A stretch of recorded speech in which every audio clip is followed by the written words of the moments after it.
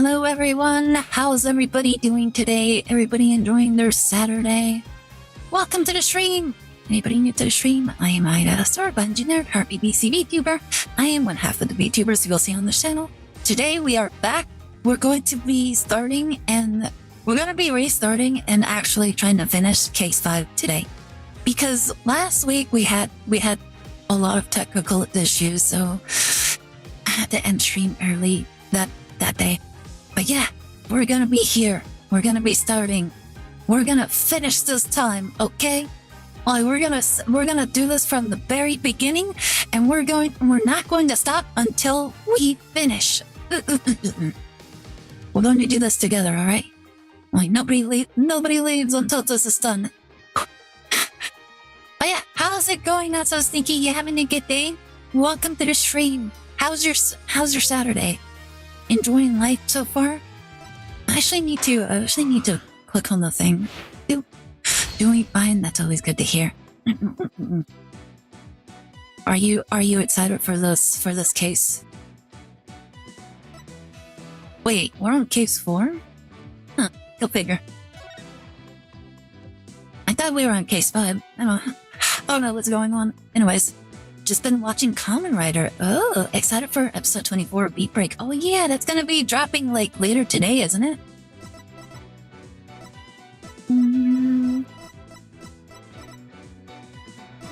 Oh wow. Bung.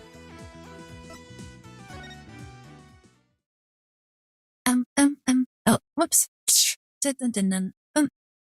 All right. It's Turnabout Storyteller. But yeah, we're gonna be restarting. Because everything was a disaster Saturday. 3, 4, 5, 6, 7, 8. What time is it? It's 9, 10, 11. You know, I never understood some of these storytelling things, but I think it's always like, I think it usually comes down to cultural kind of thing, you know? Like, why do some Japanese people find some of these things entertaining? Or like, how did these things became like somewhat their own niche in the society? It's like, I think it's one of those things where you kind of have to have grown up in Japan in order to fully understand.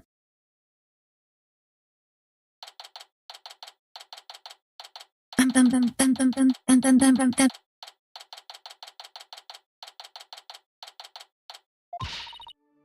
I always found these things like so irritating. They take so long. Anyways, what the heck?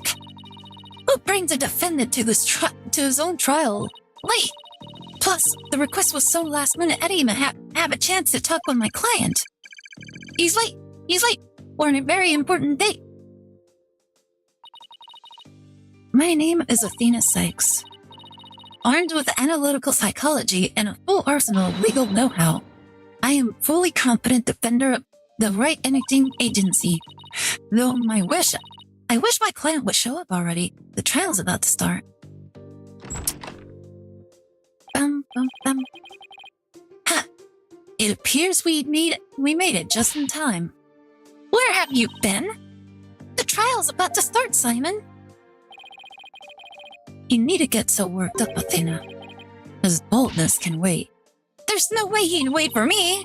And besides, why would I want to start off on the wrong foot with him right out of the gate? Dealing with such matters is part of being a lawyer, if I'm not mistaken. Yeah, well, covering for your lateness is not. Still, but a rank I'm sure I see. So good to see Simon again. Honestly, I kind of wish he was in more cases in this game. It's actually a crime. Not only him, but I feel like Miles Edgeworth should have been like involved a lot more. At least on the American, quote unquote, the American side of the story. Such a shame. So much missed opportunities all over the place. This is Simon Blackwell. You may not look it, but he's actually a prosecutor and a psychology specialist. I was having trouble with the word. He and I go way back. as for our shared specialization in psychology, we're both disciples of the same person, so to speak. But he's kind of my senior, I guess. But twisted sense of humor or no, I wish he'd stop treating me like a child all the time. So, where are Wright Dono and Justice Dono? Mr. Wright is abroad, and Apollo's helping Tusi with her magic show. Didn't I tell you? There are what? So neither one of them are here? Leaving you to take this on alone? Yep. Ye gods. Call Wright Dono back. It's not too late. Oh no, not too late at all. He would only need to know how to teleport. Very well. Then I will settle for Justice Dono. Go grab him by the horns and drag him here. Apollo is literally in the middle of the show, Simon. You may not want to admit it, but I've got what it takes to take on the case. Why didn't she do the magic show and Justice could have taken this on? If Simon really wanted him.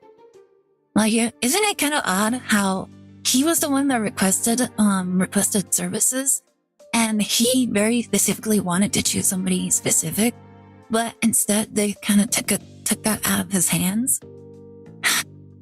Like, I thought that was kind of odd. It's very weird. Just like, I honestly, I feel like this is like one of those writings where it's like the situation only exists because the plot demands that it exists.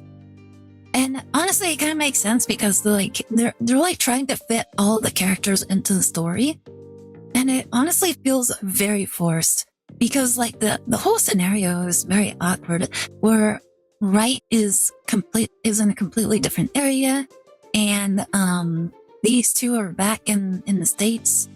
And supposedly, like, isn't it odd how they're like the cases outside of Karine feel very unrelated to like what's going on in Karine?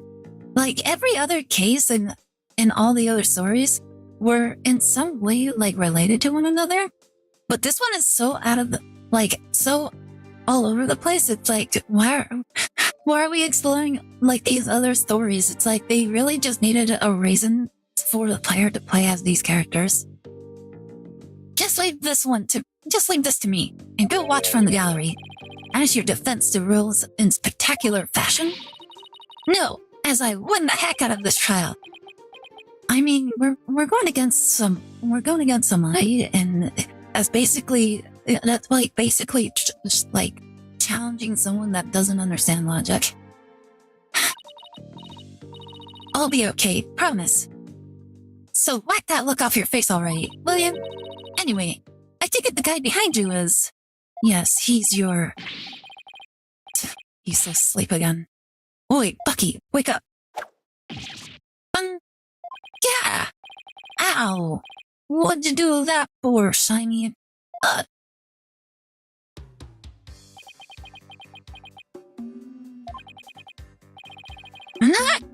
Who's this yeller chickadee? She's your lawyer, such as it were. I'd say she's more green than yellow, however. Lawyer? She sure doesn't look like it, does she? Is she like your fellow apprentice or something? Huh, something like that. I've known her longer than I've known you. You could say we're bound to one another. No, we're bound to one another, Simon. I won't share you with anybody else. Oh, okay. Well then, guess I'll better call her Miss Chickadee then. Oh, wow. You know, it's actually impressive how he's just carrying that everywhere he goes. Like, what, did he make those, like, before the trial? And why did the police allow him to make, like, box lunches in prison? Simon, this guy's not only rude, but he's 3 sheets to the wind at his own trial. The fact that he's actually, like, very drunk and he's still able to balance all of that food is actually very impressive. I know we just met, but I'm about ready to give him a piece of my mind. Do as you will. Just save it for after the trial. Miss Chickadee, don't tell me that. How do you do? Jamie here's an old friend of mine. I'm the 4th generation head chef of Widow Wheat Soba. I'm Wheat Noodle number 4, Bucky Wheat. Nice to meet ya. Suddenly he's not drunk. Boy, magically, when it comes to his introduction, he's not drunk.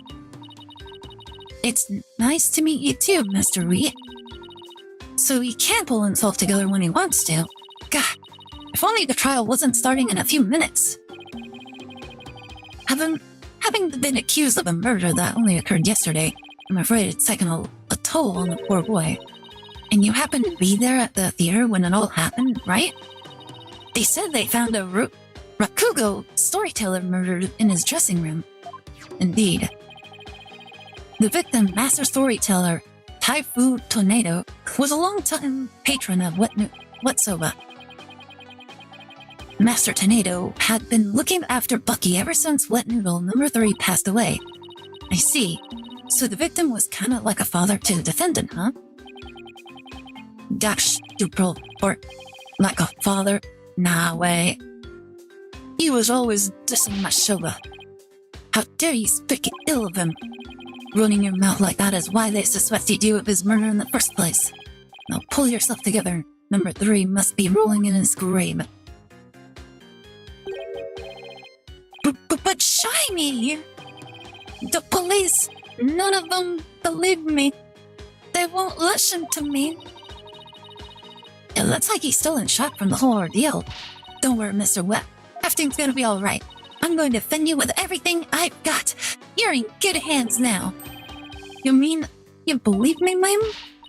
Of course. No matter what, I'll be leaving you to the very end. Gee whiz, Miss Chickadee. Now, come on, I need you to shape up, just like those al dente noodles of yours. Yes, ma'am. My show is the freshest.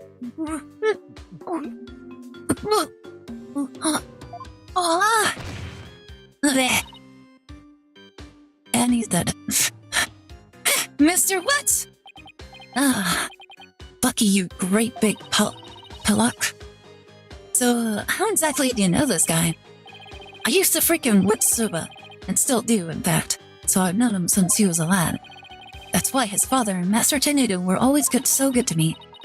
I didn't know you liked Soba so much, Simon. I wouldn't expect one such as you who eats meat slapped between slabs of bread. So he's talking about like burgers or something. To understand the delicate taste and the subtle textures imparted by buckwheat flour.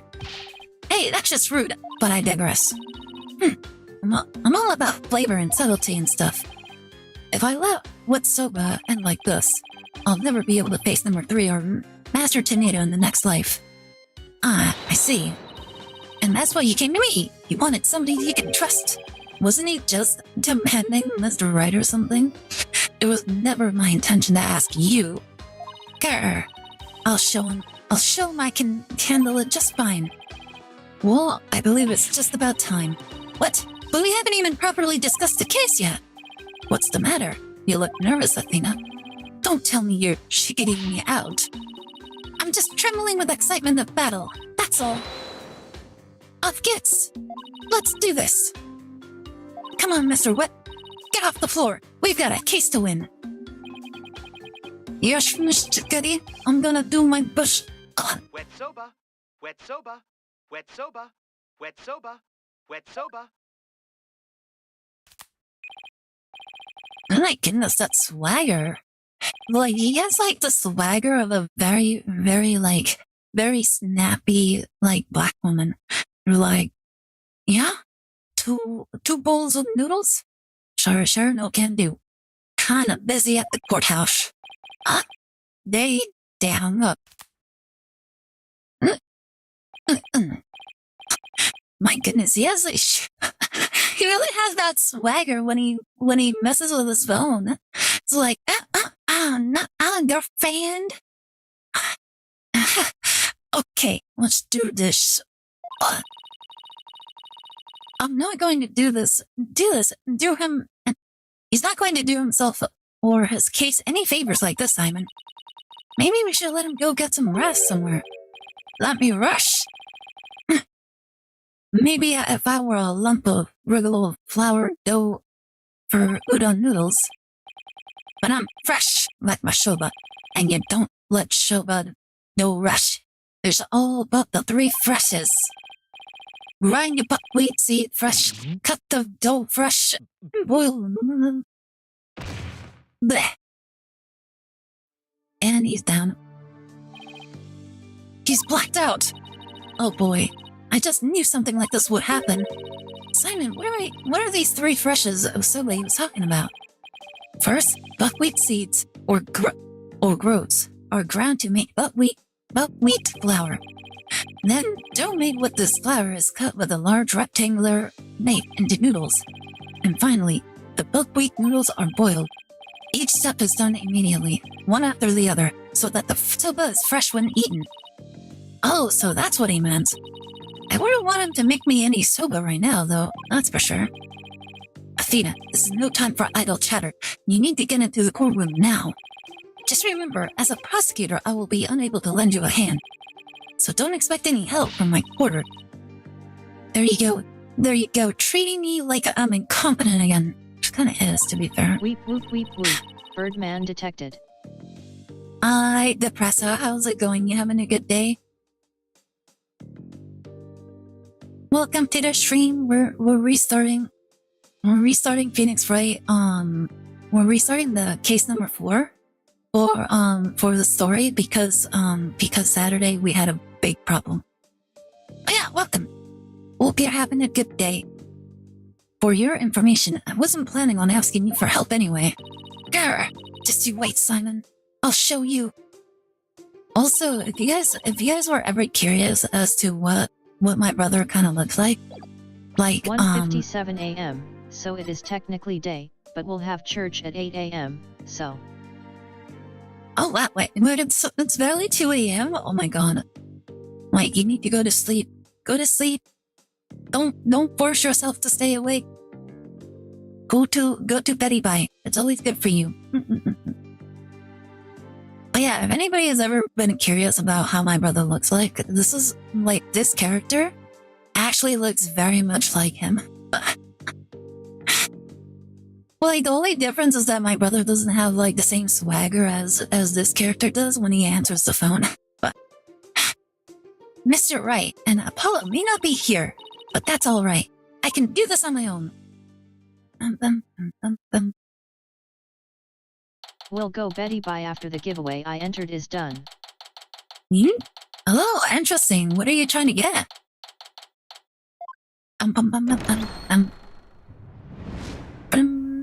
Court is now in session. All rise. Court is now in session for the trial of Buckwheat. The defense is ready, Your Honor. The prosecution is fully prepared, Your Honor. What's this? No prayer this time, Prosecutor Samadi? That is correct, Your Honor. To expedite these proceedings, I completed them beforehand in the lobby. How very thoughtful of you. By the way, what brings you back to this country? Chief Prosecutor Edgeworth himself called on me to handle this case. Why would he do that? You're the most incompetent prosecutor ever.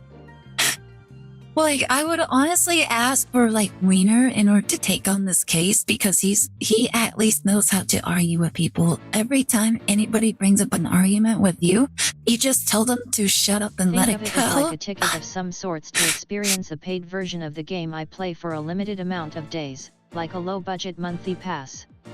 Oh, interesting. I hope you get what you want. Like, best of luck. Like, honestly, I kind of wish I had really good luck when it comes to, like, lotteries and stuff. I'm usually not that lucky. I think I've only really won something like that, like, when we used to go to bingo night with, like, the rest of our family. And I actually managed to get, like, $100 at bingo. Like, $100, it did not last. Like, my brother also got like a bingo reward. He got like $200 from it. And then I think my other sister my sister got like $300. And then I think one of my other sisters managed to get like $500, like from like all of their visits combined, I think. And then my mom just keeps going for just for fun. Like, I honestly don't know how much she's won. I know that she's told me that she's been she stopped going to bingo and she started doing like the slots. Evening. Hi, Dark Eyed. How are you doing? You having a good day? Welcome to the stream. Yep, we're just continuing with Phoenix Wright, Spirits of Justice, case number 4. And hopefully we won't have any complications. Because recently, the last couple of streams, they've been pretty good. No drop frames, let's go. Which is very rare. Like for the longest time, we've always had like at least a few drop frames, so it's actually impressive that they're not dropping frames anymore. Chief prosecutor, alright. Why would he call on you? That's so weird. Besides, I have a debt to repay. For what? And though my opponent is yet a callow thing, I have no qualms with sending her down to hell. Lovely. If you have a score to settle, it's with Apollo, not me. But more importantly, I am not a callow thing. I am a qualified and capable attorney. Then what is that yellow attire, if not proof of your immaturity, you small spring chick? You know, it's even more appropriate that we're wearing the maid outfit than her usual outfit. Now cease your shrill chirping. Now, Prosecutor Samadi. She is still only a teenager. Please go easy on her. Great. Now even the judge is giving me the kid treatment. Very well. Shall we begin, Your Honor? Yes, I suppose we should. Now then, Prosecutor Samadi, please give your opening statement. I'll show them what I can do. They'll be sorry they underestimated me. Certainly. Let the last rites of the victim commence. The poor soul that was forced to write out the entire, like that entire report on that scroll. The poor thing. And he had to do it, like, with kanji, too.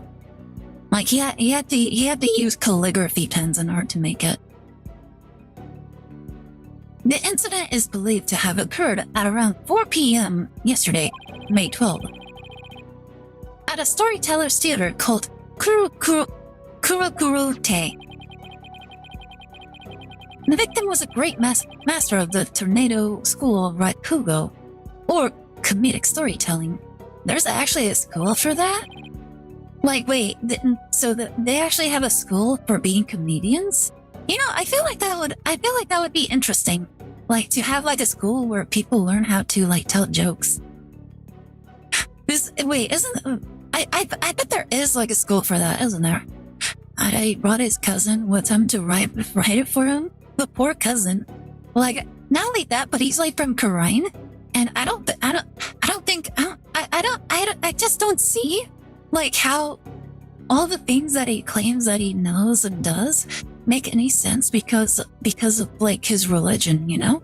Because, like, in Karine, they're required to pray, like, 14 to 15 hours a day, and it's like, how do you find time to do all this research while also doing all that prayer? It does not make any sense.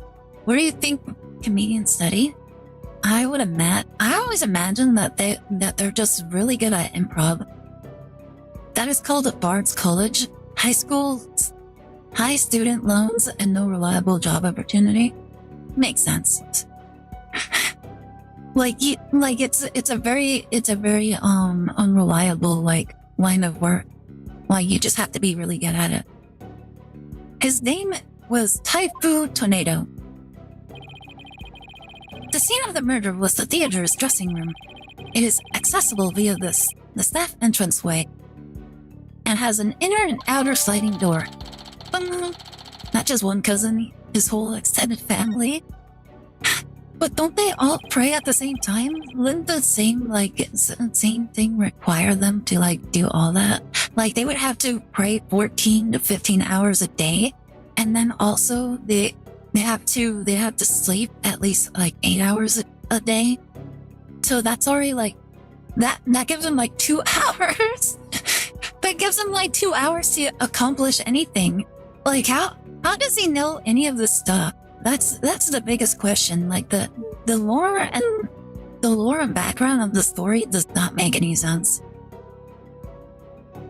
Now, in like you have to also like remember that like this incident happened like the day before, so he only had like at minimum like 24 hours to do the research, and he's basically claiming that he learned the entire like history of Rakugo in like 2 hours. Like, make it make sense. It does not make any sense. The estimated this, like, even if you're generous, and say that he didn't sleep, that's still 10 hours to like do all the research on Rakugo, as well as like all the other stuff that he claimed to like do research on. Like fundamentally, he has to be a robot. The estimated time of death is between 2 p.m. and 5 p.m.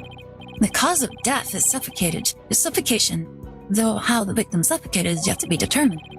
The autopsy found nothing unusual in his young lungs or stomach, and there is no murder weapon.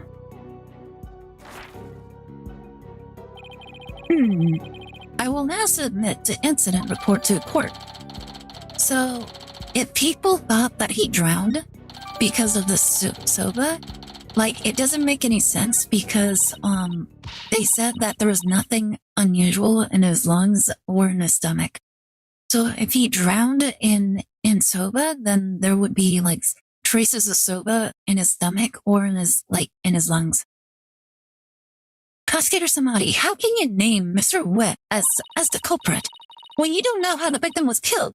Or even with that? Or even with what?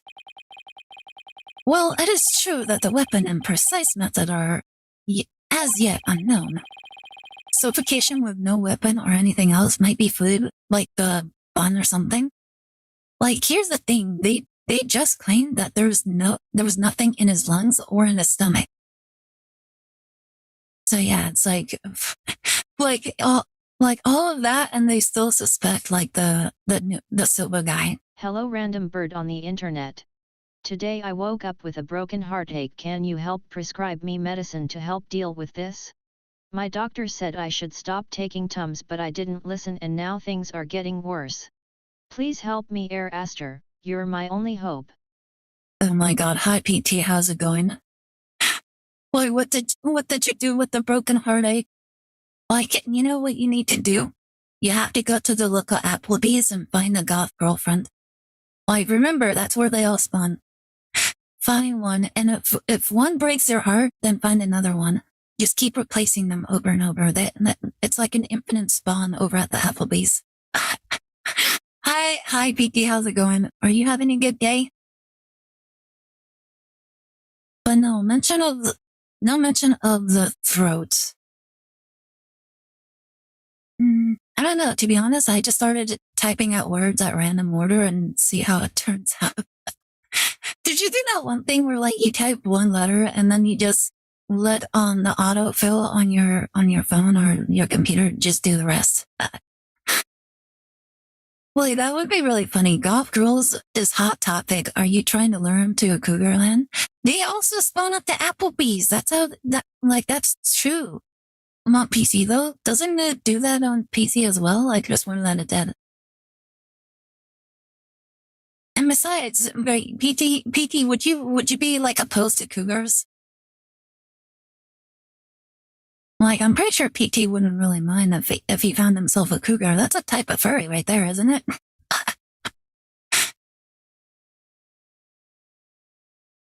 Let's see. The accused is the only one who had the opportunity to commit murder.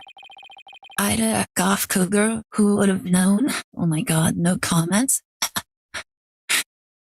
Like, I think PT would be fine with the cougar furry. I will explain this assertion in further detail as we continue. I guess this means he has some kind of evidence to present. Now, would the accused care to plead his case? Is Renamami a cougar? I want to say yes because, like, Digimon don't have age. Like, they basically live forever until something like stops them from existing. I did get tabby milk with my latte from a goth mommy barista. You see, I told you they exist. They exist at the Applebee's, PT. Like, we have confirmation. Come to think of it, where is the defendant, Miss Sykes? Sorry, Your Honor, but I'm afraid Mr. Wet isn't feeling very well and is resting in the infirmary. Surely it is the lack of clear conscience that impedes him from facing this court. No, he's just drunk because he's stressed. Great, starting off on the wrong foot already. Mr. Wood is the head chef of a soba shop frequented by the victim. On the day of the incident, Mr. Wood went to the theater at the victim's request. Typhoon Tornado was a connoisseur of soba, as you can see in these photographs. He was apparently making soba himself in his dressing room that very day. But like the equipment is clean. Also, there's nothing in his fridge. The fridge is empty. Look, there's only beer and beer water. Like it's beer water, the freshest kind of beer that tastes like water.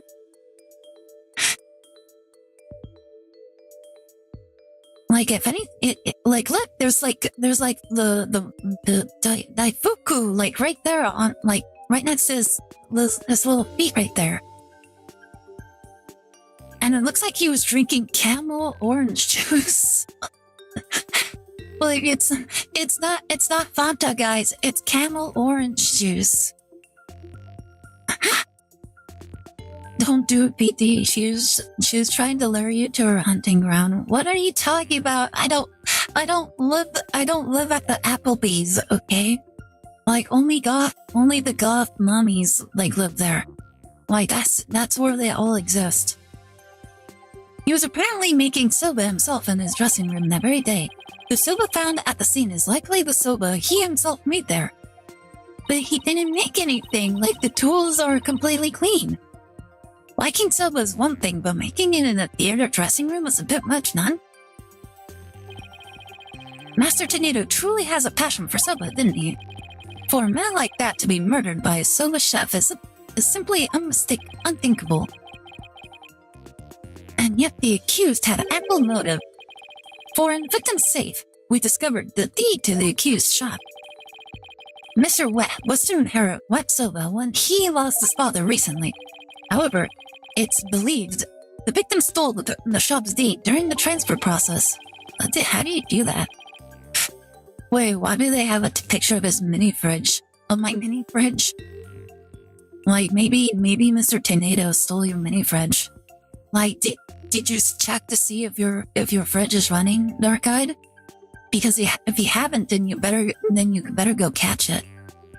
The prosecution believes that the accused killed the victim in order to get the deed back. I did get tabby milk with my latte from the... Okay, never mind. Let's see, what soba deed added to the court record? A murder over the deed to a shop? That does sound like a plausible motive. Why would he take the deed though? Like he might know how to make his own like soba, but I don't think he... If he was such a master storyteller, then why would he steal a soba shop? Soba shops aren't even worth that much. Now you've done it, hate jokes later. Oh my god. So that's what this case is about? I wish Simon had filled me in a little better. I could have contributed more than just 1,000 buckets of cold sweat if he had. Defense. From your demeanor, I gather you know very little about the details of this case. Well, I wouldn't say they're details. If anything, this is all just speculation. Well, you see, you are dishonoring the soul of the victim by appearing in the court unprepared. For what? All your speculations? Like, all you're doing is speculating. You're making it sound like this is just fact. It's never fact. Like, you just put down, like, what you believe it might be, and it's our job to like, scrutinize your theory. My God, it's like, this person is so insufferable. You are an embarrassment to your profession. You putrid egg yolk. You wouldn't know. You've met with, like, how many lawyers, and how many times have you actually won?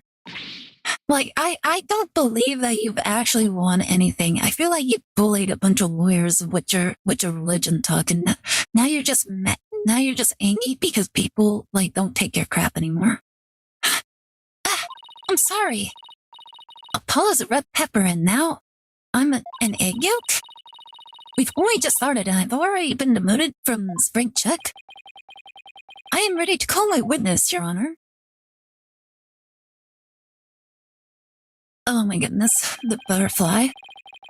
Let us listen to the words of one who was present when the crime was discovered. Isn't the whole butterfly thing supposed to, like, stand for purity of heart or something? But, like, every case he's done so far, how does that prove that he's pure of heart? Where he's, like, he's been throwing tantrums, insulting people, assaulted people, and then threatened people with, like, damnation and hell? Like, how is that pure of heart? It's so frustrating. Someone who was there when the victim's body was found? Very well, witness. Please take the stand. You know what? Maybe he is pure. He's pure bullshit.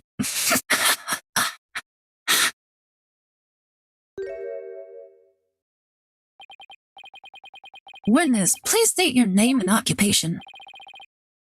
Simon Blackquill, prosecutor. Prosecutor Blackquill? You didn't tell me you were going to take the stand. There simply wasn't time. What a shame, Prosecutor Blackquill.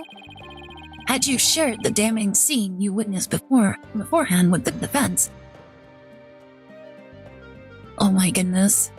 He's so stupid. He's a prosecutor. How does he not know that prosecutors are not supposed to share information with the defense? Like, it doesn't matter. It doesn't matter. It's like a professional code right there. He's like, how do you not know that? It's actually looked down upon when the prosecutor gives information to like the defense. Like, it's like scheming, isn't it? We could have moved this trial along and saved the victim's soul that much faster. Oh my God, we're not in your country, okay? We're not in your country. People, there are lawyers here. Your country doesn't have a lawyer. Your whole legal process is like a sham. We can't move this trial along and save the victim's soul that much faster. The damning scene? When in the world does Simon see? Prosecutor Samadi, was it? Before I give my testimony, there's something I'd like to confirm. By all means. This case involves rakugo, a very traditional form of Japanese comedic storytelling. Do you have enough knowledge of this art form to handle the case competently? Are you implying that I am not qualified for this case? Not yet. I am simply trying to ascertain your familiarity with the topic for now. It is the prosecutor's duty to learn the background of any case he takes on. I did some research on rakugo last night. You see, like, all this stuff, you can't have learned all this stuff in, like, one night. First off, he has to find the resources for all this information. And then he has to actually, go through and read all of it, which I don't believe he did. He did all of this as well as building his case. I feel like he's lying. I bet it was all ChatGPT. He just has a ChatGPT transcript with all the information. Written by ChatGPT. Oh, I mean, don't mind the last part, okay, guys? This was totally everything I know about the topic, okay? How much could you possibly grasp in a single night? You see, this is a reasonable response. This is a reasonable, scrutinizing perception. Because no real human can process all that information in one night. Rakugo is a form of entertaining storytelling that originated in the land of Japan. In it, the storyteller sits alone on the stage with only a fan and then title as... And the Rakugo artist tells long, whimsical stories, giving each character a distinct voice. This traditional art was originally invented by monks to make sermons more interesting. Are you satisfied? If not, I could explain the 12 types of endings to such stories. Or shall I perform the famous story of Jujuru and Jutmu instead? I don't believe you know that. The best part is when they forget to remove it. If you want, I can rewrite this to make it look cleaner and more professional. Would you like me to do that? When I saw Blackwell, I thought I would get to see the cool bird. It's just more of the freaking butterfly. Yeah. Hi, nice to meet you. This is my first time here. Greeting from Japan. Welcome, Ichika VT. Welcome to the stream. Hope you're having a good time. Yeah, we're playing through Apollo Justice trilogy, and we're going through Spirits of Justice. Well, we're doing Case 4 again because my stream last week was not very good and I had to end early. But we're doing it again and we're going to go through it all the same. Oh yeah, welcome, konnichiwa. How are you? First time seeing a chat come from YouTube? Yeah.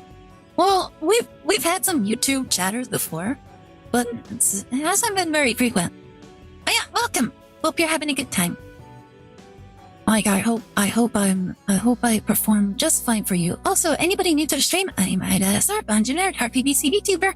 I am one half of the VTubers you will see on this channel. I share this channel with my brother as well, and I usually do RPGs and stories like this. Welcome. Let's see, where was I? It appears you have put in quite a bit of study. Your acknowledgement is most welcome, Prosecutor Blackwell. I can see why you are known for being quite thorough in your research, Prosecutor. Now, I would love to see you perform that story you mentioned. Isn't this like contempt of courts? Why are you allowing this to happen? Not to mention card games. Oh yeah, well we do get some viewers from YouTube for like the card game stuff. Let me see.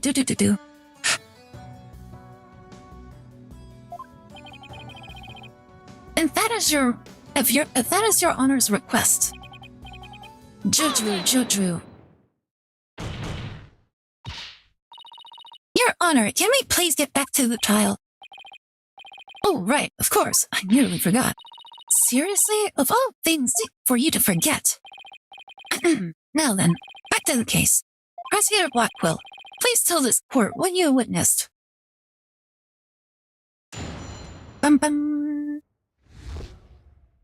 This is pretty much where we left off Saturday, so now we're going to be exploring unexplored territory.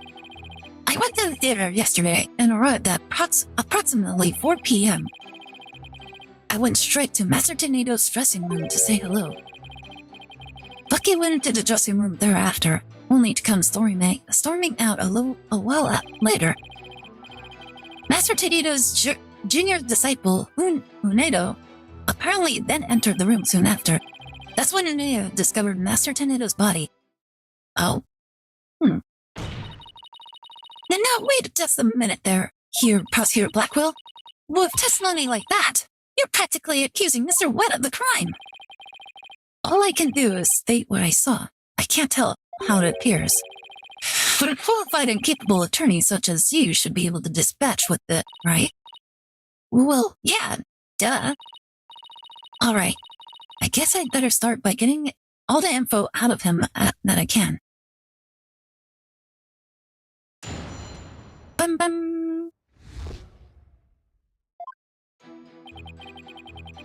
I went to the theater yesterday and arrived at approximately 4 p.m.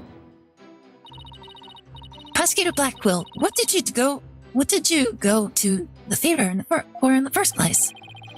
I went because I had received an invitation from Master Tornado. Here, see for yourself. Oh. Ooh, you got a ticket. Nice. It was a special show commemorating his junior disciple Unedo's promotion. It was also an occasion to announce the boy's succession to the stage name of Unedo 2. So what exactly does it mean to succeed to a stage name? I still can't get used to what appears to be Blackwell's baggy eyes. I mean, he was in prison for years, so it kind of just makes sense that, like, if you're going to be in prison, I imagine that you're gonna have a lot of sleepless nights. You really don't know, do you? In the performing arts, a name succession is when an artist inherits a predecessor's name. I see. So there was another Unedo Rakugo artist before, and this disciple succeeded him, huh? And what exactly did your invitation say? It contained a simple letter of salutations, and an outline of the show's program. Oh, it appears Taiko Tornado was going to perform Tokusaki Soba, or Time Soba. He's famous for his masterful pantomime of eating soba using only his fan as a prop. And Ureri was to perform Soba Sei and Soba Glutton, a soba-themed show, I see. What's going on? It seems you know a thing or two about Rakugo yourself, your boldness. The first to perform was the senior disciple, Geiru, followed by Unedo, and lastly, Master Tornado. I see, so that's why you happened to be at the Storytellers Theater yesterday. So what happened after you arrived? I went straight to Master Tornado's dressing room to say hello. And how did Master Tornado appear when you said hello to him? I went with the intention of greeting him, but ultimately, we didn't actually meet. You didn't see him? Why not? Geiru escorted me to the dressing room, but we heard the sound of Rakugo being performed from within. Thinking the master was rehearsing, we decided to wait in the hall until he was done. Wait, he was rehearsing? Interesting. You heard Rakugo being performed in the dressing room? Yes, not just me, but Geiru as well. In other words, you can confirm that the victim was still alive at around 4 p.m. Hold up. Something about this sounds sus. Wait. Interesting. How do you not get called out for calling the judge your baldness? He is actually your shininess. Like, I'm pretty sure it's because he was a prisoner, so I don't think he cares about, like, consequences anymore. Correct. I couldn't hear him clearly, though, through the doors, but I'm sure it was Master Tornado. I could tell because it was soba time routine being performed in there. So that means the victim was killed sometime after that. Bucky went into the dressing room thereafter, only to come storming out a while later. Oh, oops. Hold it! What were you doing in there? Please tell us in detail how Mr. Wet appeared at the time. Geiru and I were waiting in the hallway for Master Tornado to finish practicing, when Bucky appeared and entered the dressing room with his things. What happened after that? We heard what sounded like Bucky shouting inside the room. About 10 minutes later, Bucky came back out of the dressing room looking rather Wright. This is most likely when the murder was committed. The victim was an elderly man. It would have been entirely possible to kill him within the span of 10 minutes. I'd better come up with some kind of counter-argument and fast. Master Tornado's junior disciple, Unedo, apparently then entered the room soon after. Oh? What do you mean by apparently? Didn't you see him go in? No, I couldn't. I wasn't able to see the dressing room door from where I was standing. Oh?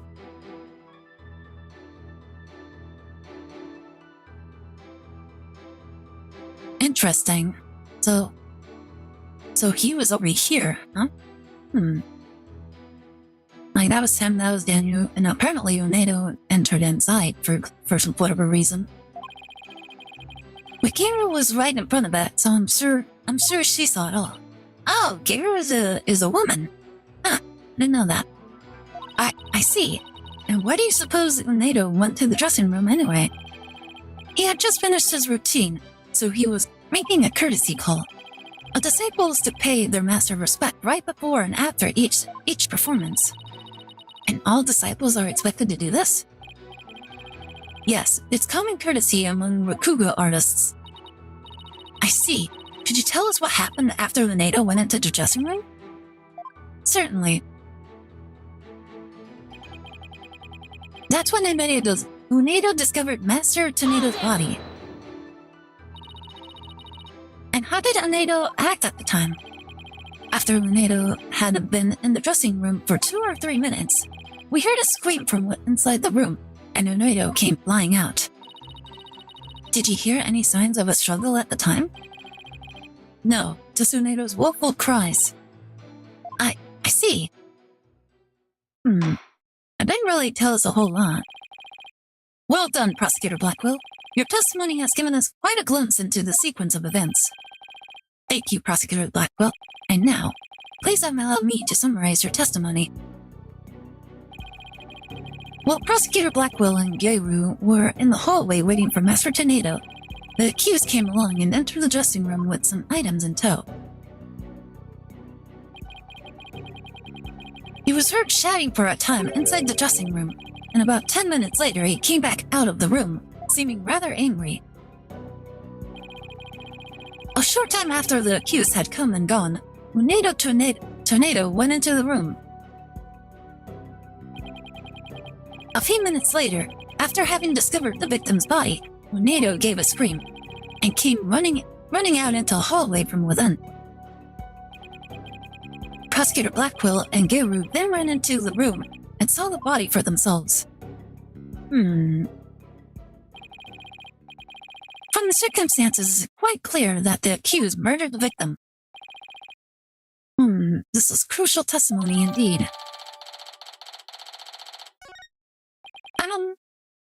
Defense. An eyewitness has given conclusive testimony. Why not let it all go and allow the victim his last rites? Why would we just let it go? I'm surprised he's still saying this after everything he's been through. I think he needs to say this. I think it's like a coping mechanism. He has to say it in order to have a chance of victory, because he's never won outside of just saying this. Not on your life. If Unedo went into the dressing room too, and was the first to discover the body, then who's to say he didn't commit the crime? Unedo was in the dressing room for a mere 2, perhaps 3 minutes. He could not have possibly committed murder in that time, nor without making any noise. Oh, Simon, why did you have to give that awful testimony? Well, he didn't say that he saw Unedo actually go in, now did he? Prosecutor Blackwell, can't you give me something a little better to work with here? Isn't it up to you to ask the right questions? I am certainly willing to tell you all that I know. So you truly are as capable as you claim, then draw out what you need yourself. This is no time for your twisted games, Prosecutor Blackwell. You admit you don't remember it all that well.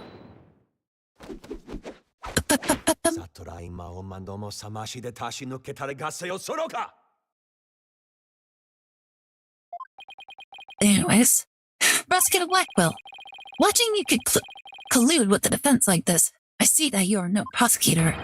He hasn't even colluded anything. He didn't even say anything. You just said, ask a question and I'll answer what I can. That's not colluding. He's just telling her to shut up and just ask questions. Do her damn job. That's all he said. How dare you treat me like some evil spirit to be exorcised. I'll remember this, you blackguard.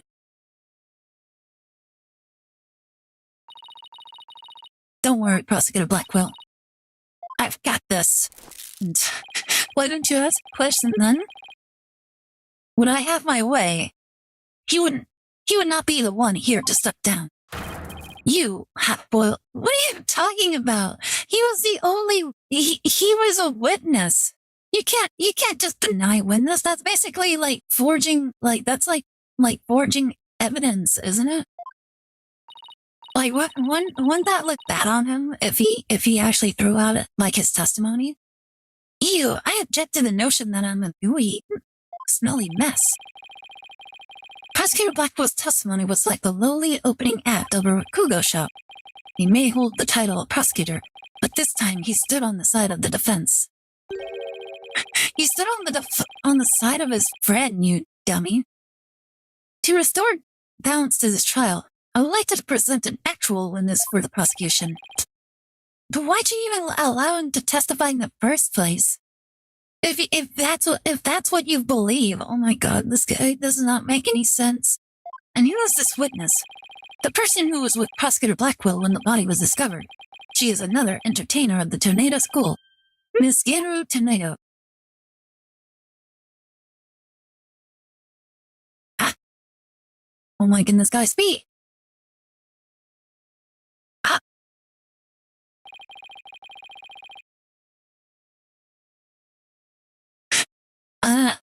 I'll be honest, I wasn't really, I didn't remember how she looked like. But honestly, in my head, I was imagining somebody else. Please state your name and occupation, witness. Oh my goodness, guys, she's twisting a balloon. Oh my goodness, look at how she twists her balloon, guys. Oh my goodness, what does my brother always says this. Guy, chat, smash or pass. The really cute clown lady. Hello everyone, I'm here to represent the Tornado School with a twisty twist. And balloon! There you have it, a stunning balloon hat. Wait, did you have a hat before? It's me, the balloon artist you all know and love, Geru Tornado. Just call me Geru, sweetie. 1, 2, and balloon! Planetary smash! Oh my god. I think this is one of the only clowns that I'm not really scared of. What a way to capture your audience's attention. I dare say I can't take my eyes off of those blue ribbons. Please tell me you're talking about the hat, Your Honor. Oh, Mr. Judgy, I'm so glad you liked my performance. Would you consider joining my fan club, pretty please? Oh, absolutely. Wait, I can't wait. Clown girls actually have like their own little fan club. I know she's all silicone, but smashed all the way. Please hear your fanboying for after the trial, Your Honor. Anyway, Geru, I can't help but notice you seem awfully cheerful for having just lost your master. Of course I'm sad, but Shisha would scold me if I didn't put on a big smile. I'm never show sadness. Smile, smile, smile, with a twist, and twist. Cake! Oh my goodness, she got cake! Everybody, the cake wasn't a lie! The cake is here! But why does the cake look like it has eyeballs? And balloon! There you have it, one gorgeous cake! I see, I guess an entertainer's gotta do what an entertainer's gotta do. Her balloon art's worse than the Rorschach. I don't know what that is. Test, all I saw was a severed monster head. Geru, you're obviously a balloon artist. So how did you come to a master to be a member of a Rakugo school? Well, my late father, that is, was a Rakugo artist, you see. So I joined the Tornado School to be just like my daddy someday.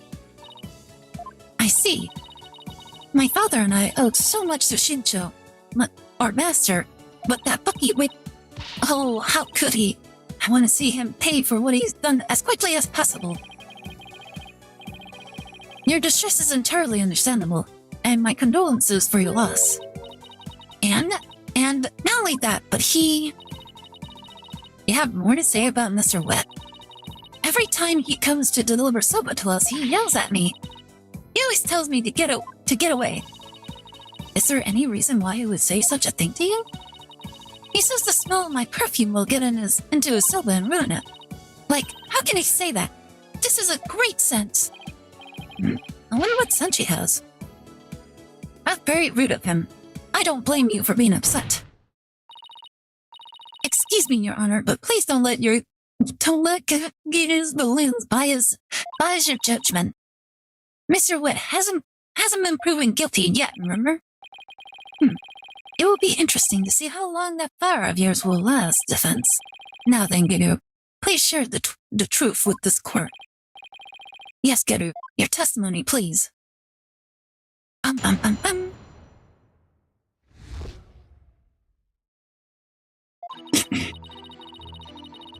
4 p.m., a little after 4:20 p.m., when Shisho's body was found, Simon and I were standing in the hallway in front of the dressing room. Before Onedo discovered the body, the only person who had gone in there was Bucky. Come to think of it, a little while before Bucky showed up, Judge Wu was barking like mad. Wait, Judge Wu? Prosecutor Blackwell, do you have any objections to this witness's testimony? Wait, I thought he was sent away. No. Make up your bloody mind, Sadmati. First you exorcise me, now this. Yeah, make up your mind. Is this isn't the fact that he got rid of him from the courtroom already kind of like disavowed like his testimony?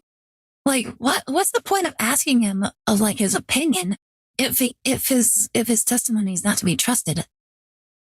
Like literally it's so contradictory, it doesn't make any sense. You need only to do as you are instructed by this humble servant of the Holy Mother. It's not my Holy Mother, I don't care. As there are no objections, Your Honor, let us move on to the salvation of the victim's soul. What? Hey, I'm the defense attorney here, Prosecutor Samadi, and I just might have an objection or two once I actually cross-examine the witness. So what are you asking Prosecutor Blackwell for? I'm the one you should be checking with. There's a passage in the sacred scriptures of Quranism. Once again, this is not Quran. Stop spreading your stupid religion across, forcing your religion on other people who don't care about it. To start a win is beyond the power of a print check. I don't believe that's actually a line. In other words, the inexperienced are useless.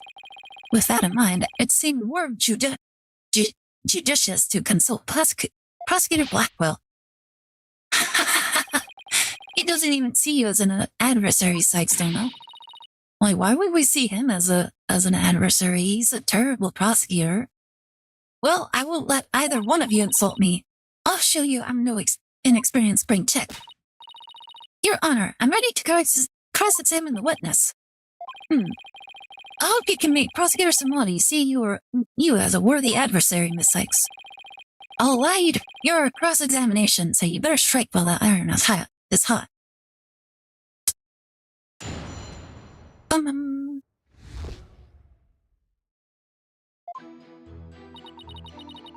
4 p.m.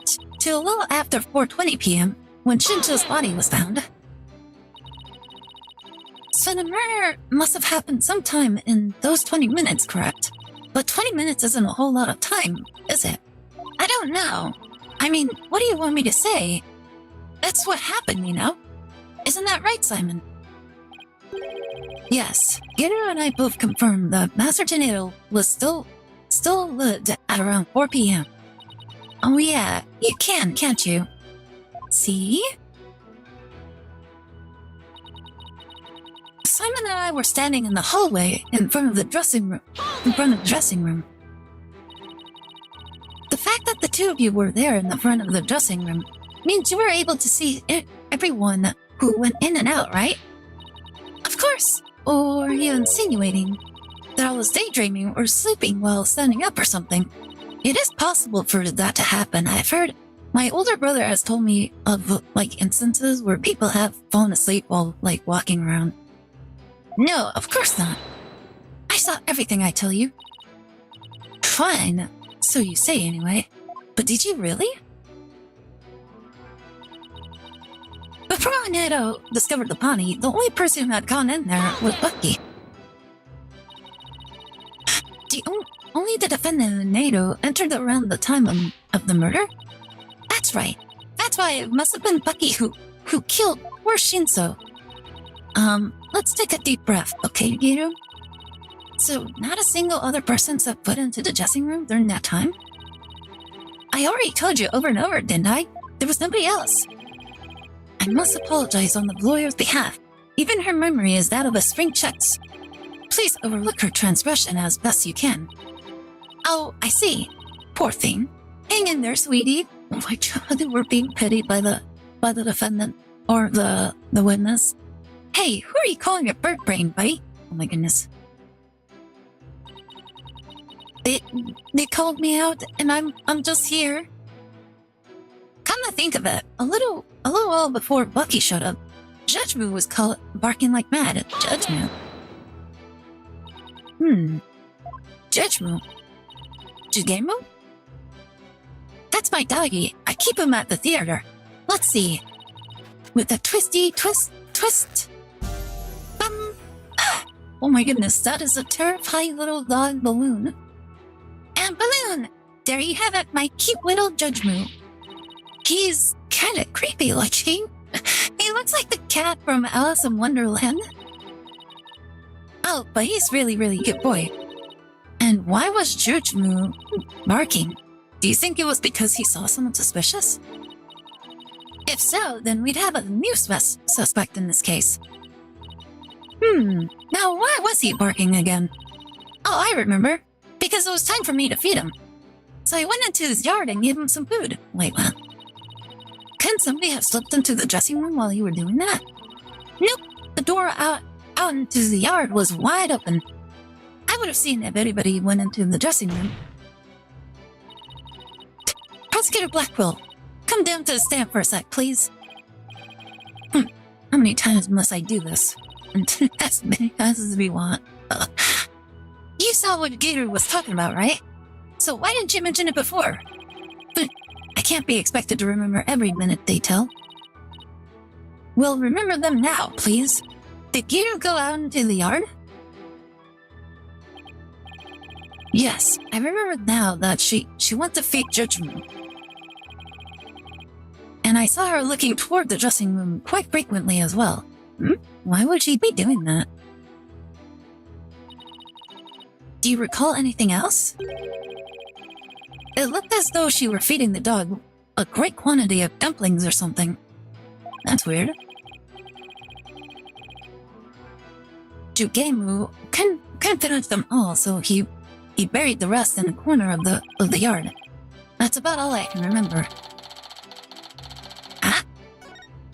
Why was she feeding him so many dumplings? It looks like Geru was telling the truth. Your Honor, I'd like Geru's last statement added to her testimony. As you wish, defense. I was in the yard, but the door was wide open, so I could keep watch of the dressing room. Why was she keeping watch of it?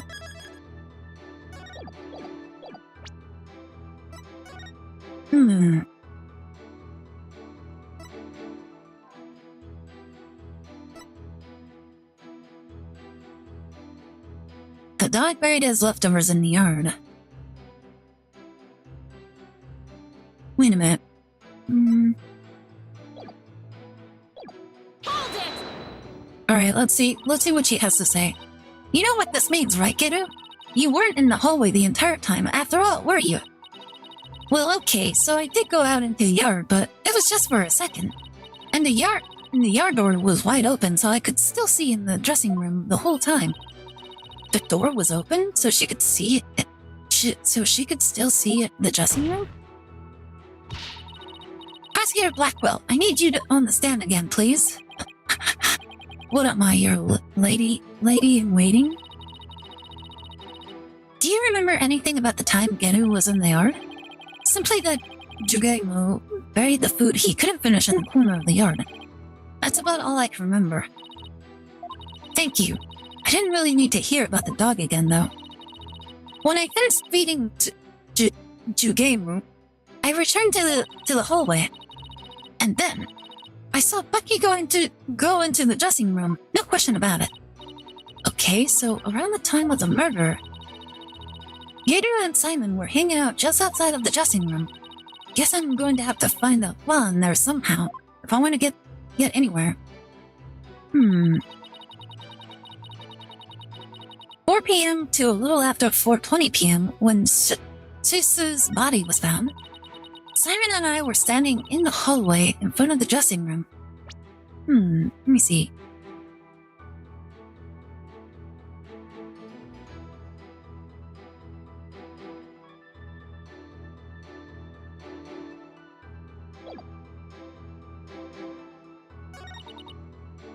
Before Adeo Ulendo discovered the body, the only person who had gone in there was Bucky. I was in the yard, but the door was wide open, so I could keep watch on the dressing room.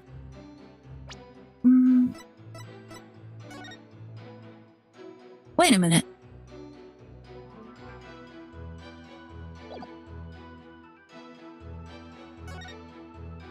Wait, how can she keep watch?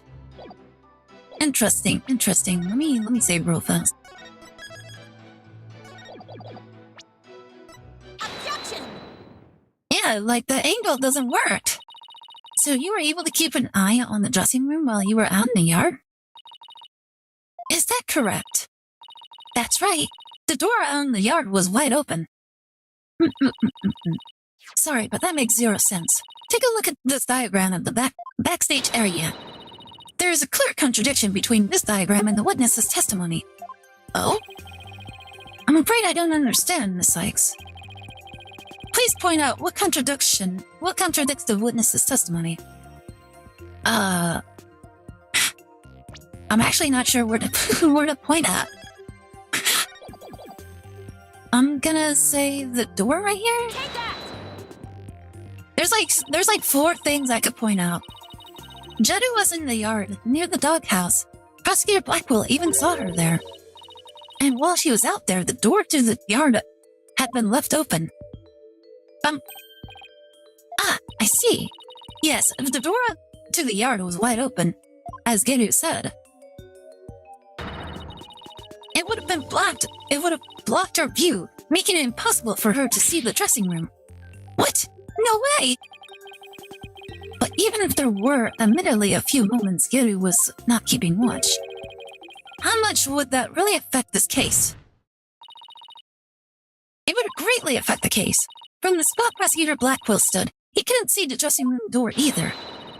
Anyone could have entered the dressing room during that time without being seen. Eek! Geru, why did you try to hide the fact that you weren't watching the dressing room? What? Hide the fact? You speak as though you think she had something to do with the murder. Well, probably, yeah. But that's your words, not mine. Like, we're just asking questions. Rather than deliberate deception, it was more likely a simple oversight, right, witness? Well, I was so shocked by what happened, I was just confused, that's all. Even though she is trying to keep up a brave front as an entertainer, the truth is that she is being torn apart by grief. Oh my goodness. How about you let it go and move on, okay? There was a goal. Just let it go. For her mind to be in turmoil is hardly unexpected. Yes, it must be very difficult indeed.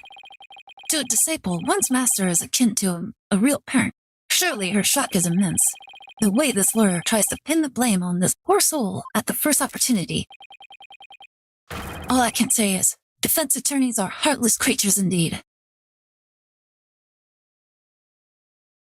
We pointed out a contradiction that she made.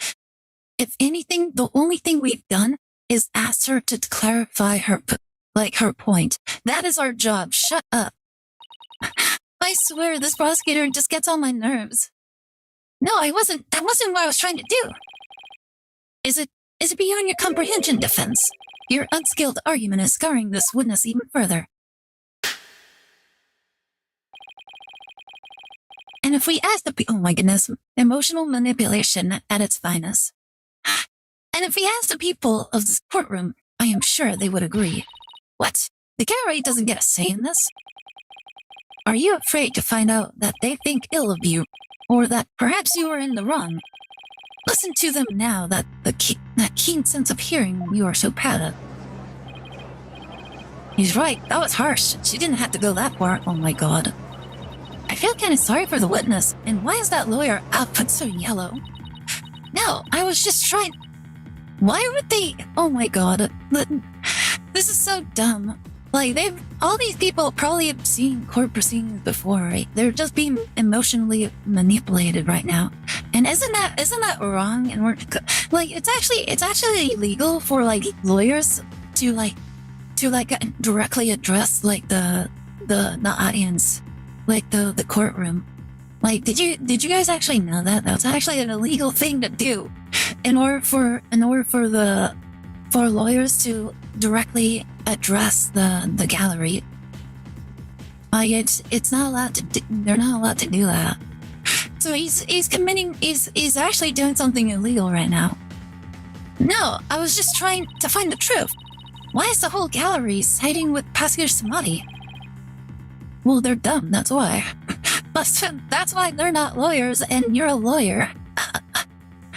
The people understand. They know what is right and what is wrong. That lawyer's still in training, isn't she? Why is she all by herself? I hear the voices of the gallery. I can hear the voices of their hearts. It's so intense. I feel so alone up here, fighting by myself. Are you afraid, child? Oh my god. Why is this being allowed? The judge should be putting a stop to this. It is ludicrous to come to a trial with such paltry preparation of the soul. I command you to leave this courtroom at once. Once again, he's not arguing any of her points. He's just attacking her personally. And insulting her. This is so dumb. But I can't give up. I have to keep pressing on. As long as there is a moment when nobody was watching the dressing room door, the defendant can't be convicted solely on Prosecutor Blackwell and Beirut's testimonies. Even now you would continue to resist. You're childish in the feet as well, I see. She has a good point, and you're not arguing against it. Like, look at that. He didn't even he did not address her argument. He just said, why don't you just give up? He's like, why are you fighting back? Stop resisting. I'm not out for the count yet, Buster. I'm just getting started. Despite your posturing, is it not true that your result could crumble at any moment? It's our job to keep going. What is wrong with you? With but a little push, you would surely succumb to despair. He's literally attacking us emotionally. He's literally saying that right now. The judge should be calling him out on this.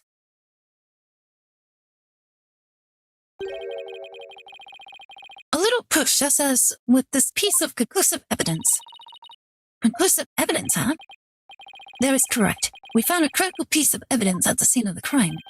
Oh? Then what is it? Stop fighting. We call that something We in give some up. civilized We cultures. quit. We allow fear to conquer our hearts. And most Americans have been left wondering what's in it for me? Nothing, and the federal government should do the same, nothing. Yeah, that's basically what is the mandate that we do. Between Nayuta and Pain, which is more annoying. Nayuta, at least Pain actually throws some arguments here and there. He doesn't throw out emotional insults and stuff all the time. His emotional insults aren't his main argument. He usually addresses some points in our argument here and there. Honestly, Pain might be dumb, but he at least can argue some points better than Nayuta does. All Nayuta has been doing is emotional manipulation, and then every single time whenever we argue against him, he just throws out insults and threats at us. He's like a Twitter freak. He's literally like a Twitter freak. You counter any little thing they say, and then they're like, "Oh, you need to go off yourself or something." Objection! Hi, Draco. How are you doing? You having a good day? Welcome to the stream. I am losing my mind right now. This is the worst prosecutor ever. Tired? Oh my goodness. It's the weekend. Make sure to get as much rest as you can. My mind was already gone. I'm losing my mind faster. He relies on ethos the most. He relies on his religion so heavily. The victim's dying message, which clearly implicates the accused, Bucky Wet.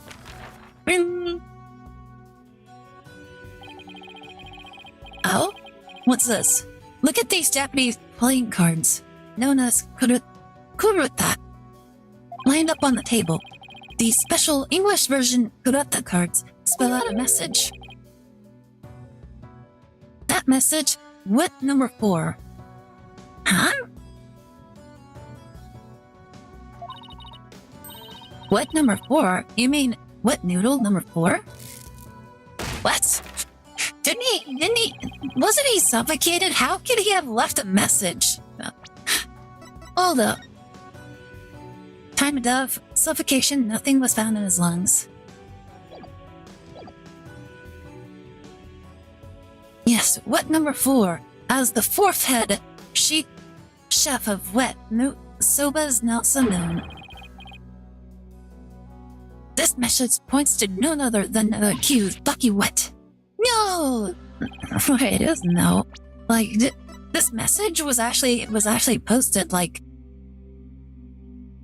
Yeah, look at that. Like, the noodles, like, was, like, dropped on it.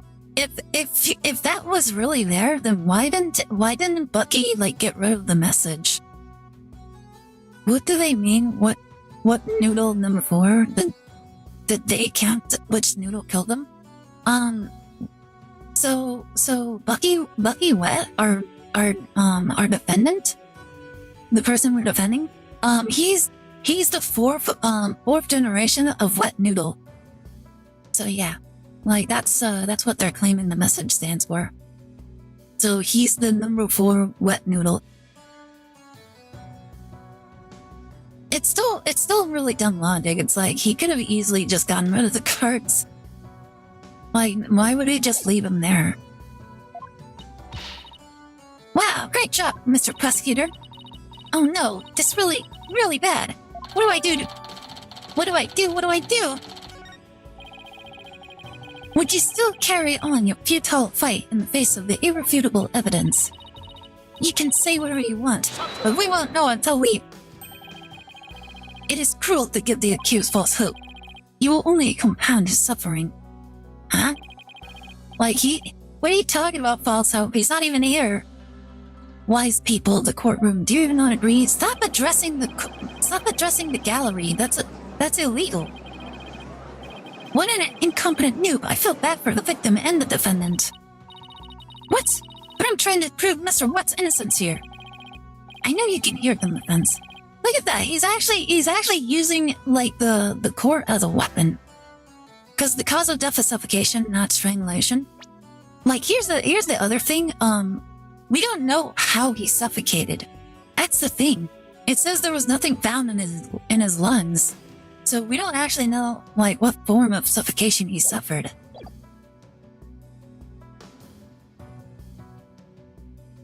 Their voices implore you to save the accused soul. It is time for you to let it go and move on, you inexperienced lawyer. You lack the confidence with which to accomplish anything meaningful here. Look at that. Like, just give up. He's demanding we give up in order for him to just win. Is he right? Is this too much for me to handle on my own? What good is she doing anybody? She should just quit right now. Oh my god, shut up. Gary. Now, defense. Leave everything to this humble servant of the Holy Mother. Oh my goodness. Thank you, Prosecutor Blackwell. Oh my goodness. He's standing right next to us. You can suffocate if something is stuck in your throat. Lungs were mentioned, nothing about the throat. Well, here's the thing. There was nothing in his stomach either. If he's choked on something, then they would have mentioned that there was something in his throat.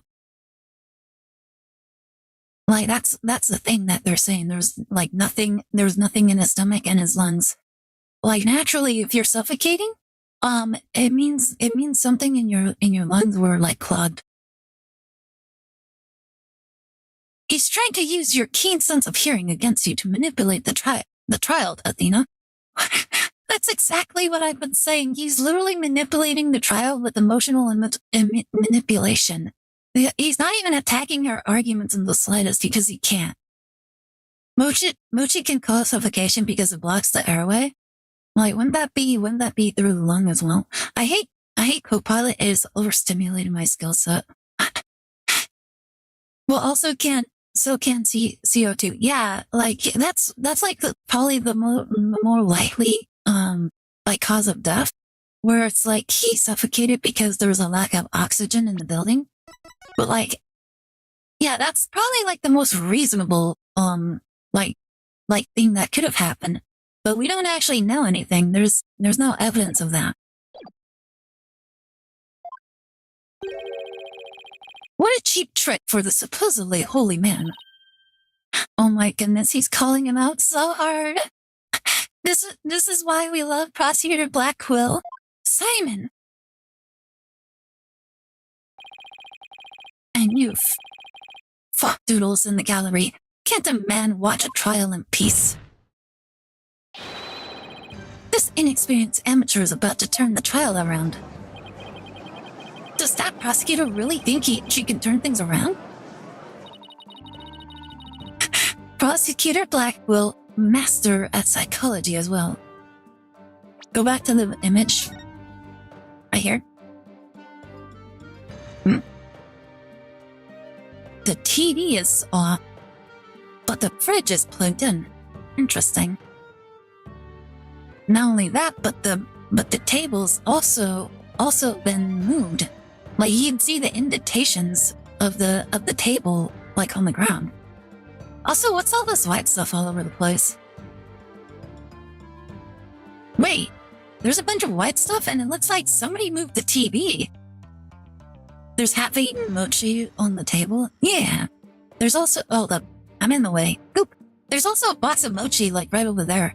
It could be mochi or daifuku, either one. That's CO2 dust? I think that's actually, like, buckwheat flour. People turn off TVs. I did. My family TV's off 25%. Like, look up there. Look, it's unplugged. You see it's unplugged? Not only that, but if you look right here, you see there's a trail. Like right here, leading to the TV.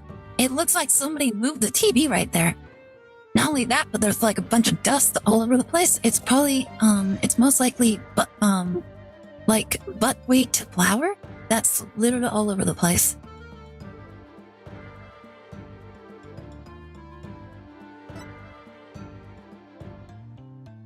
So yeah, interesting.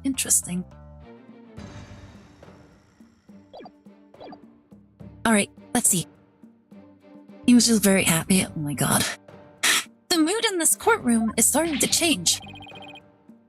Prosecutor Blackquill, what are you doing at the defense's bench? I grew bored of watching from the gallery. Not only that, but we kept calling him back to the stand. He was like, it'll just be easier if I'm just here. Besides, if I were to leave this trial to spring check and lose my favorite soba shop in the process, I would be quite cross. You voluntarily stand on the side of impurity and sin. Truly what a fool you are. Oh my god. You're talking to a former inmate. Isn't it so funny? He's talking to a former inmate that was accused of a crime of murder. It's like you're on the side of impunity and sin. But like, he's already had to deal with sin like most of his life. To think you were so easily manipulated by his parlor tricks. Oh my god.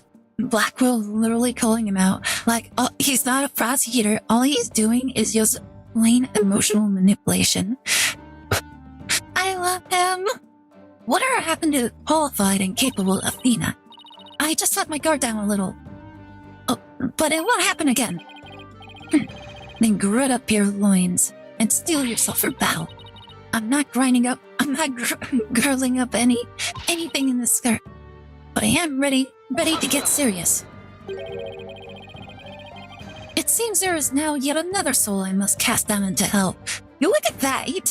First thing he says is a threat. I was in prison for a long time, and hell sounds no worse than cell, to be honest. But the fires of hell will not be the end of your suffering.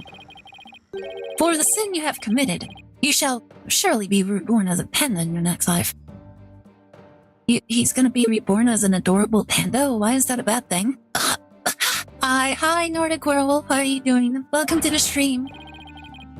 A white and black reverse panda, that is.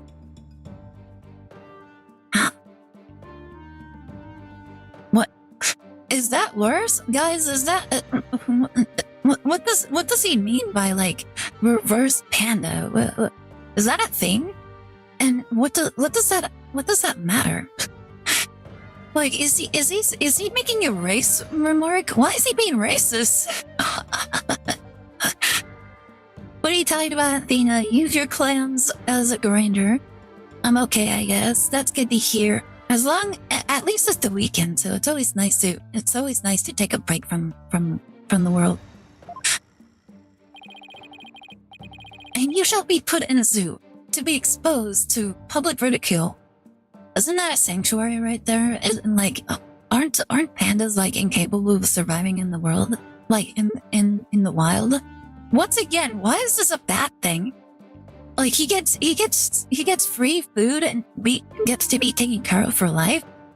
What part of this is bad? I think he means the black and white patterns are reversed, so that normally white patterns are black and vice versa. Yep, I'm doing alright. I'm a little tired, but other than that, it's fine. Like, I'm getting to read my story, so I'm super excited. Like, I'm getting to call out on, like, Prosecutor Samadi's, like, bull. The reverse panda is where it's white and black spots. Pandas are not nature's finest. I know. So what about the, like, what does he mean by all of this? Like, is there any sort of, like, this difference between, like, the reverse and, like, regular pattern pandas? Like, I'm pretty sure it's still the same regardless of what their patterns even look like. Like, is there any sort of significant difference between them? Like, I don't think so. Other than, like, what the color is, it's whatever. Have a great scene. Thank you so much for dropping by, Nordic. Hope you have a great night or a great day.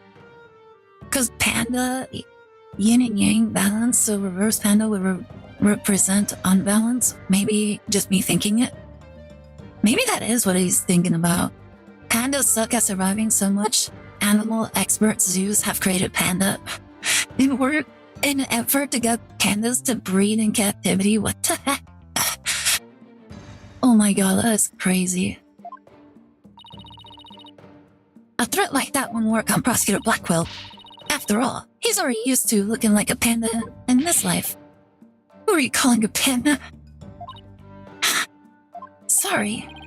I mean, he does, like, now that you mentioned it, he does have the black and white color scheme. I honestly wish that was made up. Oh my god. Reverse no, a panda just means Blackwell is incapable of surviving without assistance. Okay, sure, whatever. I see that you are both prepared to face the fires of damnation. Geru, thank you for your service. You may step down now. Okie dokie. Bye-bye, Balloon! Does everything have to be about balloons with her? I mean, choose as he might. I don't really see the problem with that. Now then. I have a witness prepared to testify about the Kuruta cards. Huh? Why would we need somebody to testify about them? And who is the witness this time? The first to discover the body and someone who witnessed the crime firsthand. Wait, what? Mr. Uedo Tornado, the time has come for that ponytailed pair over there. Finally let it go. I'll go and move on. Sure, why not? Man, I'd like to get a hunka.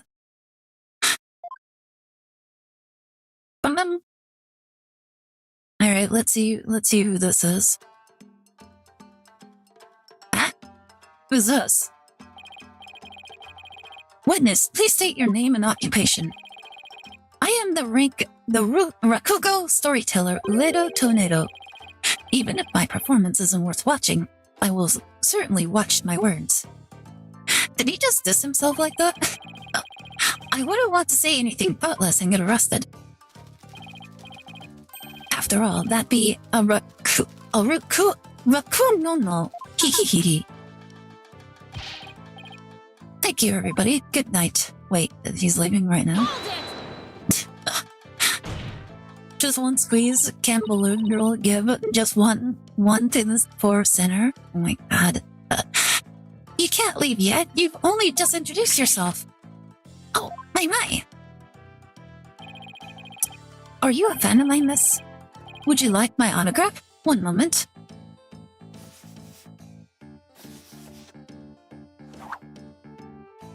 An autograph from someone who says that he's not good? Ow! Did you just let it hit herself? What do you think you're doing? No need to stand on ceremony. My fan deserves a fan after all. A fan for a fan. Nice one. Oh, why? If it isn't Simon, how are you on this fine day, sir? Quite a doodly of a pickle we found ourselves in, wouldn't you say? What the heck was that line? I don't believe I've ever seen you quite so much, Uedo. Never performed in a place like this, you know. I've got butterflies here, can't you see? Why do I always get the weird ones? Pardon me, witness. As much as I enjoy your banter, I believe we had better return to the case at hand. I suppose you're right. In that case... Oh, I was promoted to Futasume yesterday, and received the stage name of Uedo. The show was on our way of celebrating my new name and middle rank standing. Hee. Ayo. Oh my goodness, he went from semi attractive man to woman. To actually attractive woman. Oh my goodness. Like, is this what they refer to as, like, femboy? And then that happened. Huh. I never dreamed something like that would happen. Not in a million years. And just as I got my chance to start repaying my debt to Shisho, too. How did he change his face shape like that? Does she have an only clowns? Oh my god. Yeah, plus I'm worried about Ginu. The way she clung to Shisho, poor thing. I told her to keep a stiff upper lip. Stiff like rigor mortis. Keep telling those lame jokes and Shisho will come scold you from the grave. I wouldn't mind getting yelled at, you know, if I meant seeing him again. Wait, does he have split personality? Uedo, please. As charming as your various characters are, this isn't a Rakugo stage. Let us hear your testimony now, witness. Oh, I think she has a Honsley. Oh my god. Oh my god, everybody's so down that for the clown. I noticed Shisho's dying message right away. The stiff cards were right there next to the stiff, you see. Hey now, enough with the silly puns already, hee. Anyway, I got the meaning right away. I knew it must have been talking about Bucky. That was the master's final message, left as he was drowning in soba broth. It's so like Shisho not to write Bucky's name outright. Plain and simple wasn't his style. Okay. Well, that was certainly a more entertaining testimony than usual. The variety of characters performed by the witness was absolutely splendid. But he shouldn't be performing any characters in the first place, Your Honor. And Uedo, the murder weapon hasn't been determined yet. So how can you say that the victim was drowned in soba broth? It's obvious. All you have to do is look at the crime scene. If we weren't supposed to be down bad for the clown, she shouldn't have given her big balloons. Oh my god. Alright, anyways. It's only natural to assume he was drowned in the broth for the noodles. Except we're not here to assume things, Uedo. So please stick to just the facts. My, it's so like Silverchef to kill someone this way, wouldn't you say? And with the Kurita message he left behind, it was clearly Bucky Wit did it.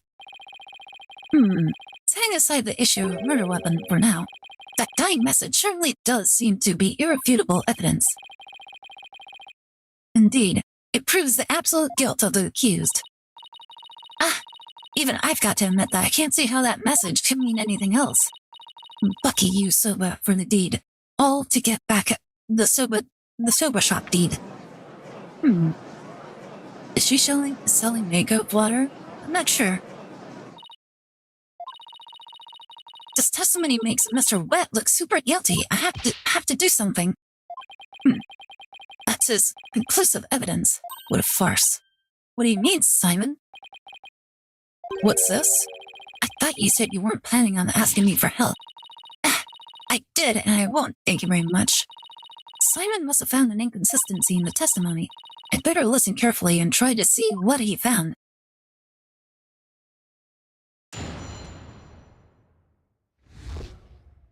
I think I know what it is, but let's see. I noticed Shisu's dying message right away. Uedo, when you saw the cards on the table, what made you think they were Master Tornado's dying message?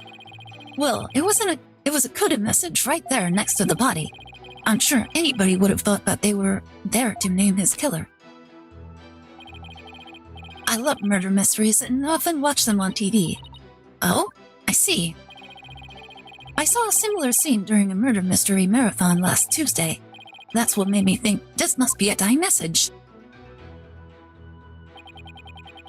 The stiff cards were right there next to the stiff, you see. The cards were on the table your master's body was slumped over, right? You must have been surprisingly calm to notice them at the time. As I said, the stiff cards were right there next to the stiff, so they were hard to miss. But wouldn't it have been more natural to notice the victim rather than the cards? The message just caught my eye because the stiff cards were right there next to the stuff he keeps repeating kids. Yes, but the fact hardly seems significant enough to make a person take note of them. Stiff cards next to the stuff. So basically, there was no real reason for them to catch her eye, was there?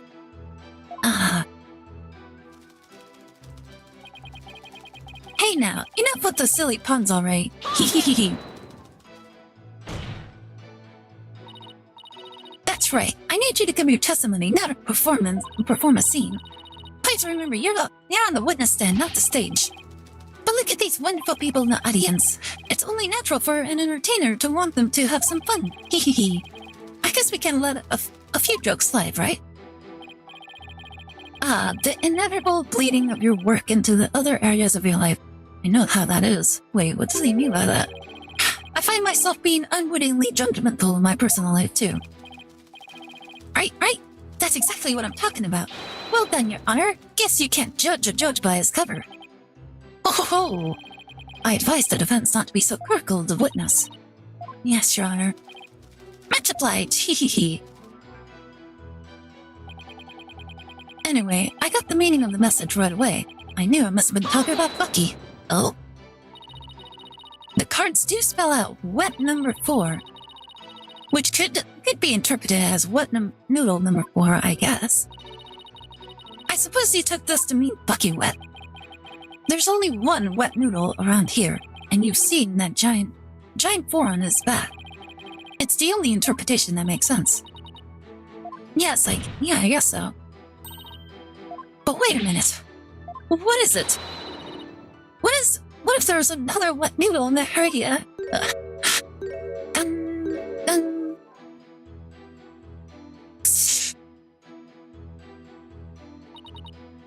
What? Did I say something strange?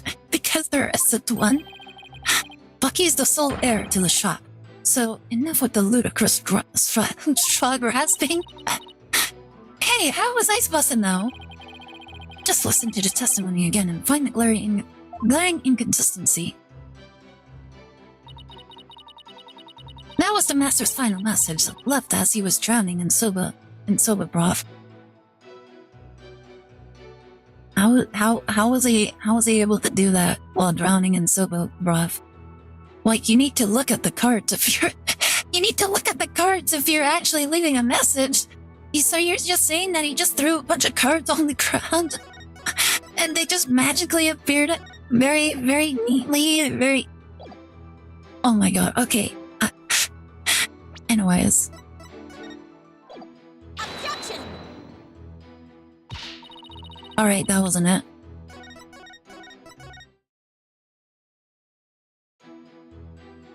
Hold it!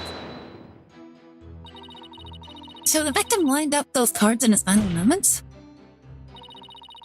How can you be so certain that's how it went down? I know Shisho. He would never let someone get the last word on him, even in death. With his face in the soba broth and his consciousness fading away, he left a message that pointed toward Bucky as he left this world. How does that make sense? If his face was in the soba, how did he formulate a message using cards? It's the only way it could have happened. Wait, the only way? Now you're just speculating.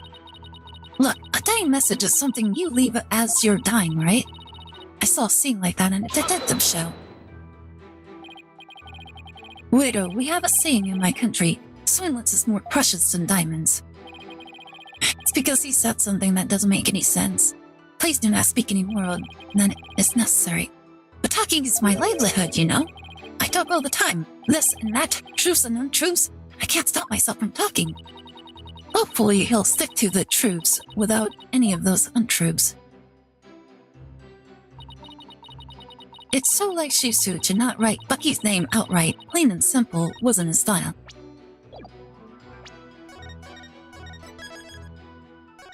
Objection! Anyways. There's a contradiction in Uedo's testimony. And would you care to explain where, Miss Sykes? Certainly, Your Honor. According to the autopsy report, nothing unusual was found in the victim's lungs. Ah, yes, it does say that, doesn't it?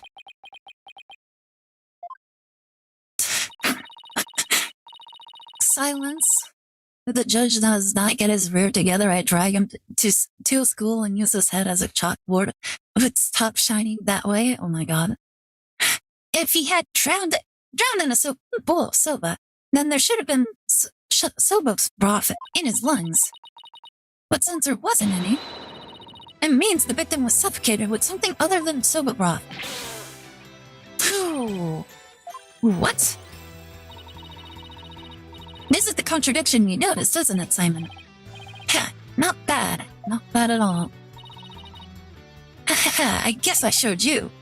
But if drowned in the soba broth wasn't the cause of death, then when was the victim's face thrust into that bowl? Taifu Tonero's face was thrust into the bowl after his murder. It had to be after his murder, it wouldn't make sense any other way. Because no soba broth was discovered in the victim's lungs, his head must have been placed into the bowl after he was killed. And that's when the soba broth must have been spilled onto the Kurata cards. In other words, the victim could not have lined the cards up as he was drowning. Like, yeah, this doesn't make any sense. He had to have set that up as he was being, suffocated.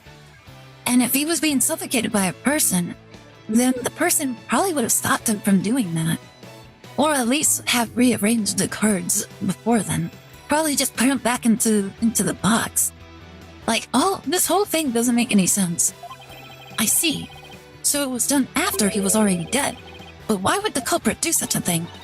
I'm afraid I don't know yet. Well, obviously it's a frame. It's to frame the defendant. Ha! You boast of psychological expertise, you cannot determine such a simple motive. My sides are liable to split at the absurdity. What? And I suppose you know why? Of course. Desecrating the body in that manner indicates a strong sense of enmity on the part of the perpetrator. Yes, that does make sense. It certainly paints a clear picture of the culprit's intense feelings towards the victim. Why would he set up the cards then? Why would he set up cards to implicate himself? That line of logic is really ridiculous. Feelings of resentment over the theft of the soba shop's deed, no doubt. Just great. Now the judge has even more unfavorable impression of Bucky. Must you come down at every juncture? If the culprit had time enough to set up Master Tornado's body, do you think they would honestly have failed to notice the dying message? Good point. The cards were right in front of his body, after all. Rationally speaking, there's no way the culprit could have missed that, huh? But was the accused rational at the time? Why 1 TB? Oh my god, your logic is so dumb. Like, you allowed the witness to be like, oh, well, I was clear enough to notice the cards right there, and now the guy's like, oh yeah, that was completely okay for him to say. And now that we say, oh, well, like, he obviously saw the cards that were right there. He's like, well, he wasn't thinking rationally. Like, even if the cards were right there, nobody in their right mind at the moment would notice cards on the table, even if they were right there. Like, why is it more believable that the witness noticed the cards in a state of irrationality than it would be for the murderer to notice the cards in a state of irrationality? The logic does not line up at all. Oh, but was the accused rational at the time, given the way he stormed out of the room? Never mind that. I have something more important to ask you later. Me? You saw the corrupta cards firsthand, did you not? Would you care to tell us about them in a bit more detail? Those tiny crime scene photos shows precious little of what I wish to know. Well, those cards are from Shisu's special soba scenes of Tokyo Asap. Each card is related in some way to soba. Spare me the history lesson. Just tell me how the cards looked at the scene and no more. Well, there was soba broth spilled all over them. That's not much help, I'm afraid. Prosecutor Samadi, do you have a photo that shows the cards more clearly? I do. Please accept this meager offering, Your Honor.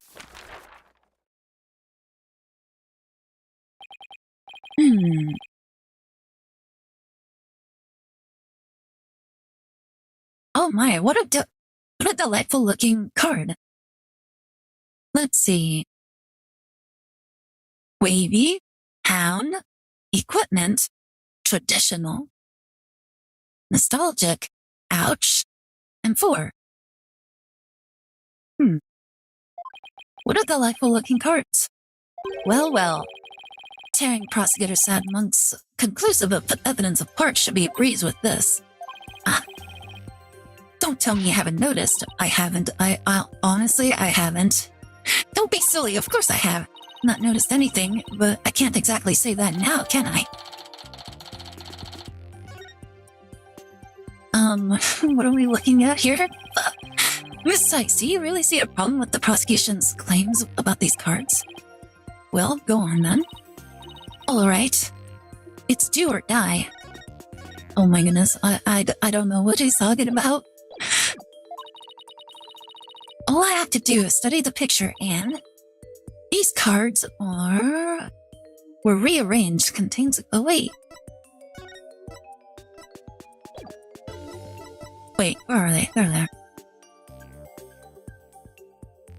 Oh! Oh my goodness, they were rearranged! The stains don't make sense! Like, this barely had any, like, liquid over here, yet the whole card all the way over here was soaked? This one doesn't really seem all that bad. This one, like, the soba, like, doesn't wet this whole area right here. And then the soba doesn't even reach the corners over here. And then this being, like, at the very core, like, it got literally nothing. And then this also doesn't make any sense. None of the soba get to this part, yet the rest is clean. And then this thing is completely soaked, but there's like a little edge right here. So they had to be rearranged.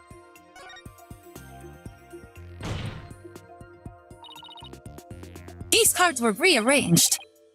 How can you tell? Please take a good look at these cards, Your Honor. The answer is right in front of us. Where exactly should we be looking, Miss Sykes? The soba broth stains.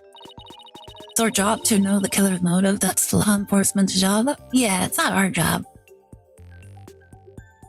Please focus your attention on the soba broth stains on these cards. The outline of these stains don't match up with the larger stain on the table. Oh, would you look at that? You're absolutely right. And please recall that the soba broth was spilled and got the cards after the murder, when the victim's face was placed in the bowl. Yes, go on. By the stains, we can see that the culprit deliberately rearranged the cards after that. In other words, this message was altered in order to pin the crime on my client. What? If we put the cards back in their original position, we can restore the evidence and see who the cards were really pointing toward. That's true. Popokunka. My goodness. Do you see how retarded he is? Do you see how dumb Brasier Samai is? He didn't notice something so obvious, like during his investigation? Or did he really think that he can just hide that information from us? He really does. He has like the weirdest sense of superiority ever. He thinks that he's so smart and everybody else around him is so dumb. And then he doesn't even realize just how dumb he actually is. Then what are we waiting for? Let's do this. All I have to do is rearrange the cards so that stains match up. Let's see. Where was the W card originally? I would say probably right here. Perfect! Okay, H card is next. H? Looks like it was over here. Yes, now the E card. Looks like it would be up here. A perfect match. Next up is the T card. T looks like it's right here. Now the N card. Up there. Ouch! Right there. Almost done. The last card is number 4. Let's see, where was this card? It's only spot left. There you go. Easy peasy. So the message, what number 4, was originally supposed to say, Owen Forth. And this original message is our clue to the identity of the true culprit. What? Ha! The indignant look on Prosecutor Sad Mum's face is positively priceless. This is absurd. How is it absurd? So it was originally Owen's 4th? It wasn't week number 4? Maybe the lawyer is smarter than we thought. Well, obviously. OMG, the killer is Owen from Liberators? Oh my god, it was Owen all this time, guys. Like, how do you think he murdered him? Maybe Eliza had something to do with it. Well, I never would have imagined that there was more to these cards than meet the eyes. So now that that's settled, what does this Owen Forth mean? Just as Mr. Dickinson planned? Wait, am I... Who else do you suppose is to provide an explanation? Of course it's you. But I hadn't thought that far yet. Change the cards around all you like, but if you cannot explain what the message means, then it is as worthless as your defense. What are you talking about? That's the whole basis of your entire argument. Who cares what it actually stands for? The only thing that it tells us is that our defendant had nothing to do with this. Like, your argument has already been shattered. It already kind of proves that our client is basically kind of, like, innocent. No! Like, it actually proves a lot more than what he's claiming. And so the spring chick that fancies itself a graceful swan is brought back down to earth. I have to do something, but what? Still your thought for a second. There's a perfectly good witness to question over there. Oh, right. That's a good idea. Come on, Athena. Get a hold of yourself. Wait-o. Does the phrase Owen Fourth mean anything to you? No, there's no one named Owen in the Tornado family or circle of friends. Go ahead, ask anybody you like. You can't be serious. Having rummaged through your empty mind, I see you have, as expected, turned up nothing. I'm afraid I have no idea who the devil this Owen Fourth is either. But the fact remains that the cards were rearranged to pin the blame on Mr. Wet. That in and of itself proves that the defendant isn't the real culprit. Exactly! Oh my god, thank you! Thank you so much! Like, honestly, I think not so sneaky has mentioned this before, but Blackwell is legitimately the most reasonable and most logical prosecutor in the entire series. Like, he's literally proving everything I'm saying. He's saying everything I'm thinking right now. Like, just because we can't connect any sort of dot with what this like card setup even is supposed to mean, like it basically just tells us that our client had nothing to do with the crime. Prosecutor Blackwell is right. Besides, the important question here is not who does the message point to, but rather who rearranged the cards. Why didn't you point that out earlier if you already knew? Sorry. In any case, there were two opportunities for someone to rearrange the cards. The first was when Mr. Wet entered the dressing room, and the second was when Uedo discovered the body. Are you accusing me of rearranging the cards? Me, who came to testify out of the goodness of my heart. Well, why would Mr. Wet actually, implicate himself in that manner? It doesn't make any sense. Well, you didn't exactly come running out screaming straight away, did you? Even a mere 2 or 3 minutes is more than enough time to get up to some devilry. So what exactly were you doing in there, Uedo? Sip, sip. Put down the tea and spit out your answer. Mr. Prosecutor, what's a guy supposed to do at a time like this? Silence is more precious than diamonds. Witness, therefore, you need only stay silent. He's literally committing the same sin that he keeps accusing everybody else of committing. He's you're committing a sin by abetting the crimes of others, and yet here he is doing the exact same thing. Aren't you poised for a bunch of sinful hell different levels of hell by your own standards? They're waiting for you to make a slip of the tongue. Oh, I see. So that's what they're after, is it? In that case, Your Honor, I've decided not to say another word. Very well. Very good. After all, your right to remain silent is protected by law. Oh my god. This is literally a leftist tactic where they utilize things and principles that you uphold, but they don't personally uphold themselves. Well, Prosecutor Blackwell, any other brilliant ideas you'd like to share?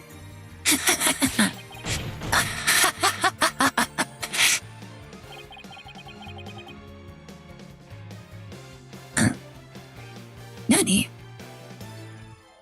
Kamikaze going full kamikaze for the stream? That's some bold legal strategy almost... Oh! Hey, Kamikaze! I noticed the message. I'm like, wait, Kamikaze's here? When did he show up? Oh, you are here. Oh my goodness, I didn't see your little emotes. It's not showing up on the Mix It Up. Hi, Kamikaze. Thank you so much for the subscription. How are you doing? Welcome back to the Bird Gang. How's your day? How's your weekend? You having a good day? Yeah, thank you so much. Thank you so much for the 17 months. I'm always here in the shadows. Thank you so much for that. Very much appreciate it. How's your weekend going? How's the recovery been going for you, by the way? Like, didn't you get an injury like a little while back? Are you feeling better now? Did you hear that, Psychstono? A Rakugo artist who's afraid to speak. Who's ever heard of such a thing? Are you trying to taunt him into talking? Such a petty trick will never work. That's right. I'm not going to fall for it. I'm only asking to hear your story. Besides, isn't that your job to tell your tales if there is an audience to listen? Oh my goodness, the master of psychology at work. Even so, I have the right to refuse to answer. Yeah, all good now. Just playing games and working every day. That's always good. Always good. Like, glad that you're feeling much better now. The more you keep quiet, the more we want you to talk. That's simply human nature. Isn't that right? People of the gallery? Using their own tactic against them. Oh my goodness, I love you! Even with this wonderful audience in front of you, you still refuse to talk. If so, then perhaps you chose the wrong line of work, my friend. Are you saying I should quit? Because I am not afraid to speak my mind, I'll have you know. Oh no, never mind what I just said. It's scary to talk. It's absolutely terrifying. But no, as a Rakugo artist, I must talk. If I don't, how could I ever show my face on the stage again? Your Honor, I'm ready to testify. He did it! He managed to... Oh my goodness. So amazing. He did it! He managed to convince Uedo with his power of suggestion technique. Bully for you, Uedo. That's a real Rakugo artist should be. Oh, alright. If the witness wishes to testify, then by all means, please do. Oh my goodness, guys, you know what this means? It means that Mayuta is just a worse prosecutor than Blackwell. I always knew it. Blackwell, always best prosecutor. He does his own emotional manipulation way better than he ever could. To be turned by such an obvious ploy. What a man of weak spirit. Oh my goodness. Like, whatever you can do, I can do better. After my performance, I went to visit Shichio. I called to him from outside the room, but he didn't reply. When I entered the dressing room, I saw Shinsho slumped over the table, motionless. Wait, if he called them over, then wouldn't Blackwell have noticed that? From what I can tell, there do not appear to be any inconsistencies in the testimony. Of course there aren't. Because I'm not trying to hide anything. Ascarius Samadi's right. I don't see anything inconsistent either. But I did pick up on some faint discord in Uedo's heart. Ponder all you will like. Defense, but it's pointless. Your Honor, I believe there is no need for further deliberation. Of course he doesn't. Because he knows that if we dig any deeper, then it's just gonna make his case even worse.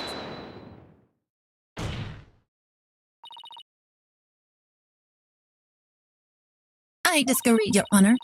I detected discord in the voice of the witness's heart. That's a clear indication that Uedo's facing some sort of inner turmoil. Are you saying what I think you're saying, Miss Sykes? Oh my goodness, the judge looks so excited. Yes, Your Honor.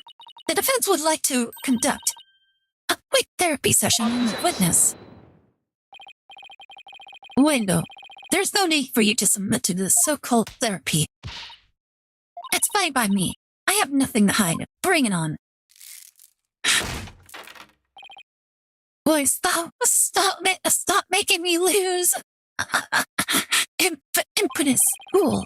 Why will you not listen to the guidance of this humble servant of the Holy Mother? Once again, your Holy Mother is not my Holy Mother. If the witness wishes to proceed, I see no problem, prosecutor. In one ear and out the other. It seems this performer has no need for your so-called guidance, Prosecutor Sadmonk. I love how he's like insulting him, like he's dishing what he's giving. Just know this, Uedo. Your folly will surely earn you divine retribution. Thanks, Simon. I'm going to make the most of this opportunity you created for me. Just keep your wits about you. I will. Uedo, could you tell us again about what happened in the dressing room?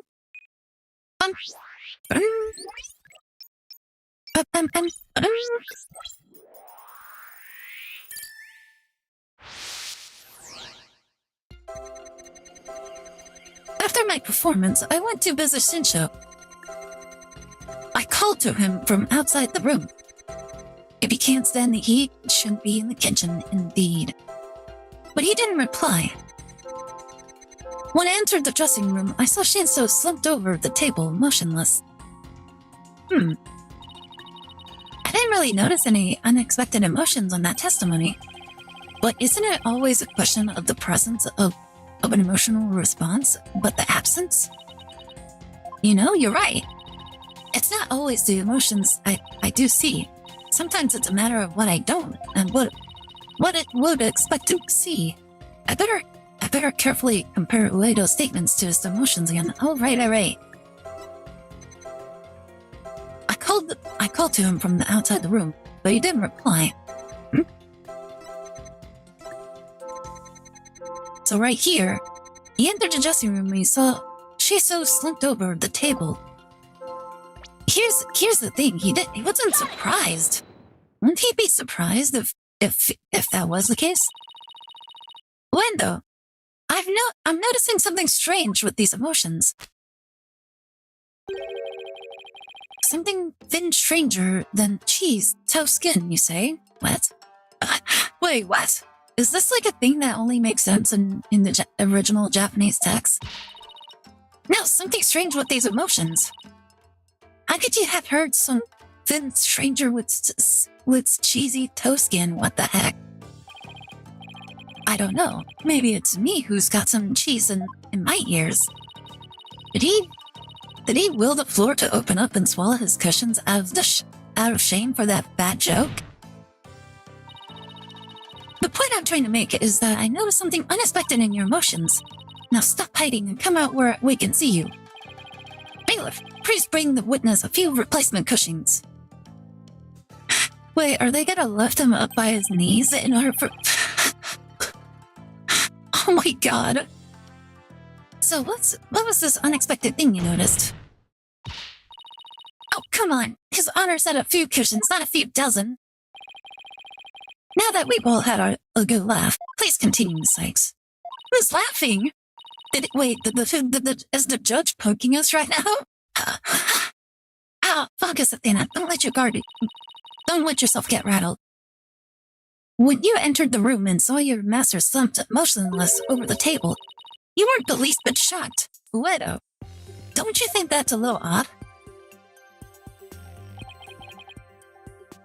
Is it, though? The lack of surprise means you were prepared for what you saw. And I think I know why.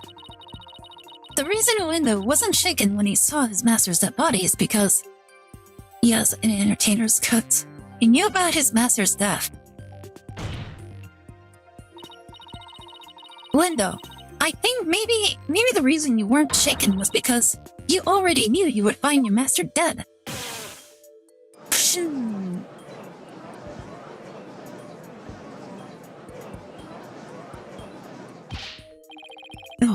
What kind of thing is that to say? You've got it all wrong. Oh right, I just remembered something. I thought Shisho was just sleeping when I first saw him. Hee. Oh. You thought he was sleeping? Sounds plausible, but... What made you think he was asleep? Well, he had his head and arms up on the table, as if he were taking a nap. Oh, and one other thing. There was that note, too. Wait, a note? A note? What note? He must be talking about this. Concealing evidence. Resting, do not disturb. It appears to have been written by the victim. Allow me to read it. Resting, do not disturb. Yes, that's the note I saw. After reading that, who wouldn't think Shizu was napping? That is pretty reasonable assumption. You've got to be kidding me. Wait, wasn't he practicing the entire time? That's right, I saw this note, so that's why I thought Shizu was asleep. I want to change my testimony to include that statement. Alright, I'll run an update.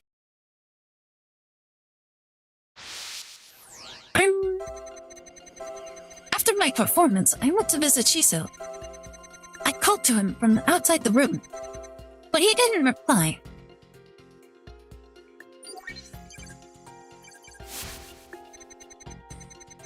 When I opened the door, I thought he was sleeping. But something seemed off, so I rushed over to him. Why is he angry? I was shocked to find him dead. I couldn't believe my eyes. Why is he angry here? Willie, why are you angry? What the heck? Leto, I noticed something funny in your emotions again. Funny, you say?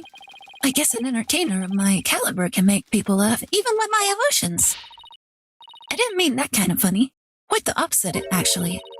When you entered the dressing room, I see that you suddenly felt anger. What I want to know is, what made you feel angry all of a sudden? What? Let's see. Oh yeah, I remember. As I was going in, I whacked my little piggy on something. I was annoyed at my own clumsiness. Hee hee hee. Wait, you mean you stubbed your pinky toe? Just a little bump on my little piggy. No big deal. It's a little embarrassing, really. Oh? Sounds more like he's hiding something.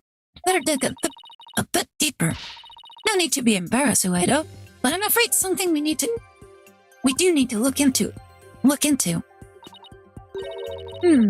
don't really see anything you could have stubbed your toe on in the area around the dressing room door in this picture, but maybe there was something there at the time.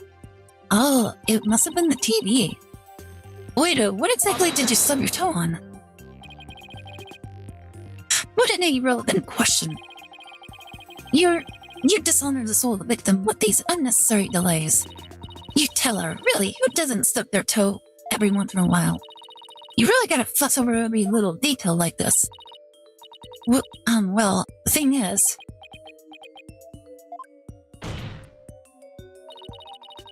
Even the most subtle fluctuations in a person's psyche can clue us into the truth. That's why it's important to get to the bottom of this question. Plus, if I back down now, who knows what new insults Feynman will hurl my way. Is there really no trace of what Uedo stubbed his toe on by the door? One of the rules might have been there then, but is not there now. Oh my goodness.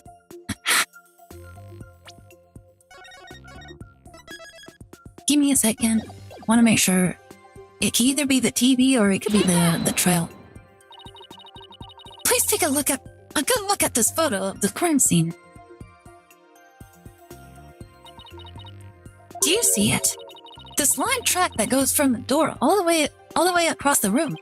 Now that you mention it, I do see traces of something getting dragged. And the drag marks end. There, at the TV. This implies that the TV was originally by the door. Do you think somebody killed the master specifically just to try and steal the TV? And then he realized that he can't really get away with taking the TV with him. So he just left the door and is like, ah shit, I need to get out of here. I'm convinced that this TV is the object that the witness stubbed his toe on. Will Uedo? How about it? Yes, you're right. It was the TV.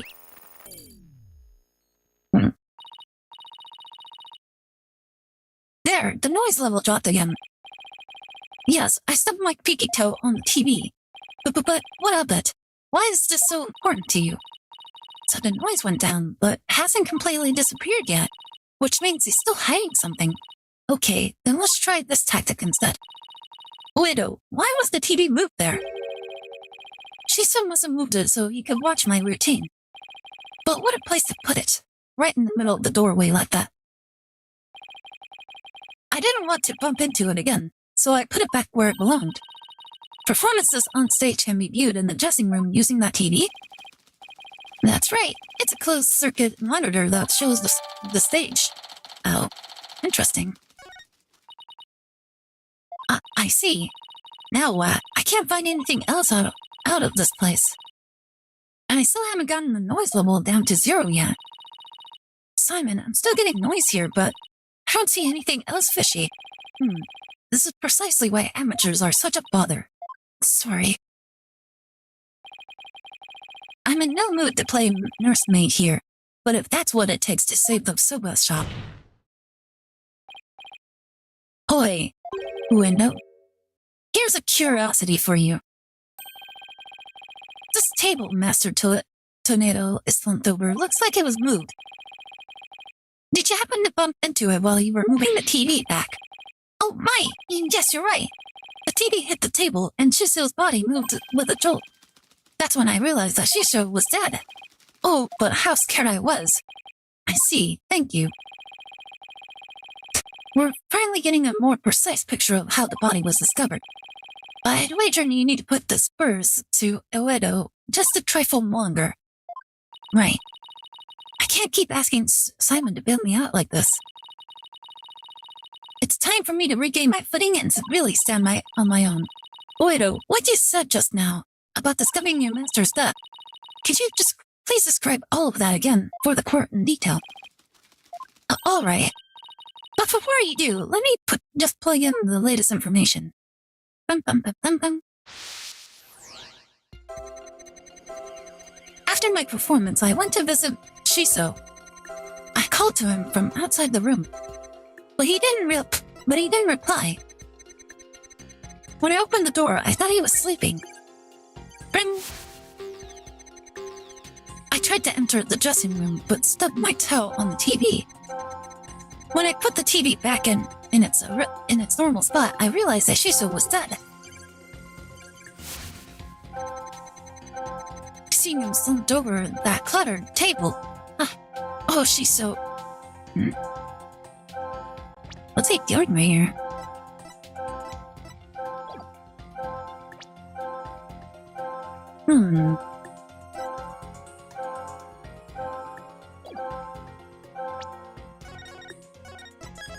I think this has to be with evidence.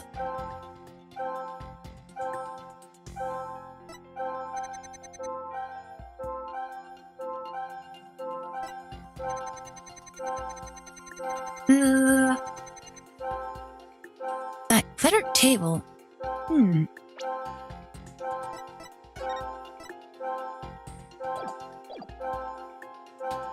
Yeah, look at that. Like the cards are all mixed up.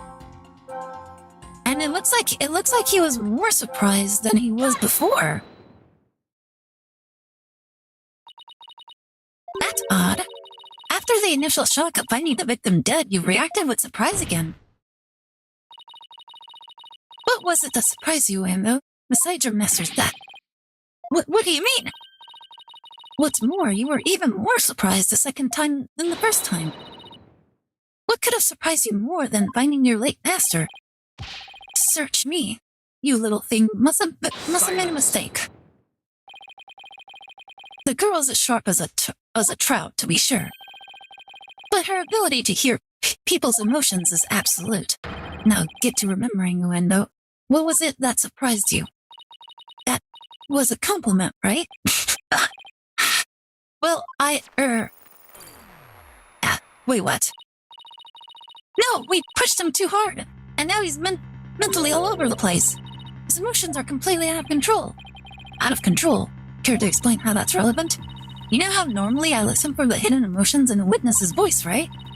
From there, I look for inconsistencies between their testimony and those emotions. But sometimes a person's feelings can run too high, making it hard to get a proper reading. So that's how your matrix program works. Fascinating. Ordinarily, it's just one emotion that runs out of control. But it seems there's nothing ordinary about this time.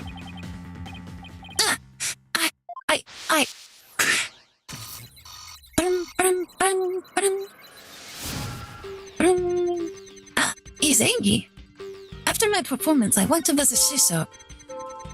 I called to him from outside the room, but he didn't reply. When I opened the door, I thought he was sleeping. I tried to enter the dressing room, but stubbed my toe on the TV. When I put the TV back in its normal spot, I realized that Shiso was dead. Seeing him slumped over that cluttered table, oh, Shiso.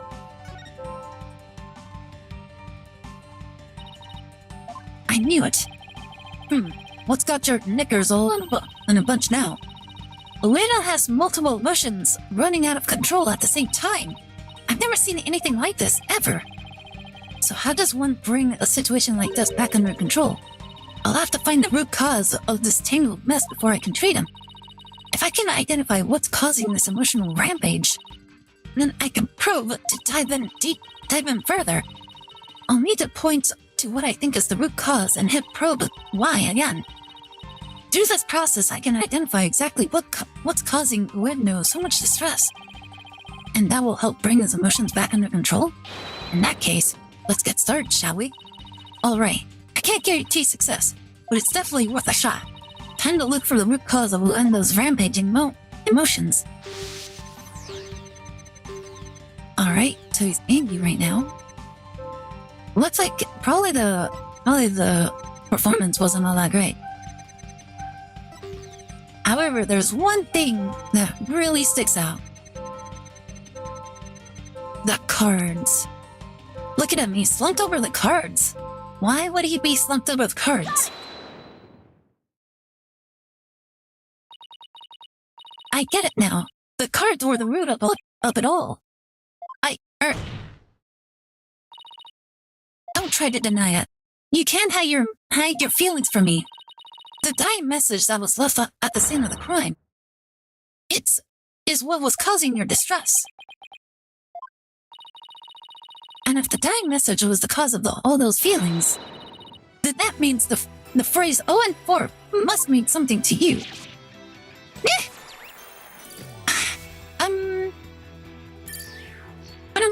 Bye-bye. There, noise level 0, finally. The dying message consists of 2 words, 0 and 4. But neither of those 2 words have anything to do with this witness. Talking as if he knows what he's talking about. This topic warrants no further argument. Sure, there may not seem to be any direct connection between Uendo and the message, for now. But why don't we wait and decide what's necessary after you hear my theory? I trust you've hit upon something, Athena. Yep, if my theory is right, we can finally solve the case of Uendo and the mysterious Woven Dwarf. We'll go on then. I can already tell this promises to be interesting. Now, please share your theory with court, Miss Sykes. There was something puzzling to me about Uedo's out-of-control emotions just now. Namely, that there were 3 distinct reactions present. I had never seen that before, and I wondered how it could be possible. Is there a conclusion to this meandering musing of yours? Hold your horses, I'm getting there. Yeah, calm down, Jesus. For someone who claims to be so patient, he's very impatient. So could a person flip between 3 distinct emotions of such intensity like a switch? In the end, I concluded that it just wasn't possible.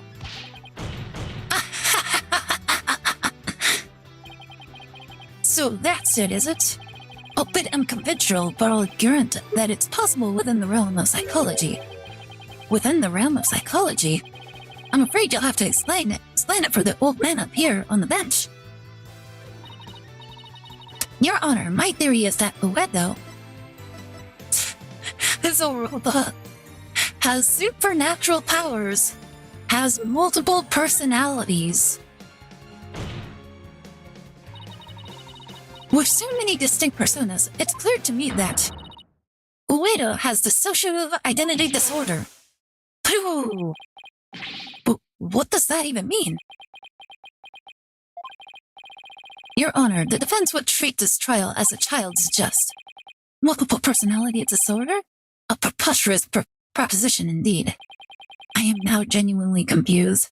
Like, you know, all those little things where he's like switching between like different expressions? Yeah, they're not expressions, they're different personalities that are surfacing.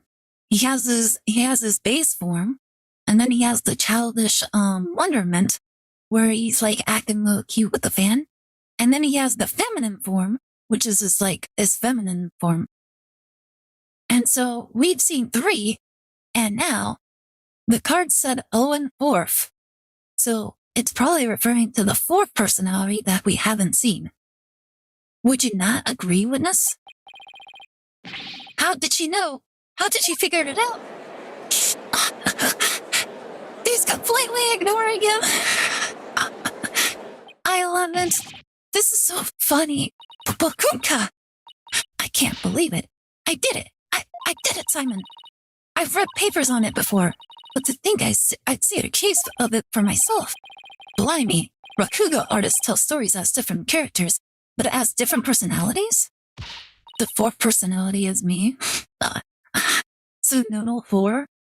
No, it's not Noodle. So the cards before were rearranged.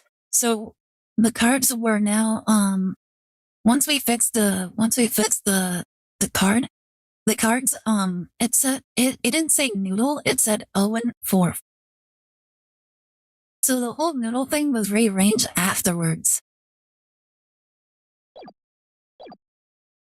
Hey, you lawyer girl. You got a problem with us, huh? No problem at all. This is all very hard to believe. But now that we've established that the witness has multiple personalities, could each of them please introduce themselves to this court? Wright Tornado. I'm Rakugo storyteller, as you know. Hello, everybody. Patches, the friendly jester here. Hehehe. Kisugawa, Korta-san. And is that all of you? Yes, that's all of us. So there are 3 personalities in total. Uendo, Patches, and Kisugawa. Huh. Well, Simon, what do you think now? That you're one lucky duck just to be glad that they were dense enough to help you out. Can't you just straight up say I did great for a change? You appear to be quite proud of your self-defense, but all you have done is infringe upon the privacy of the witness. Like, sure, but like he gave it to us for free. I couldn't disagree more, prosecutor. Now that we know there are 3 personalities, a new way for us to interpret the meaning of a certain piece of evidence has arisen. A new interpretation? Oh, now I'm very curious. What is this piece of evidence you're talking about, Miss Sykes? Knowing what we know about Leto and his personalities, this now makes perfect sense.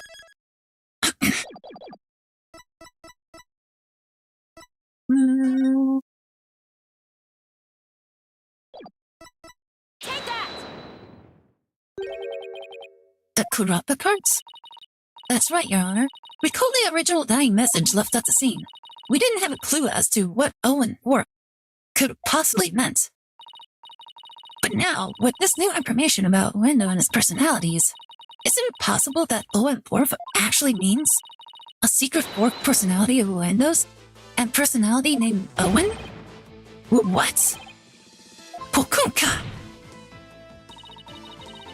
Uendo must have kept this dissociative identity disorder from us because he didn't want us to associate in any way with that dying message. No, that's not why. We kept our disorder a secret for a different reason altogether. We've been taking advantage of our affliction to act out various Rakugo characters.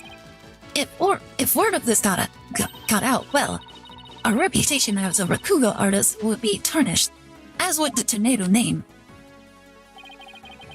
That's why we kept it a secret from everyone except members of the Tornado school. But really, there is no 4th personality. It's just the 3 of us in here.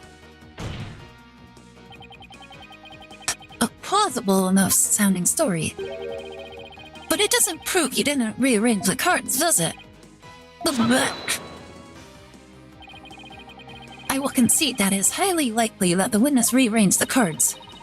Is Prosecutor Samani actually agreeing with us? No, he's not. He's coming up with some bullshit. However, it is not possible that the accused killed Master Tornado.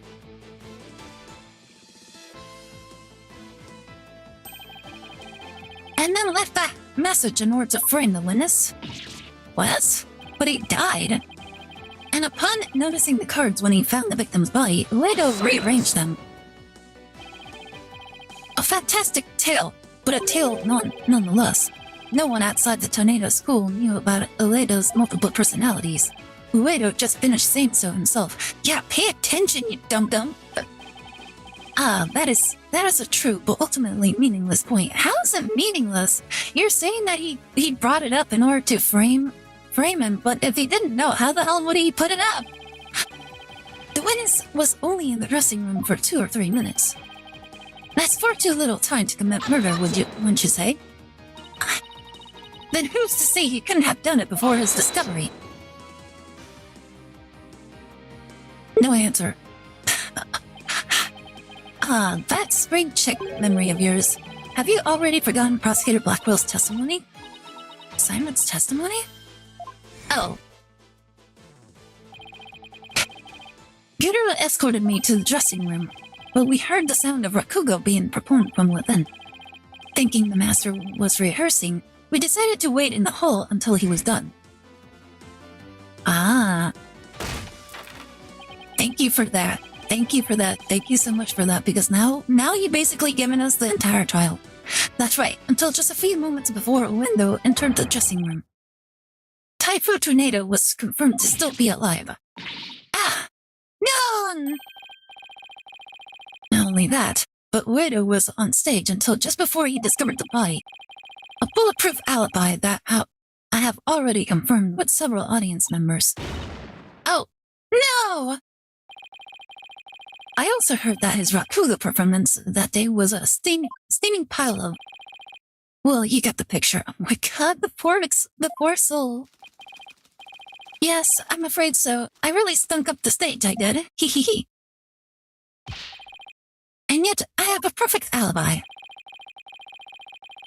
Indeed, why not land the coup de grace on the defense by describing the alibi, witness? Okie dokie, Smokey.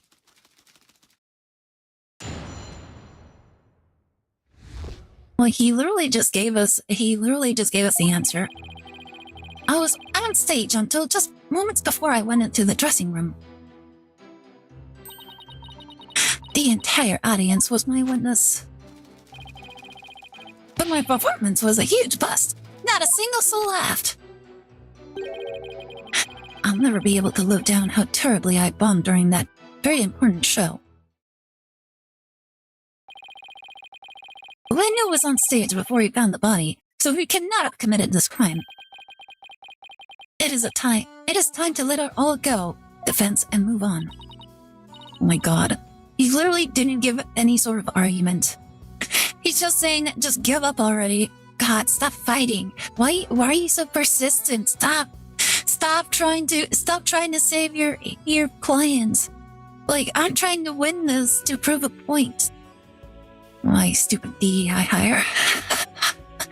Well, get this, Prosecutor Samani. The Wright Anything Agency never gives up. We fight to the bitter end.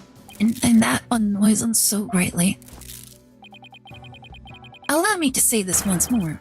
Let it go and move on. And allow me to say once more, I'm never getting up. Let it go and never! This is pointless. Thank you for even... Like, why did you even bring it up, Jesus? You should have taken advantage of this opportunity while you could, you foolish child. Your worthless convictions only serve to prolong the accused's suffering. Oh my god. As if you actually care about the suffering of the accused. If words will not sway you, then perhaps pain will. Oh no! Anything but this! Oh my god, literally attacking actual assaults.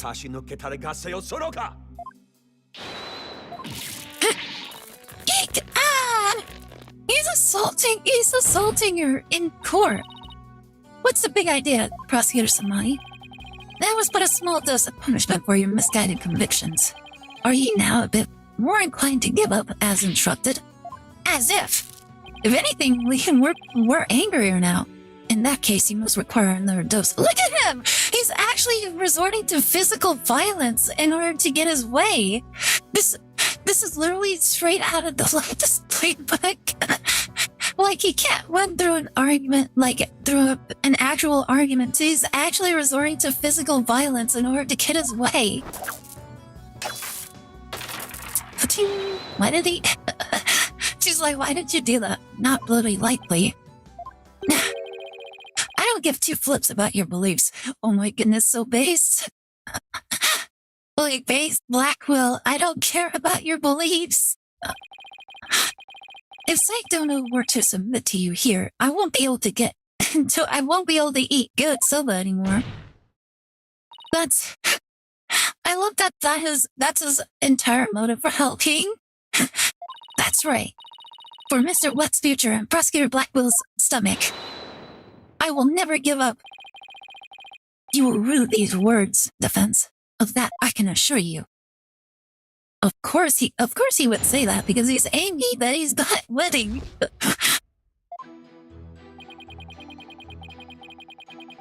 I have a dream where your opinion doesn't matter, Blackwell. Hold it! How can we be sure it was you who was on that stage? Are you asking whether it could have been some imposter? I guess so. Unlike a big arena, a Rakugo theater is a cozy little place. It would be hard to fool an audience in such an intimate setting, don't you think? Yeah, I guess you're right. Good. I'm glad we could clear that up, because I guess you could say the entire audience was my witness. Was there anything special about the stage or your performance that you can tell me? For example, were the lights dimmer than usual? Were there any problems or accidents? Not a thing. Everything was the same as always. Mr. Prosecutor, you questioned the audience, didn't you? Yes, of course. Apparently, nothing seemed amiss to them. Except, well, one small thing. Oh? What's that? Oh, it's so embarrassing. I tried my best, really. I did. But my performance was a huge bust. Not a single soul laughed. Why is that? Do you have any idea what went wrong? I'm not sure if it was my performance or if it was just that particular audience. Or maybe it was just the story I picked. But every entertainer knows that this kind of thing happens from time to time. That is true. Well, you could have just a bad day. I guess that makes sense. Still, I wonder how he could have flopped at his own commemorative show. Maybe I should dig into things a bit more. What did you perform? Could you tell me which Rakugo show story you performed? I could, but I'm not sure if it would mean anything to the uninitiated. Well, even if I might not get it, can't you at least try me? Alright, if you insist. The story I performed is called Takisoba, otherwise known as Time Soba. Time Soba, huh? Maybe the window's right. He only said the name of the routine, and I'm already lost. So you performed Time Soba, did you? Wait a minute. Hold up. Wait a minute. According to Blackwell's testimony...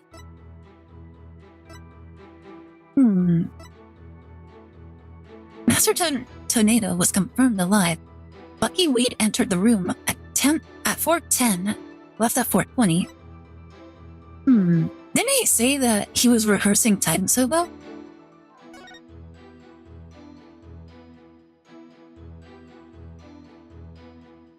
Wait a minute, it says right here.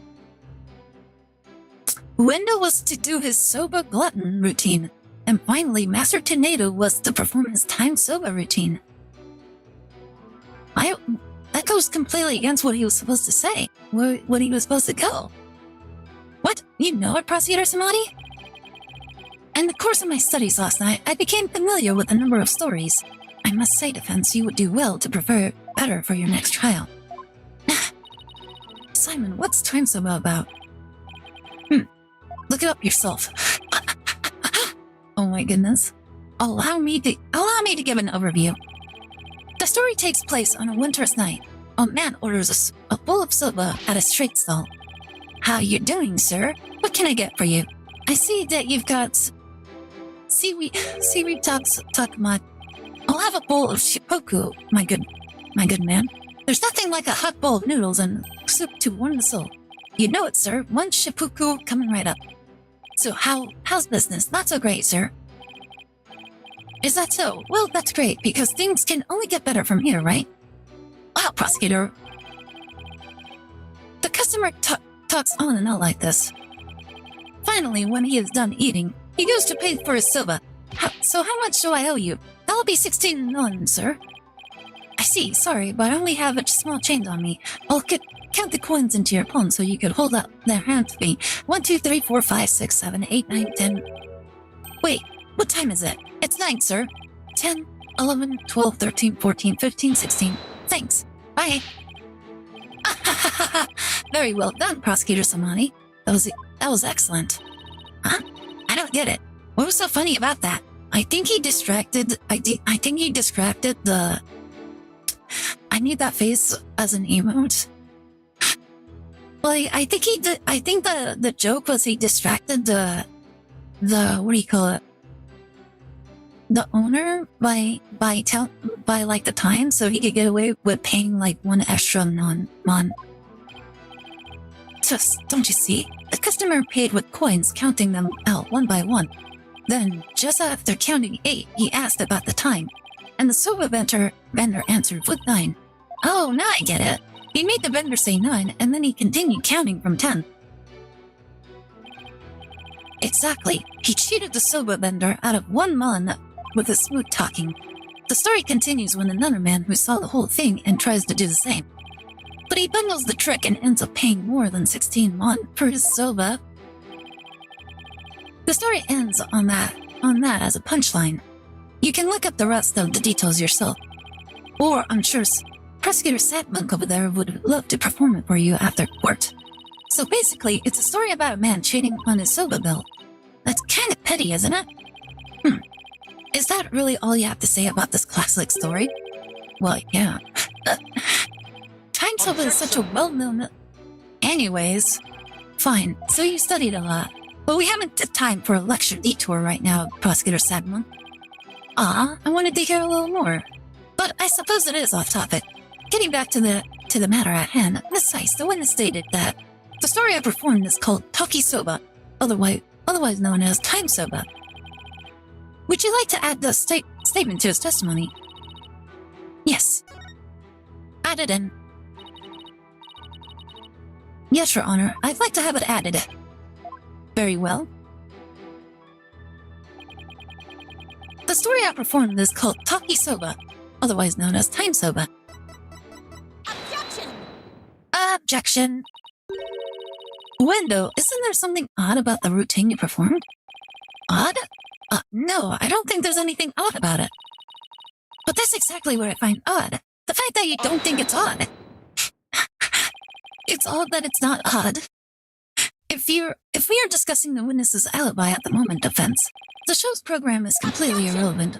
Actually, it is relevant. That's where you're wrong, Prosecutor Samani. The reason being, it contradicts the statement the witness just made. Uendo, do you know what this is? No, what is it?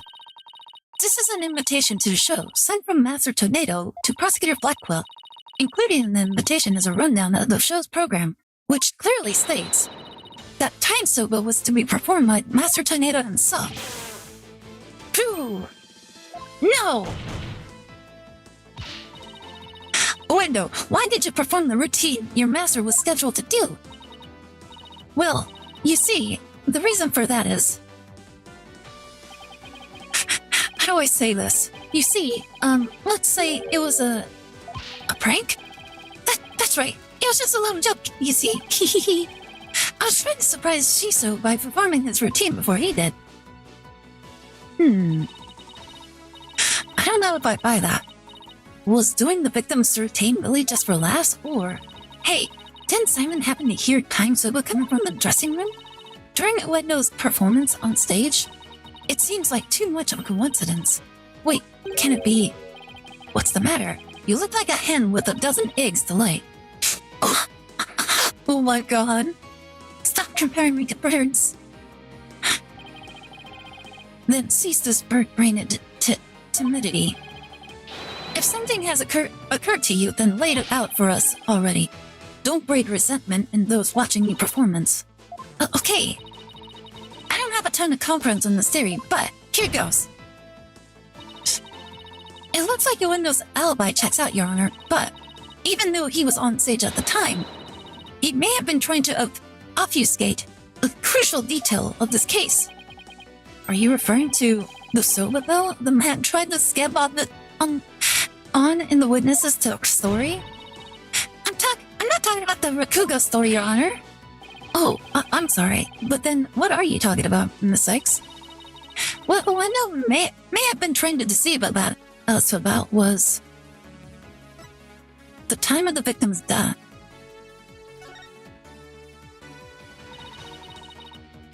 Uendo tried to deceive us about the time of the victim's death. What? Eek. Objection.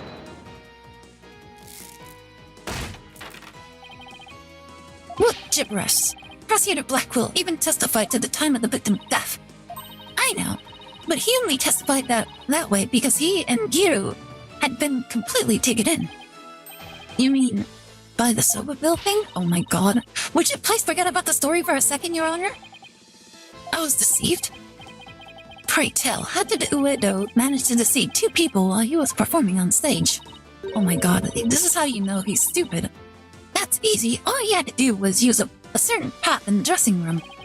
Oh, and what might that be? The TV, of course. The prop Uedo used was... Take that! That TV! This TV was used to view what was happening on the stage. Prosecutor Blackwell, when you came to the dressing room, what was Uendo doing? He was performing Time Soba. Blast! Could it be? Yes, it could, and it was. What you and Gita heard was not Master Tornado practicing his routine. It was Uendo's performance as heard through this TV monitor speakers. Phew! What? With the TV just inside the inner door of the dressing room, it could easily be heard from the hallway outside. And because we knew that Master Tornado was scheduled to perform Time Soba, we were easily manipulated into thinking he was still alive at the time, rehearsing. Yes, your knowledge of today's program is why the two of you could be fooled this way. Simon, did the voice you heard belong to Master Tornado? With the doors in the way, I couldn't tell exactly who the voice belonged to. But because I heard Time Soba, I just assumed it was Master Tornado. I can't believe I was taken in by such a simple mind game. All of that is more conjecture. Mere conjecture. Where's your proof defense? Well, obviously, he tripped over the TV when he walked in. Ueda moved the TV back when he discovered the body. After all, he couldn't very well leave it by the door. Because then someone might figure out the trick he'd been playing. And there's one more thing about Uedo's actions that's suspicious. And that is the fact that he flopped so badly on such an important occasion. What's so suspicious about that? Even pros slip up once in a while, you know. But I believe that this time it was intentional. Because Ueda knew it'd be strange to hear laughter coming from the dressing room. Oh my, that is actually really smart. It's all just a bit too perfect to be sheer coincidence. Plus, if the voice Prosecutor Blackwell and Gita heard was due to Uedo's latest scheming, then the victim's time of death could have been earlier than 4 p.m. In other words, Uedo could have killed Master Tornado himself. We've got you by the stones now, Ueno. So you better confess everything. Well, witness, what do you have to say for yourself? We demand an explanation. though. I confess. I tampered with the crime scene.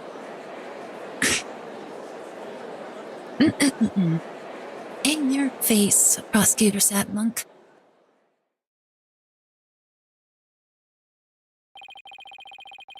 Is it the defense's claim that Window Tornado is the true murderer in this case? If he tampered with the crime scene, then we have to at least consider him a suspect. Now, wait just 1 minute. Yes, I admit to messing with the dressing room, but I didn't kill Shiso. Then why did you tamper with the crime scene? I refuse to answer that question. What? If you suspect this witness, then I have a question for you. What could it be this time? Wendell had absolutely no reason to murder Typhoon Tornado. After all, why would Wendell kill the man who recognized his skills and promoted him? Oh! Well, his motive was, I can't think of a single thing. It appears you are also not aware of one other fact. And that is that the accused visited the dressing room before 4 p.m. as well. It is not natural, then, to suppose that the accused killed the victim at the time. What? Nobody told me Mr. Wet had also gone there before 4 p.m.? We were only discussing the time frame after 4 p.m., so I didn't think to mention it. But now that you have made the time period before 4 p.m. relevant, I don't like where this is going. So you really do not know what your client was doing during that time frame, do you? Bum. Well, it was all very sudden, and, why did you wait until the very last second to contact me, Simon? Don't you give me that look. And just so you know, Bucky never told me he had visited the master before 4 p.m. either. The sort of thing is exactly why the prosecutor keeps calling us unprepared. The defense will stop squabbling this instant. Sorry, Your Honor. Prosecutor Samadi, please continue. Thank you, Your Honor. Defense, do you know of the soba-making implements in the dressing room, correct? Is he talking about the equipment for making soba noodles? You speak of the large bowl that is used to mix buckwheat flour and water, the long rolling pin, and the special knife that is used to cut the dough into noodles. Precisely, these tools all came from the accused soba shop. You mean they didn't belong to Master Tornado? Mr. Wet had visited the dressing room to give the victim a soba-making lesson, and that visit was before 4 p.m. I'm afraid that after the accused kneaded the dough and made those noodles,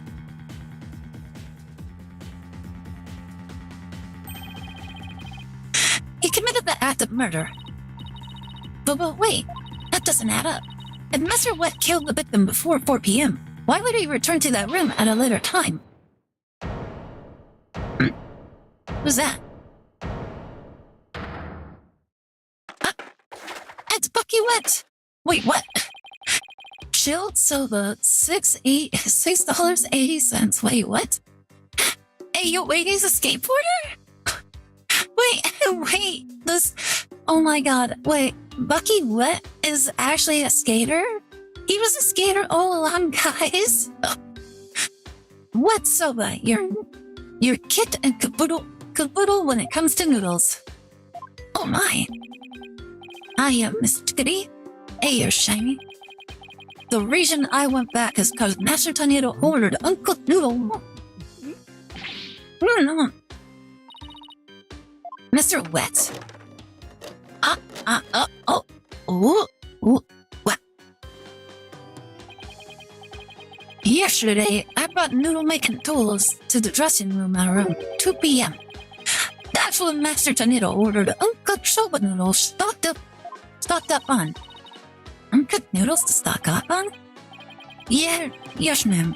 Master Tornado kept a supply of soba noodles from my shop in his fridge. Wait, in that little fridge of his? The one that's super empty? He only had one serving left, so I went back to my shop to get some more. Wait a minute. If he went back and delivered more noodles, then what happened to the rest of it?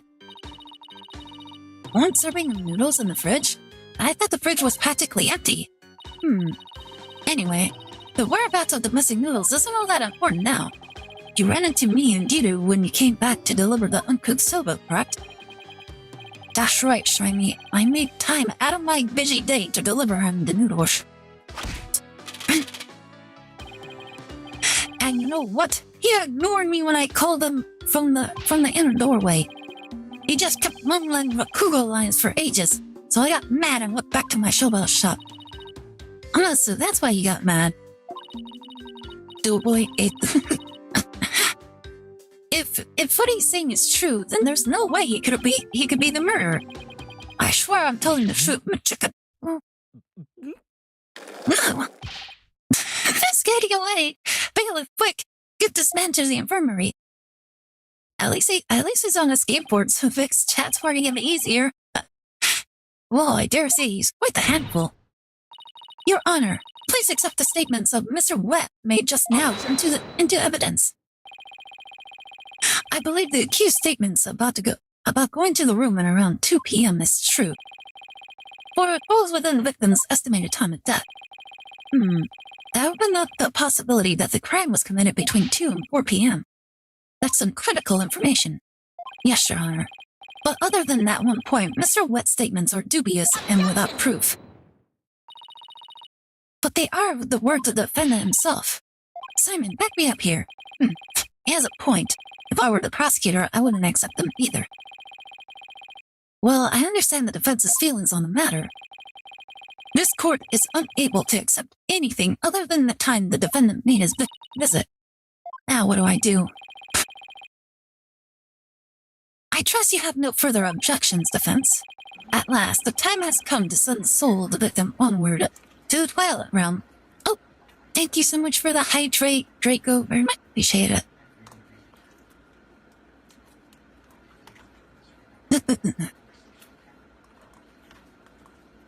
Silence. Objection? What are you yammering on about, Prosecutor Sadmonk? We still have something we need to question Uendo about. We do? Like what? Well, don't just stand there. But we don't have any evidence left to present. Have you forgotten already? Isn't there still a hidden witness you have yet to question? A hidden witness? Oh, that's right. Your Honor, there's still one more issue we haven't finished discussing yet. Oh? And what is this bit of unfinished business? We haven't finished discussing this issue related to Uendo.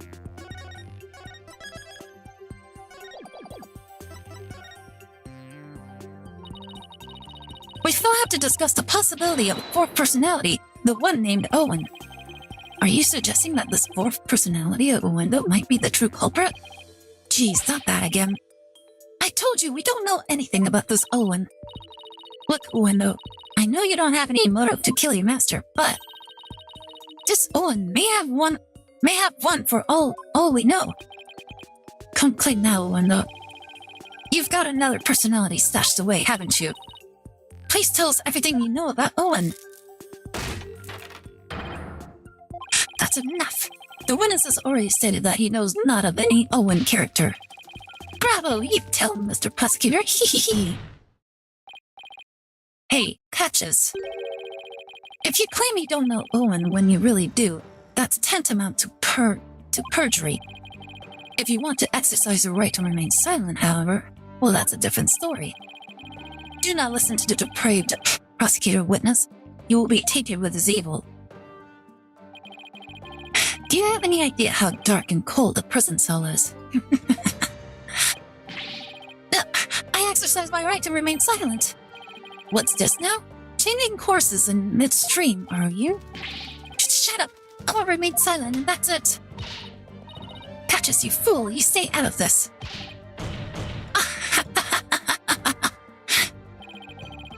Patches isn't the brightest bulb in that box you call a noggin, is he?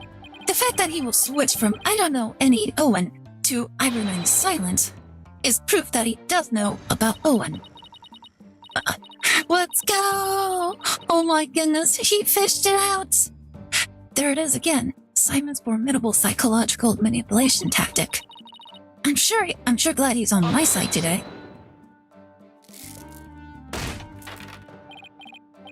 You dirty, despicable, depraved prosecutor. You were leading the victim. This thing you keep... Like, at least we're getting him to talk.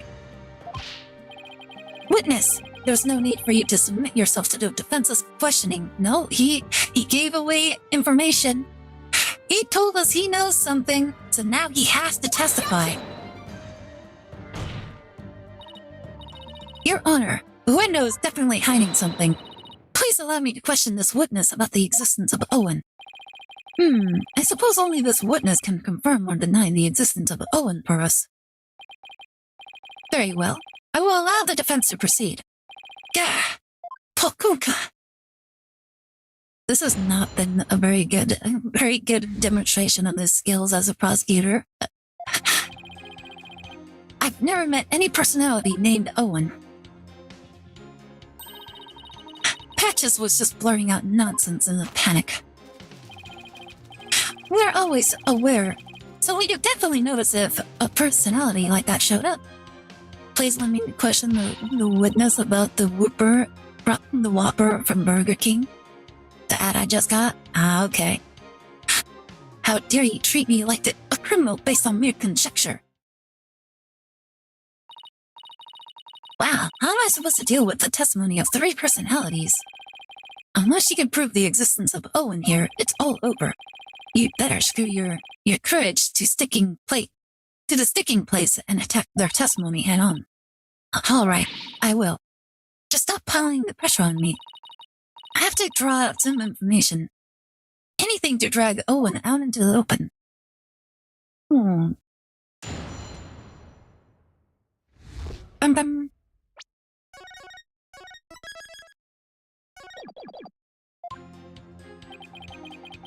I've never met any personality named Owen. Oh? I believe that you did. Met? Is that how you experience each other? Like people meeting on the street? Well, it's more like all 3 of us are always here. And the personality that's most suited to the moment is the one that calls out. So when you're out, Window, what are the other 2 doing? Well, we never know when our turn will come, right? So you stand by and listen. So that means all 3 of you share the same memories? I never really thought about it, but I guess that's right. I see. Thank you. Please continue. Interesting, so they all have the same memories. Patches was just blurting out nonsense in a panic. Patches, can I have a word with you, please? Hehehe. Well, hello, you Wright. You said at first that you didn't know anybody named Owen, but then you exercised your right to remain silent. Were you afraid of committing perjury? You see... I'll take over from here if you don't mind. Listen, I hate to say it, but Patches is about as smart as a sack of rocks.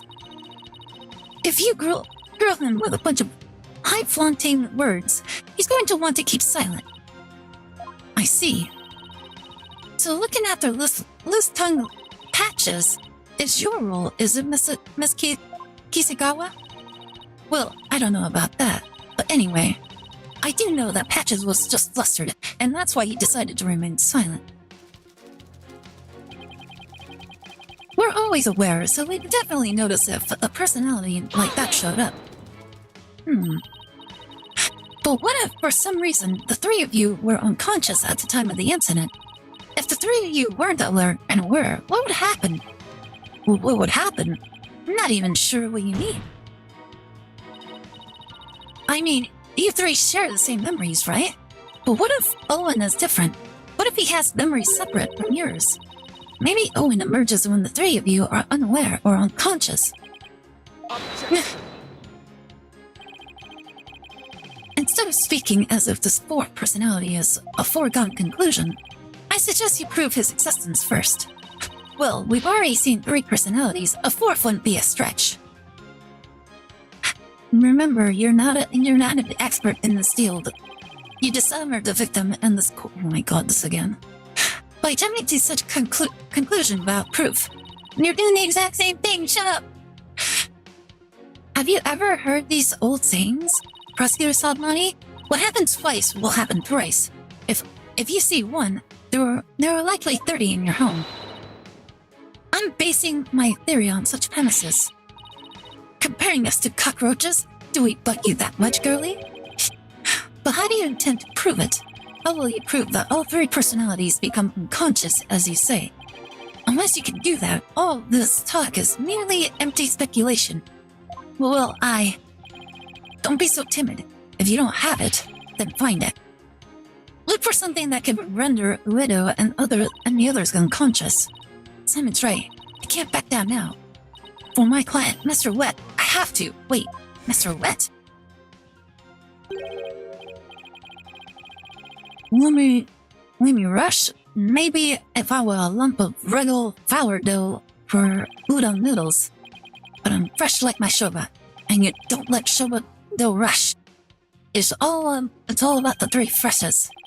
Grind the buckwheat seeds fresh, cut the dough, and boil the noodles. Interesting. If we get them all drunk, maybe he comes out. He's blacked out. Mr. Wet, falling unconscious. Wait a minute, I think I've got it. Miss Sykes, do you have proof to back up your theory? Yes. Yes, Your Honor, I do. The proof is right here in this crime photo. It is? In that case, please point out what supports your theory. This is most likely what caused Uendo to lose consciousness.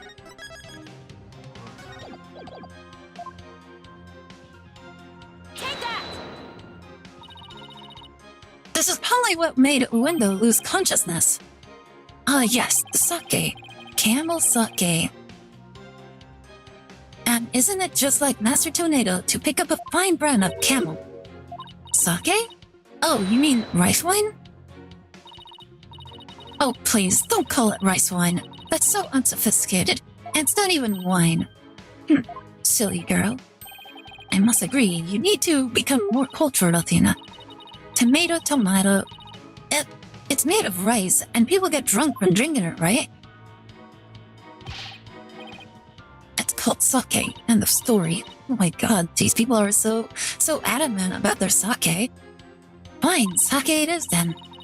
Ay caramba, everybody's so touchy about these things. I call Master Tornado would often have a drink or two before performing. He said it made him more eloquent. Drinking too much of the stuff can make one lose consciousness though, of course.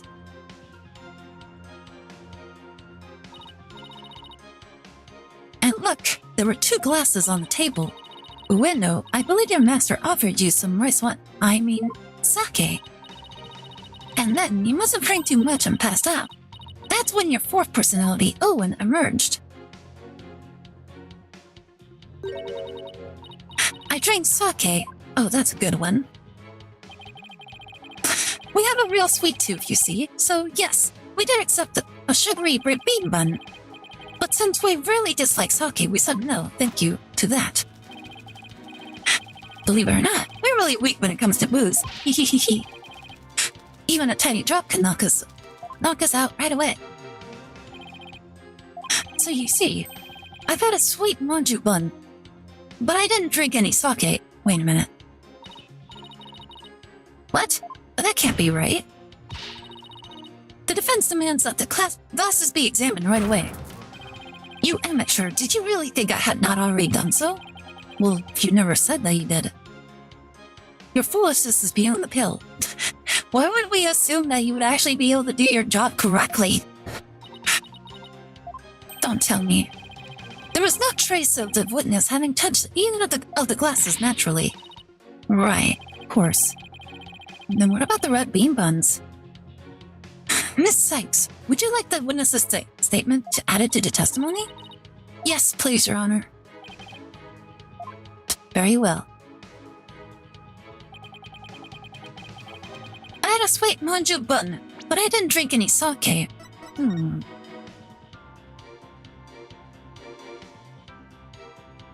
Wait a minute. It looks... The manju bun looks like it was packaged in the same camel packaging as the camel sake. Maybe it had some alcohol in it.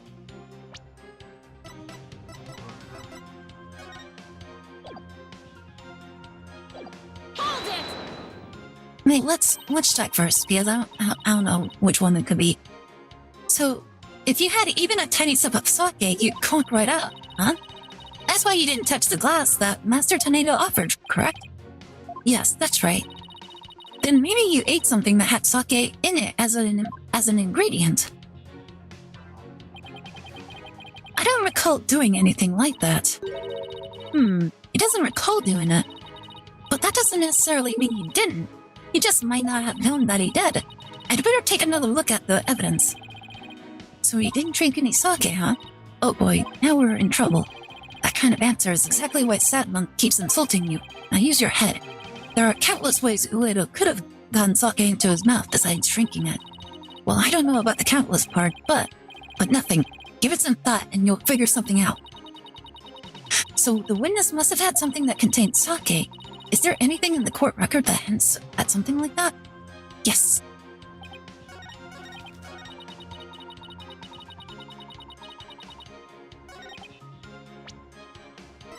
Objection!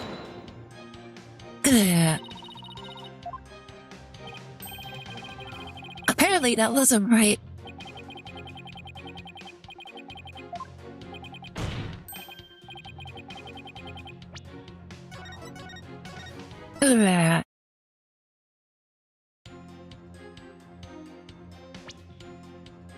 Let's see.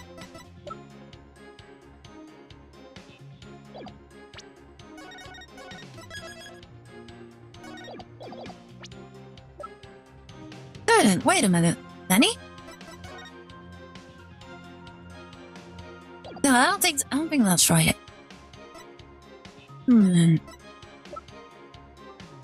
Objection!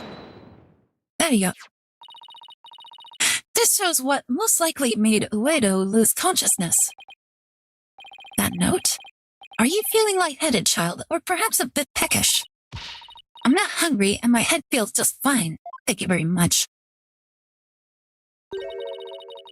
Look at the paper this note is written on. Isn't there something familiar about it? What exactly is your point, the fence? Oh my goodness! Hey, you're supposed to be so smart, and you can't understand anything. This fate's design here reminds me of the paper from. Yep, it's a piece of the wrapping paper on the box of maju buns by the victim on the floor. Uendo, you may not have drunk any sake, but you did eat a sweet red bean bun, right? Well, yes, that's right. I don't know if you are aware of it or not, Uendo, but I believe the manju you ate caused you to fall unconscious. The bean bun? But how? Because those buns contain a secret ingredient, a very punchy secret ingredient at that.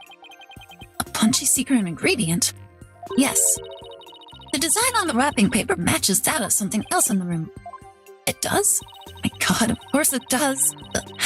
The design on this object matches that of the manju box's wrapping paper. Take that! The camel pattern. It's the same as the one for camel brand sake. So just as Ueno said, he didn't drink any sake per se. But he did eat something. Impossible. Of course it's not impossible, you're just too dumb to see it. Ueno had a camel brand red beet bun, which boasts a nice shot of sake as one of its ingredients. So the defense is claiming that Ueno passed out after consuming a camel sweet bun? Which allowed a fourth personality named Owen to emerge, is that correct? Yes, Your Honor, that's exactly what I'm claiming. True. But there's one thing that bothers me. Wouldn't the alcoholic content of the buns evaporate as they are steamed? In order to give them a stronger flavor, some manju are specifically made to retain as much of their alcoholic content as possible. What What kind of lightweight do you think I am? Even I wouldn't pass out from eating a simple maju. Then how about we test that theory? What do you say, Your Honor? Seeing is believing, as they say. Very well, I will allow a test. Thank you, Your Honor. Simon, go buy some camel manju on the double. And don't forget to get me one too, okay? Why must I? And while you're at it, Prosecutor Blackwell, you will get one for me as well. I'm not the courthouse stable boy, you know. Oh my goodness, it's Taka! Hi, Taka! But just this once, I'll acquisize. Taka, I'm counting on you. He's actually getting Taka to go get him some bean buns. What?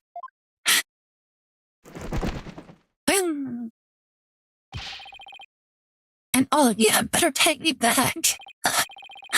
But I thought it would be your treat, Mr. Blackwell. Oh my god, the judge is a cheapskate. What a shame. Now then, let us adjourn until the Manju arrive by Carrier Hawk. Court will reconvene as soon as Taka returns. Could you imagine, like, selling red bean buns to a hawk? Like, honestly, that sounds really hilarious.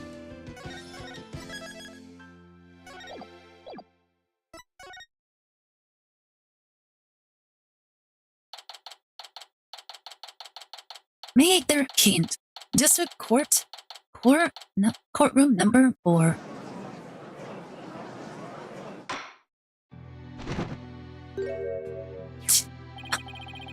Oh my goodness, I miss Taka. Look at him, he's out. He's right there on the judge's head again. Hawk enters shop, grabs bean buns, goes to counter and just drops a credit card. Honestly, that would be so amazing. Now that's the sweet buns. Now that the sweet buns have arrived, this court is back in session. Go on, Ueda. Ida.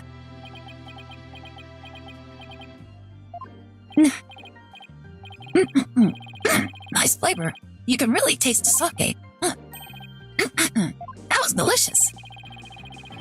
Yes, a unique sweetness and the faint aroma of sake. Yet I hardly think that anyone could pass out from eating something like this. What's the matter, Wendo? You're not afraid of a tiny maju, are you? And are you scared of how many calories it has? Wait, how many calories does red bean maju have? Don't be ridiculous. A sweet little snack like this couldn't possibly... I mean, it could never... Less be eating, more eating, witness. Fine, whatever.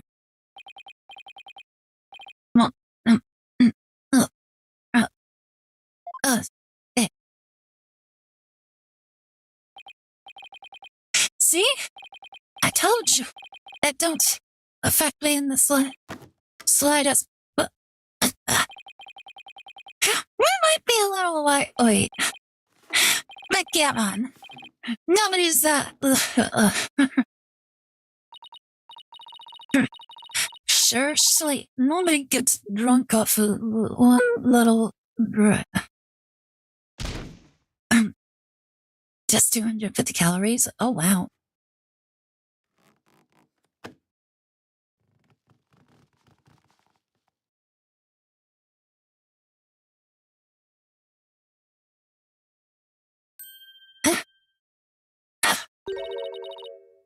It looks like it worked.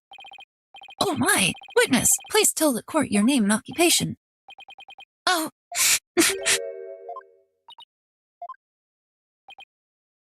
Bro's a lightweight, would he like to drink some Jack Daniels with me? Oh. My name is Owen. I'm 5. You're 5 years old? Am I in trouble? Please don't yell at me. Oh. So he's Windows 4 personality. I hardly think a child like him could have a motive to murder the victim. And even if he had a motive, Could he have actually committed the murder? That's a very good point. Owen does appear to be very timid and weak. Oh. It seems the defense was hoping this hidden personality would be the real killer. But now that he's standing here before us, it is clear that none of Uendo's personalities could be the killer. Take him to the whiskey stiller, dude. Would be drunk off the fumes only? Wow. Where can I even go from here? Shiso? Wait a minute. Owen, do you know something about what happened to your master? Ah! Come on, buddy. Won't you tell Auntie Athena what happened? What a scary lady! Oh, I'm not scary. Look at Auntie's big smile. Tell me about your master, please. Hey, please, with sugar on top. Oh, okay. Shiso was super nice. He always played with me, just like a real grandpa. I love Shiso. Athena, do you sense anything behind his words? I sense a sadness. Sadness so pure it's heart-wrenching, but not discord. Prosecutor Samwadi is right. Owen isn't the killer. But then, don't you find it odd? Find what odd? Let's review what we've learned so far. Wendell rearranged the karate cards to pin the blame on Bucky. Well, that's because the original message implicated Owen. But Owen is only 5 years old, and absolutely adores Master Tornado. Exactly. The other three personalities also have no motive for murder. If Owen isn't the true culprit, then the person who first laid out the cards probably would have been Master Tornado. So then, who did it? Defense? Did the appearance of Owen help you figure anything out? Yes, Your Honor. I now know who it was that first laid out the karate cards. But I thought it was the victim, right? No, Your Honor. I don't believe it was. The one who first arranged the karate cards on the table was none other than...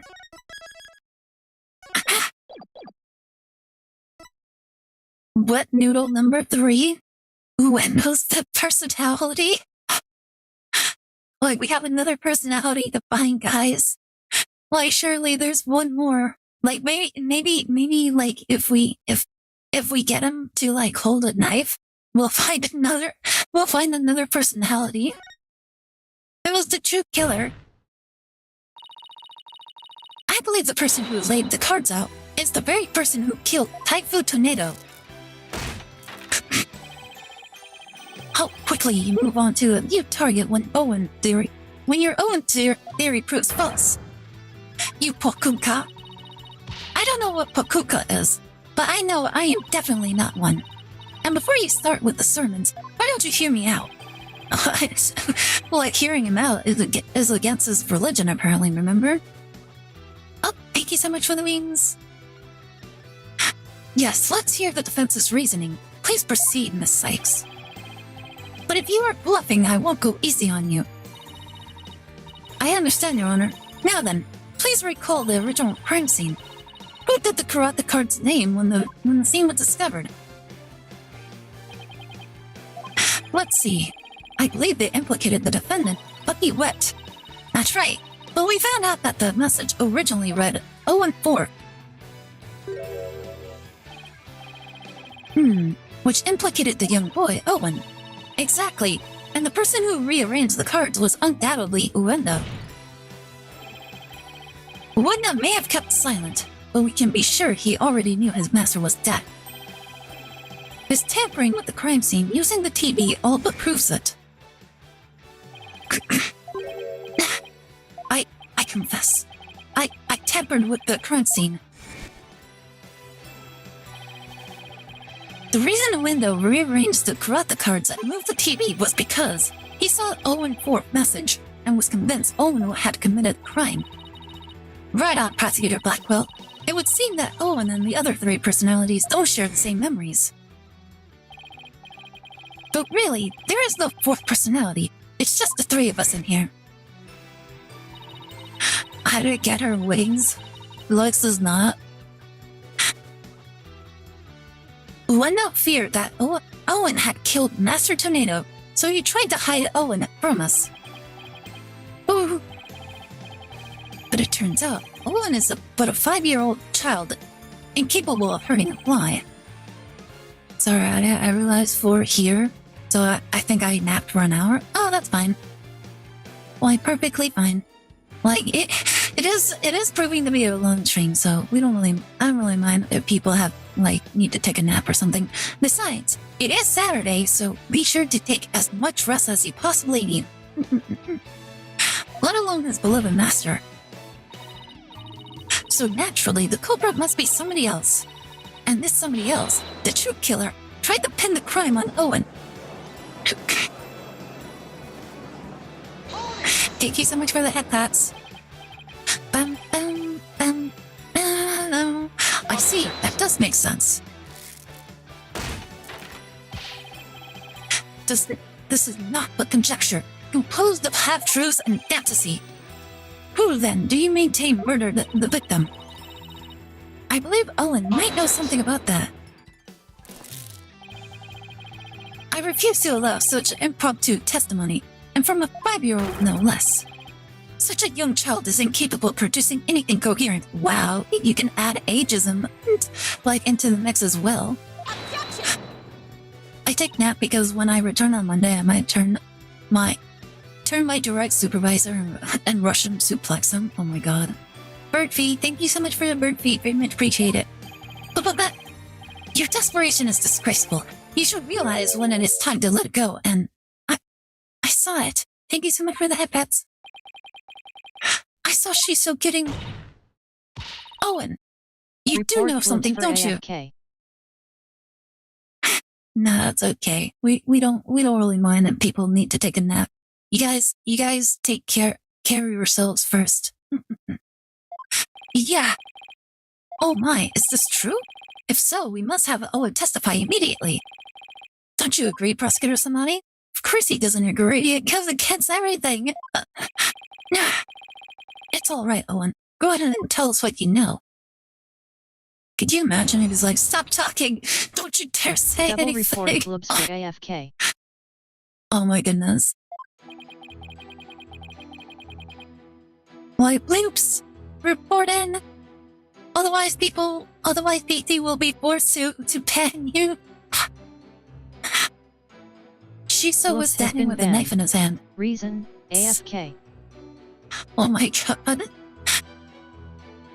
Why, the punishment is insane. Shiso was standing with a knife in his hand. Bloops was dripping on... Blood was Now you guys had me saying Bloops. Bloops was dripping. Bro really wants to report me when I'm napping. Yeah, it seems like it. Blood was dripping onto Shinso's face, getting all red. I couldn't move at all. I was so scared, I passed out. Mission complete. We got Bloops back on the stream. This is eyewitness testimony from the moment of the murder. Oh, and can you tell us anything about what you saw? I was so scared. So scared. Owen, his emotions are spiraling out of control. Something must really frighten him. Is he alright? His emotions are running wild because he's trying to recall something frightening to him. I recommend a therapy session right away. I see, yes. Please do whatever you can to help the poor boy. Bloops was dripping. What color was it? Oh man, I was dripping on his face. Dang it, I was sleepwalking again. Well, do your honor. Okay, phrasing, please. Like, but Bloops was blooping all over his face. Stop blooping. Will do, your honor. I'd better find cause of these out-of-control emotions pronto. Brim. Bloops was dripping. I don't want to see stuff, huh? Wait, what? Why, listen, it was just a slip of the tongue. Slam my fist into a palm. Into a palm as therapy. Like, yep, that's exactly how we do therapy in America. Good old-fashioned physical therapy. Shisu was standing with a knife in his hand. Blood was dripping onto Shisho's face, getting it all red. I couldn't move at all. I was so scared I passed out. Poor kid. He's absolutely terrified of something. Whatever it is, it might be the root cause of his out-of-control emotions. I'd better take another careful look at the images. He's holding a knife.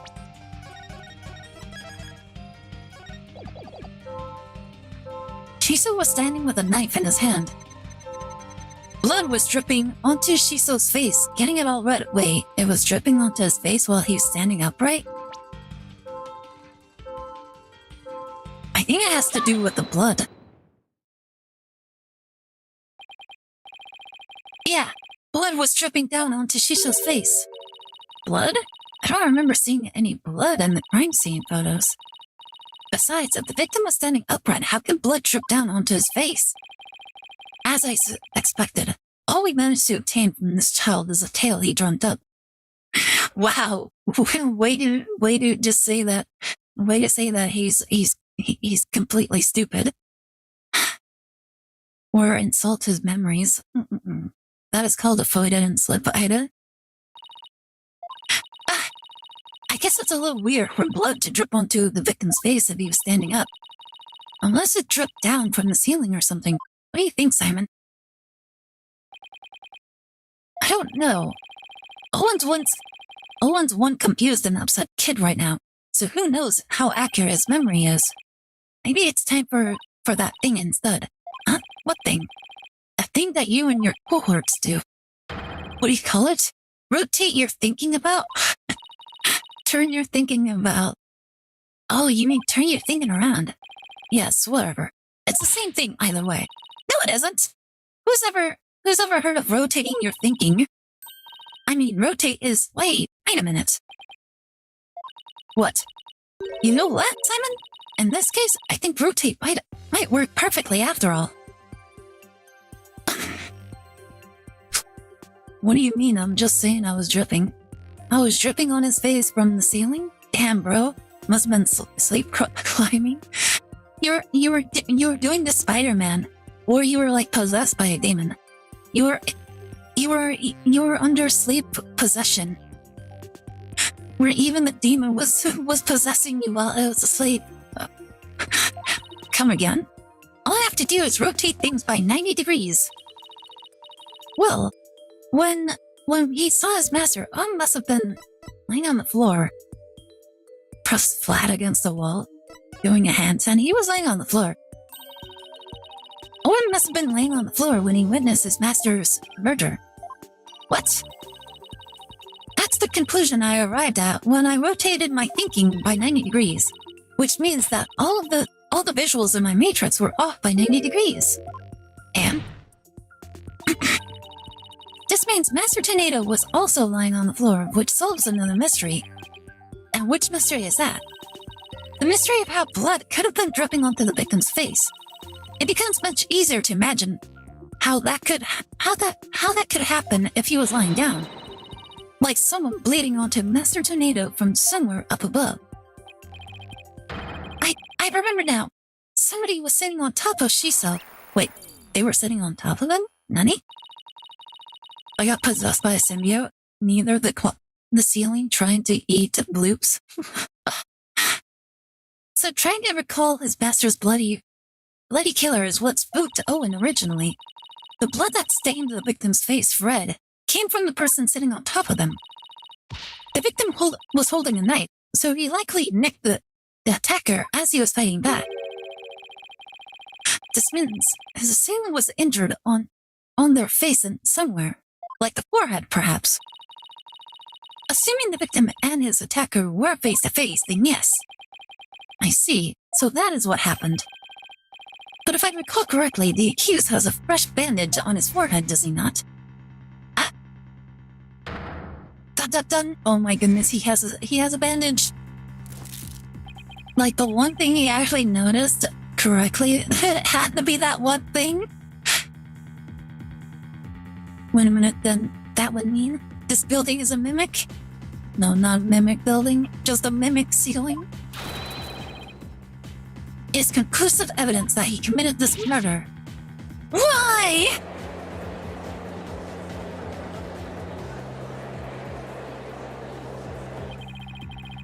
It seems you have dug yourself into a pit you cannot crawl out of. Shut up. You just keep trying to shut down the conversation. No! Even though I figured out the reason for Owen's out-of-control emotions, all I did was raise further suspicion against my own client. What do I do now? What's the matter? You aren't thinking of throwing in the towel, are you? But it looks so bad for Bucky. I mean, he had both motive and opportunity. Plus, he has that injury on his forehead. Your Honor, I sense the defense is finally ready to let it go and move on. Oh my god, no. No, we're not. Shut up. Just stop trying to talk for us, okay?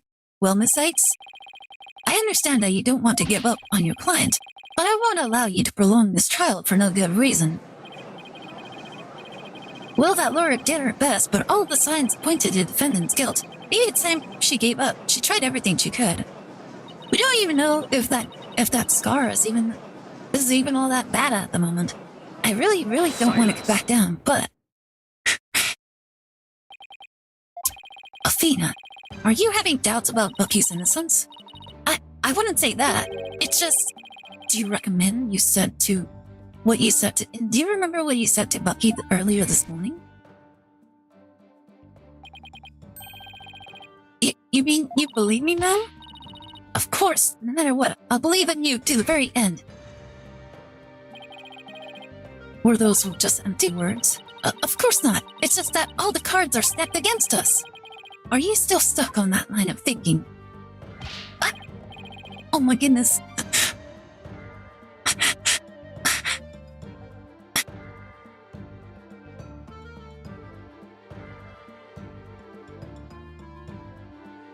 Oh my goodness, please do that again. Motive, opportunity, and an injury to his forehead? Is that all it takes to make you stop believing in your client? I don't fuck this. Tell me again, who are you, Bucky? I'm Miss Chickadee lawyer. Then do your duty and believe in him until the very end. I will. Simon's absolutely right. I'm Bucky's lawyer, and he's depending on me. Defense team, please, no fighting in my courtroom. Is that what we were doing? The defense is ready to resume, Your Honor. Prosecutor Blackwell was just giving me a pep talk, that's all. Thank you, Prosecutor. I didn't do it for your sake. I did it for the future of Wetsoba. Yeah, I got it. The defense will elect to now continue with Owen's therapy session. Owen, would you be alright with that? Okay. So, somebody was sitting up on top of Shiso, bleeding from their head, and smushing something into Shiso's face. They were doing that. That's funny. What is it? I still hear discord in Owen's voice, but I don't sense any inconsistencies between his statements and his motions. And there don't seem to be any contradictions in his testimony itself either. So that's it, huh? Did you figure something out? Your ability to sense emotions is making you focus too much on his feelings, Athena. But there's actually something he's been very vague about in his testimony. If you can clarify what he's feeling uncertain about with some evidence, you should be able to move forward from there. Okay, that makes sense. I'll give it a try. I'll just update the move matrix with the new information and then we'll be ready to go. So I just need to present some evidence on what Owen is being vague about, huh?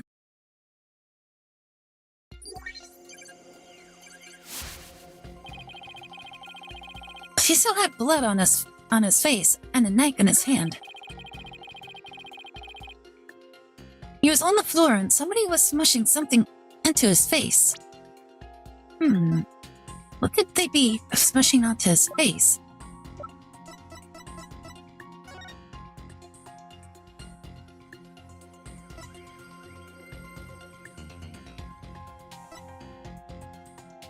Ugh.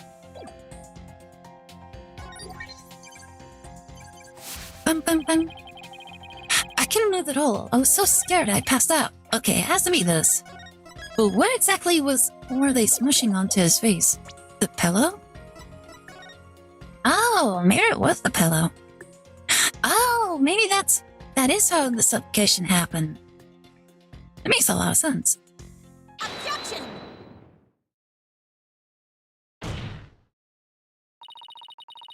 Let's put a name to the thing Owen's uncertain of, shall we? By identifying the murder weapon that was used to suffocate the victim. Fortunately for us, I spied the murder weapon right here in this crime scene photo. Unfortunately for you, I spied nothing of the sort.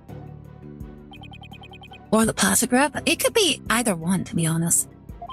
And the police did not spy anything of the sort during their investigation either.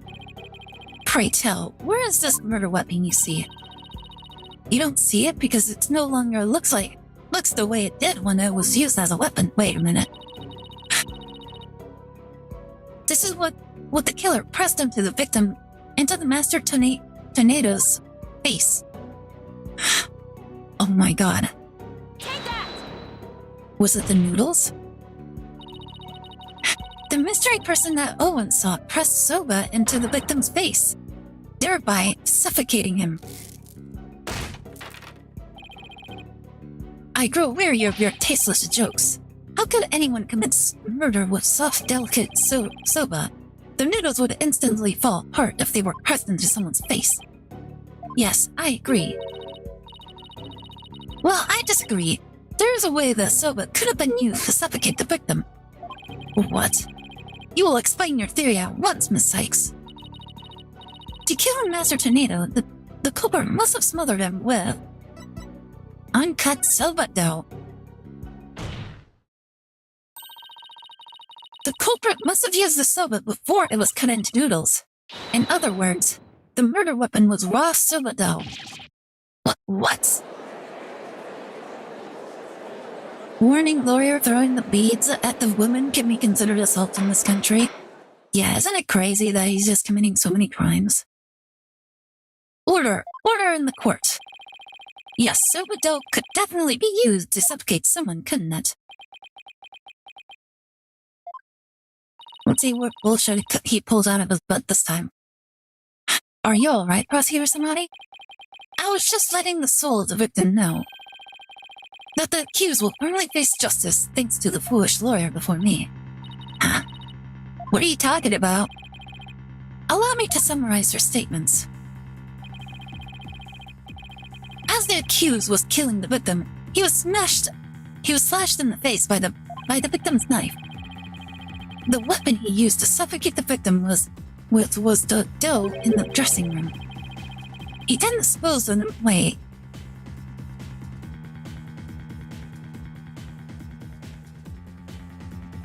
Oh my god.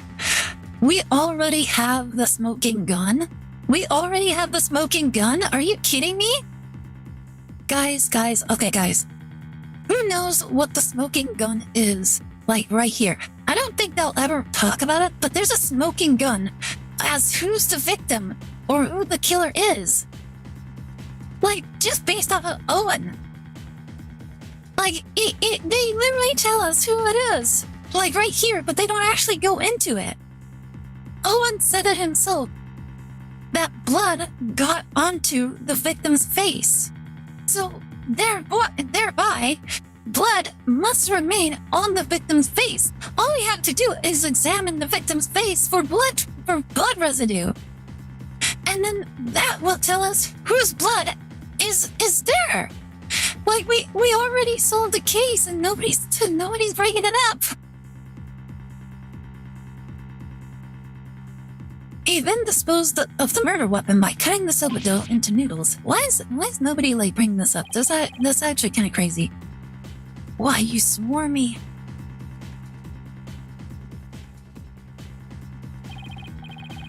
Afterwards, the accused put the victim's face into the bowl of soba noodles and raw. Not only that. If the blood also leaked onto the soba, wouldn't there be trace blood like inside that bowl of soba, like on the table?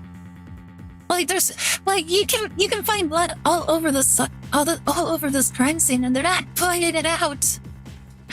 Afterwards, the accused put the victim's face into the bowl of soba noodles and broth to wash off the blood that had dripped onto the victim's face from his own. Then there would be trace amounts of blood in the soba.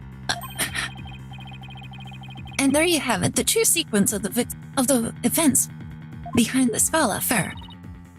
Now, wait just a minute. I never once said that Mr. Wet was the culprit. But the accused knows how to cut dough into noodles defense. Yeah. Like, so what? I dripped in the soba, will I ever stop dripping? No, you will never stop dripping. There was no blood on the knife in the photo? That is true. The knife is over there, but they could have easily cleaned it off, but the thing is, the blood would still remain on the knife. So there you go, another piece of evidence to be investigated. That's a very good point, Prosecutor Samadi. I heard that cutting soba dough into uniform noodles requires considerable training. But then, what about the dying message? How do you explain that? The defendant wouldn't have known about Windows Owen personality. Perhaps the victim was simply playing with the cards and they hold no other meaning. Perhaps he spelled out Owen's name in just something before his murder. That's way too convenient. Why, that's way too convenient, no way. That's true, from Owen's testimony, it's clear that Mr. Tornado cared for the boy. It appears we've arrived at a compelling conclusion. No way!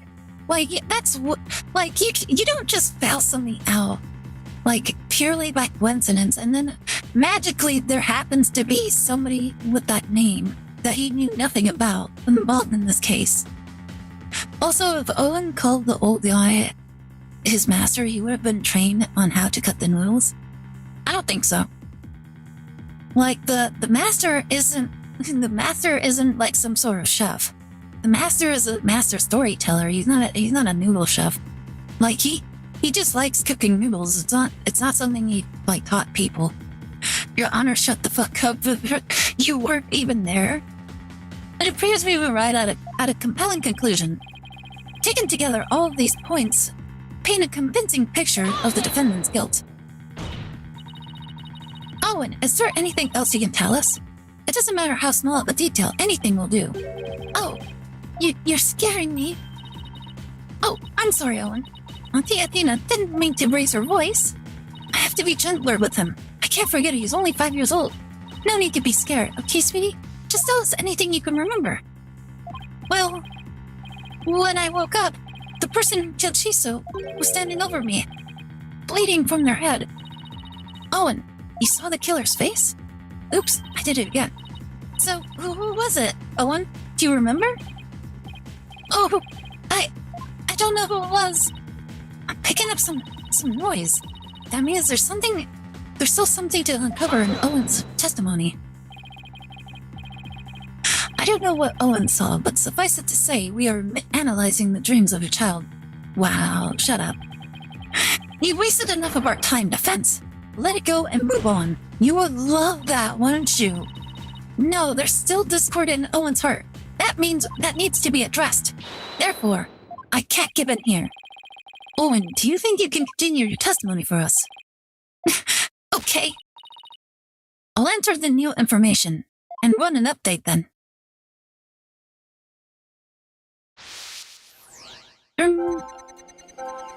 She still had blood on his face and a knife in his hand.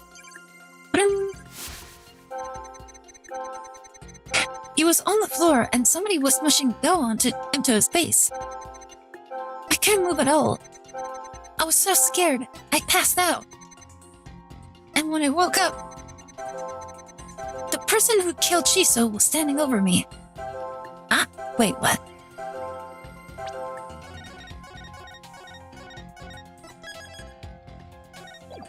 Honey, what's this? Why is he happy? Why happy? Despite witnessing the culprit's terrible crime firsthand, Owen experienced a positive feeling, one of relief. The person the witness saw was no stranger. Rather, it was the accused. Therefore, it is only natural that he felt some level of relief when he saw a familiar face. That doesn't make any sense. He doesn't... Bucky doesn't know who Owen is. So, if he doesn't know who he is, how would he recognize him? Like, if Bucky doesn't know who Owen is, that stands to reason that Owen doesn't know who Bucky is either. So, if he saw Bucky, why would he feel relief over seeing him? Defense, end this madness and sully your soul no more. Owen, what did you see? That nice smell. I love the smell of that perfume. Oh, there you go. Wait, there you go. Why, Bucky doesn't have perfume. It's the smell of... You can do it. Try to remember, Owen. Oh, the smell of...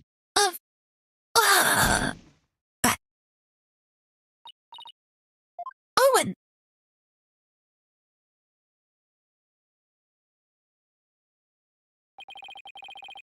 It seems Owens is now resting in the infirmary. They certainly have their hands full today down there. Let's continue with the trial. Despite Owen's testimony, it is the opinion of this humble servant of the Holy Mother that the child's words were insuffice to clear the accused of suspicion. But what about the scent of perfume Owen mentioned?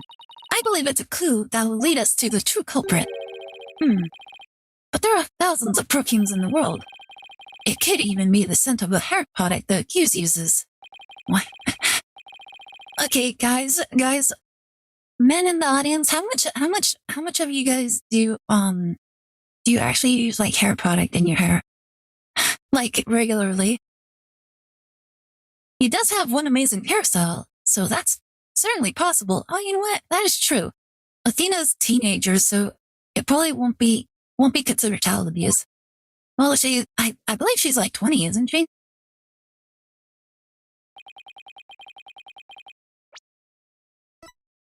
Oh, it doesn't say. The witness is a 5-year-old boy. He cannot tell the difference between conventional perfumes and hair products. Why couldn't you have gone for a crew cut or something, Bucky? Hair product? What are those? Oh my god. I use conditioner and shampoo twice a week, mint scented. Alright. What's more, the only person who can cut soba noodles with such precision is the accused and no other. Oh man, how am I supposed to argue with that? Like, why not just ask for a blood test analysis of the room? If blood got somewhere on the scene, then we can use that to determine who the killer is. Easy as pie. I run my head through mud and call it a day. Oh my god. Not twice a week. I mistyped at once every 2 weeks. Oh, okay. The accused, Bucky Wet.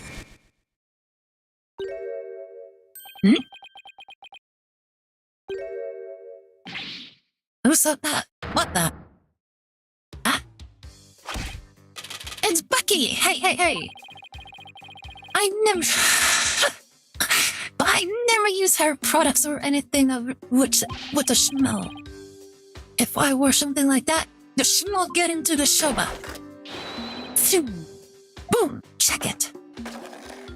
Zoom. Looks like he recovered. Boom. Oh. Boom.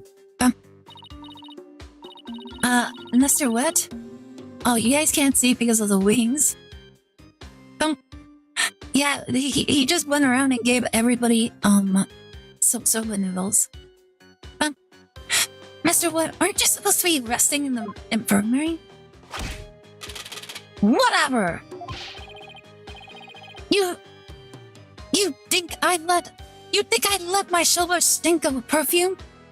Try that soba for yourself and see. I believe we have no choice but to try it. Strictly for examination purposes, of course. Now then, let's dig in, shall we? I think he's just hungry. He brought food for you as well. Thank you so much for the food.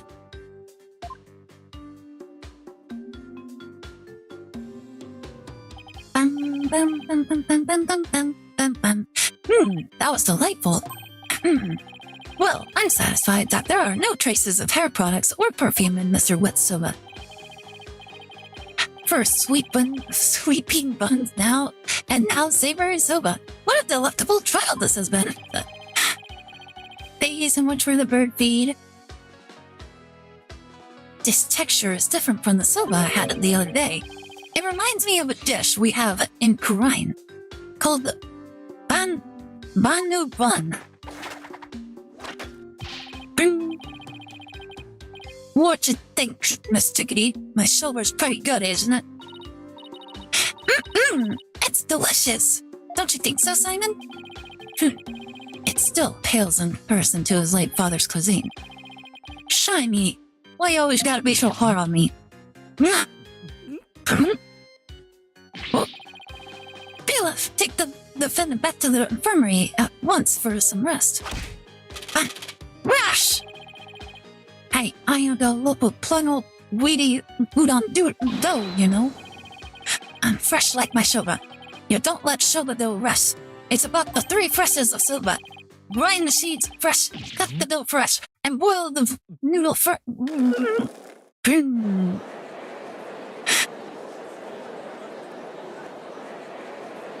Does he have, like, infinite noodles on him?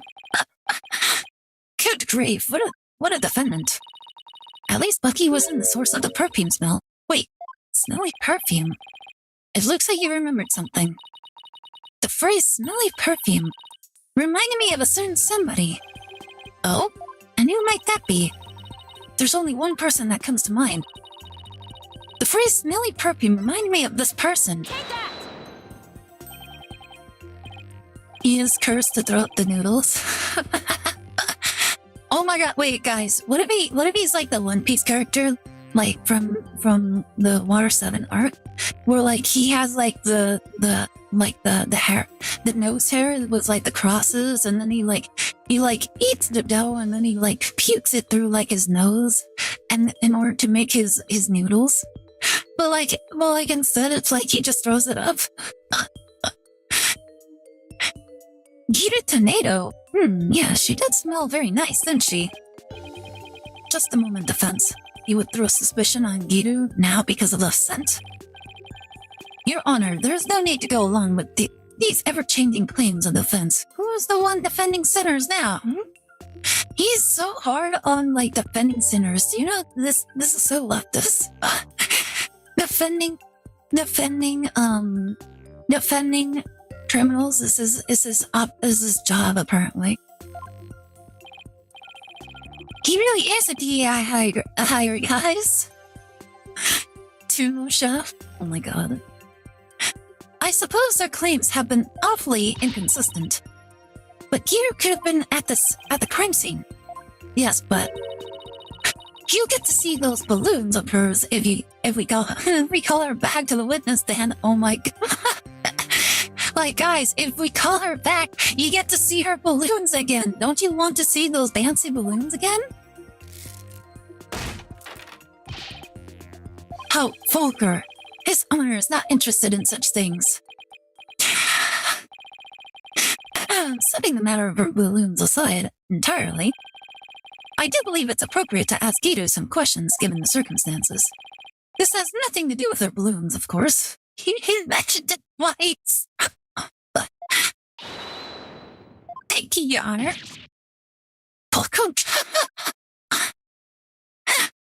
Oh my goodness, temptation was too great. Thank you for calling this disciple of the Tornado School Rakugo back for an encore. My man is his expression. Let's go, Judge Balloons for the win. It's me, the balloon artist you all know and love, Gita Tornado. Into balloon! What wonderful balloon artistry. Your Honor, please. Now then, what would you like me to make for you this time? Actually, I called you back for more testimony. But I'm all tapped out. This case has left me completely deflated.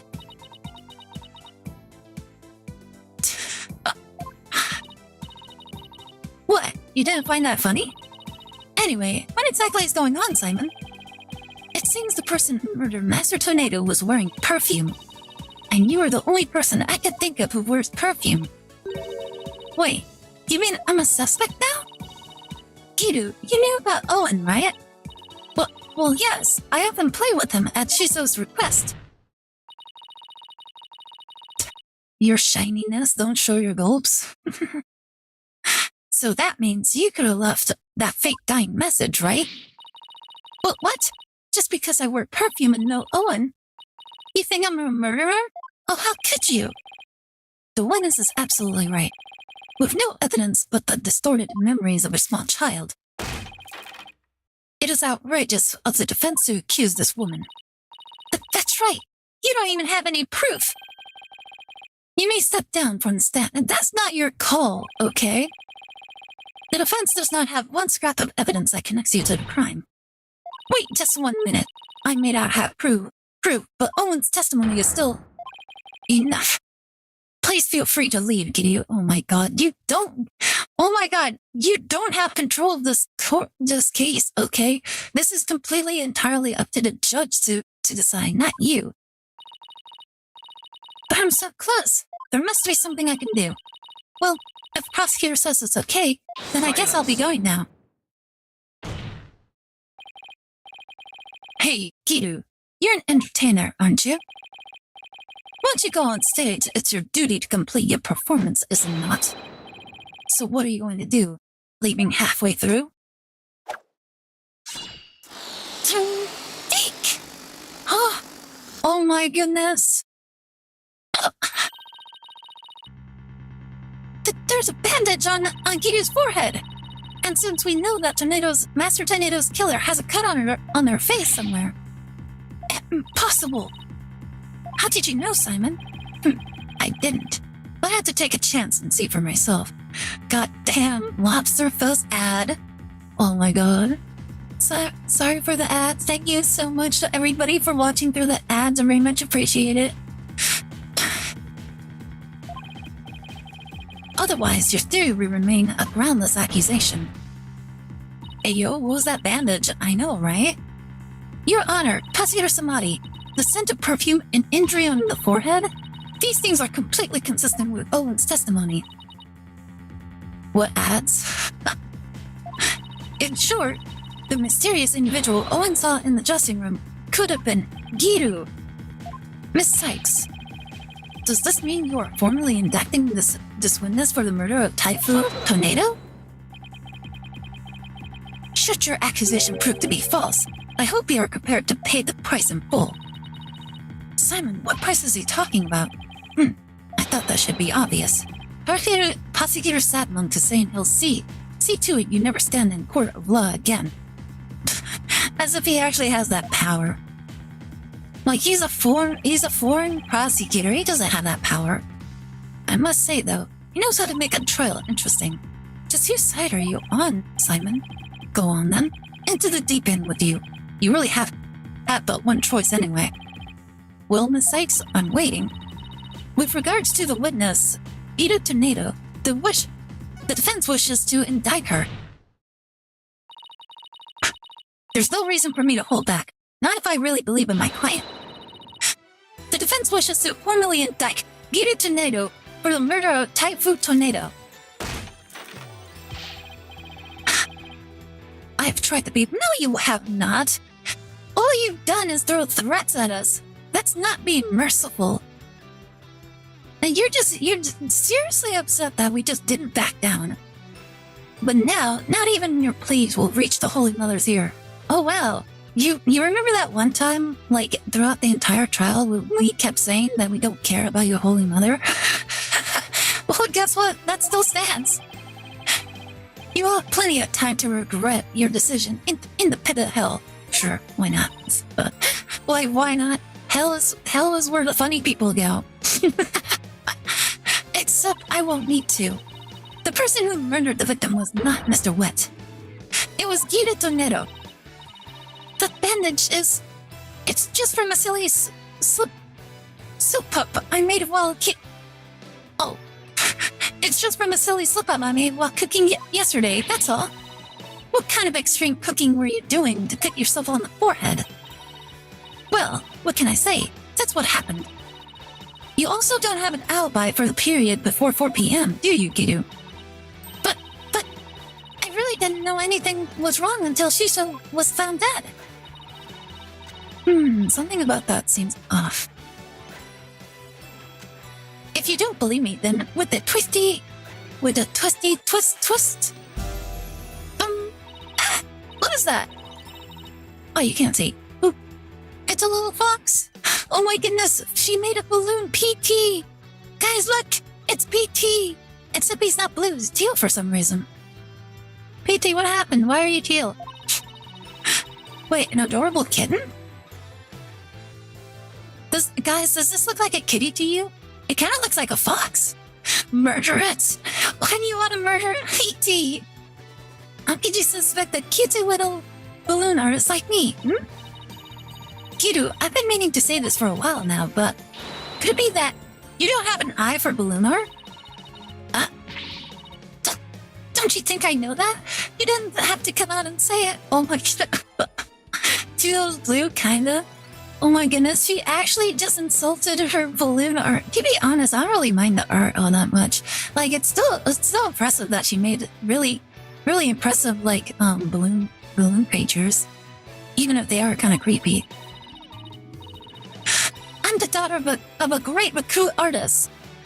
I never wanted to do stupid balloon art. I was supposed to be a Rakugo storyteller too, just like my late daddy. But Shiso told me to do balloon art instead. I guess the victim thought she had no talent as a Rakugo artist either. So you're still gonna suspect a poor little thing like me? Lord's Quad for parallel murder? Oh my god. Please stop trying to skirt the issue. It all comes down to the scent of perfume and the cut on your forehead. You and the culprit in Owen's testimony share these two traits. You're dead set on accusing me, aren't you? Well, here's what I have for naughty little girls like you, with a twisty twist. And,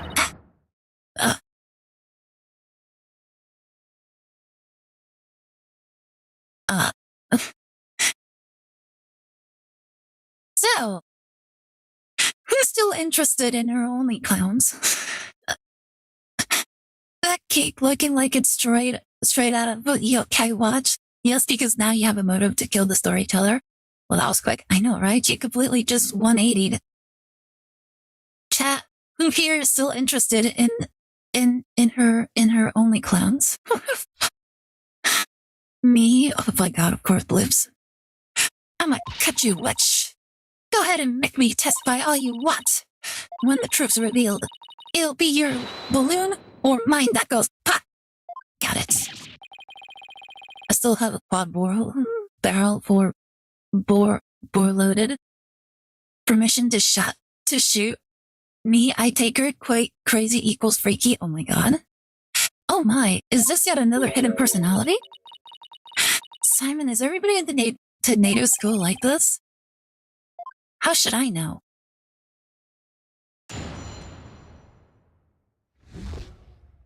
Oh my goodness, guys. Careful, she has a weapon. Yeah, I visited the dressing room during that time to make a courtesy call after my act. Shiso and Owen were in there, but they were both snoring up a storm.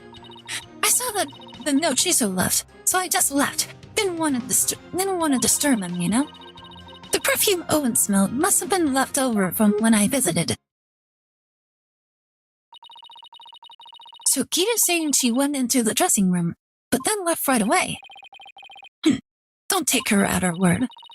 Come on, do you really think I would? I'm just trying to figure out how to get her to talk about what really happened.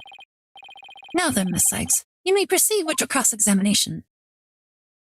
The only downside of the balloon is where it can be used. Like, are you saying that wasn't one of the reasons you were still loyal to her only clowns?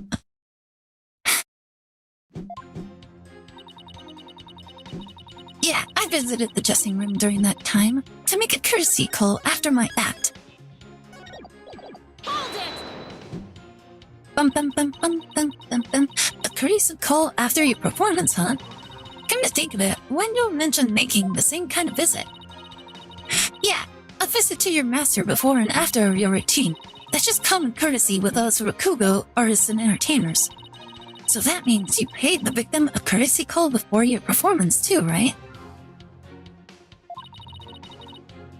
What did you see at that time? He was having a drink and getting himself into a festive mood. He liked to say that drinking gave him a silver tongue. Oh my god, what can I say? I love a woman who can beat my bouteille. So he was already drinking by then.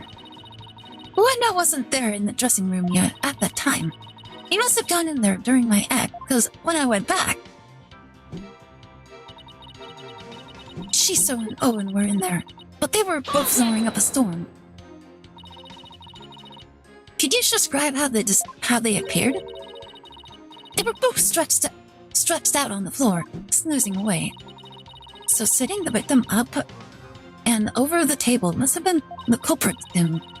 After all, who wouldn't stretch out on the floor if they could take a nap?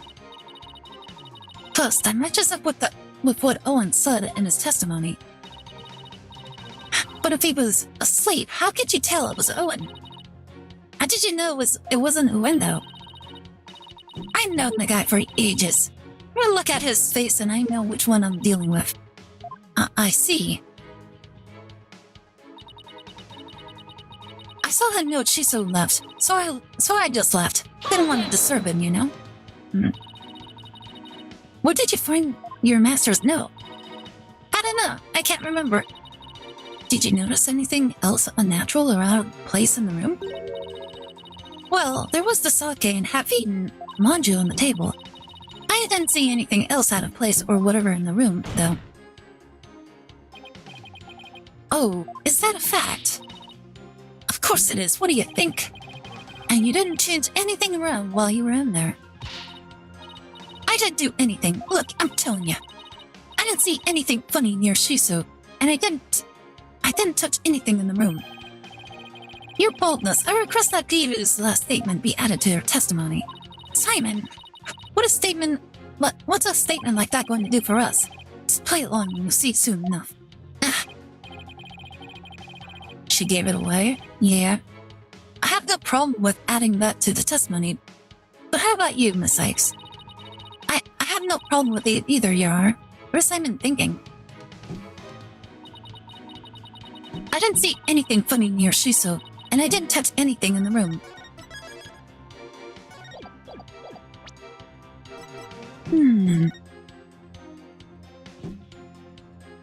Bum bum bum bum bum bum.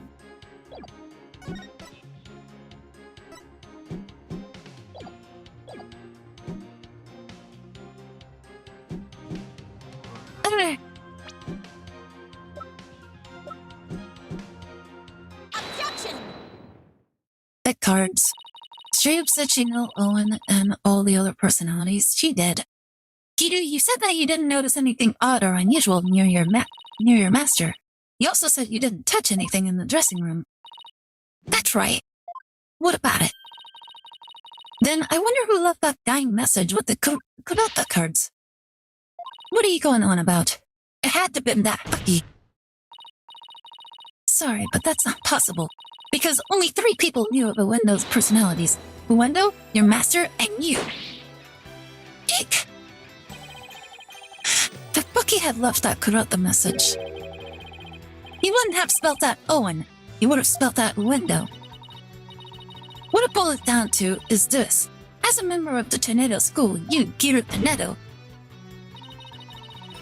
are the only one who could have left that dying message. And as the person who left that message, it's clear that you are Master Tornado's killer. Ah! Will you ever quit your yapping? Oh. Objection. You are like roaches clinging to the spider thread of salvation. Of course. Allow me.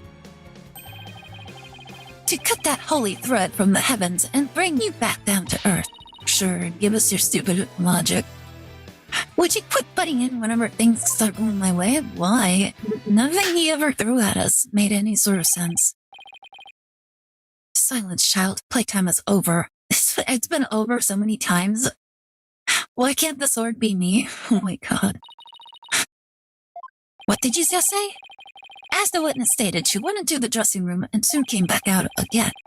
But the victim note was not the only reason she left with such haste. There was another reason that compelled Gita to leave at once. Gita, would you please relate some reason to the court? There was a reason why Gita had to leave the dressing room? Well, I didn't want to show you this, but I guess I got no choice. Keep your eyes peeled, because here it comes. Dun dun dun. Your hand is all swollen and red. What happened, Gita? If you must know, I'm allergic to buckwheat. Bet you do not need to be a lawyer anymore. Go back to being a monk. Oh. I'm allergic to buckwheat. Wheat. What?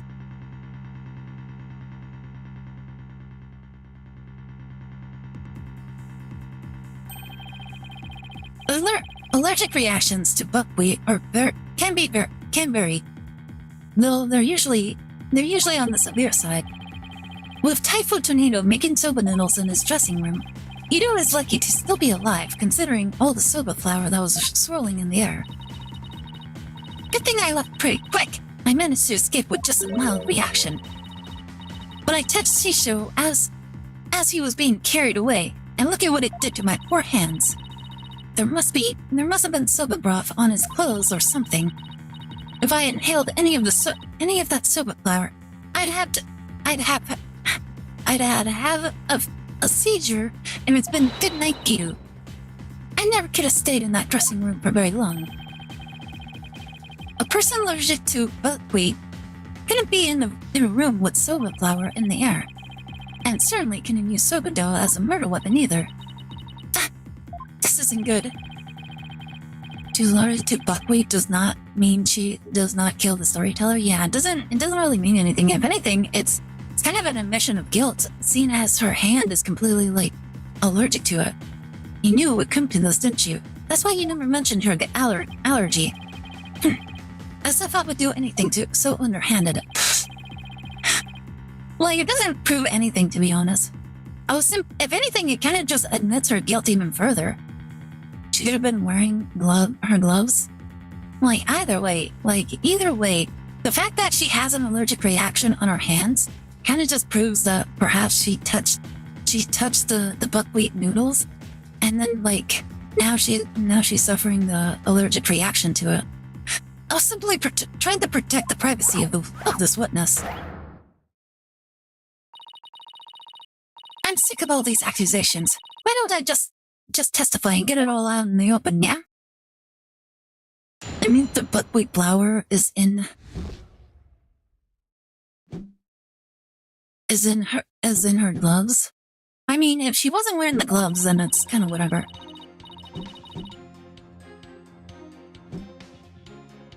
If I come into the slightest contact with buckwheat, I get an allergic reaction. And with that much soba flour in the air, that robe could have literally killed me. Look at my hands. Just touching Tsusho's body caused this much damage. There must have been soba broth on his clothes. So I never could have committed the murder in the dressing room.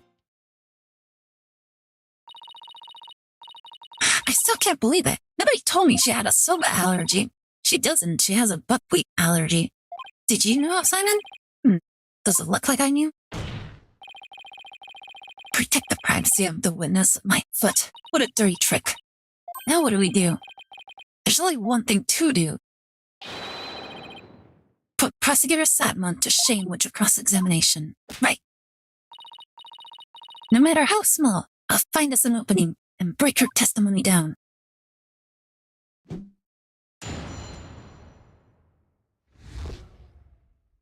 Also, I'm surprised nobody mentioned this, but isn't it really funny that the woman like is covered in rubber?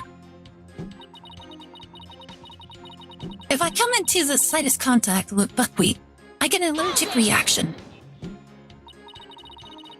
You're not lying about the soba allergy of yours, right?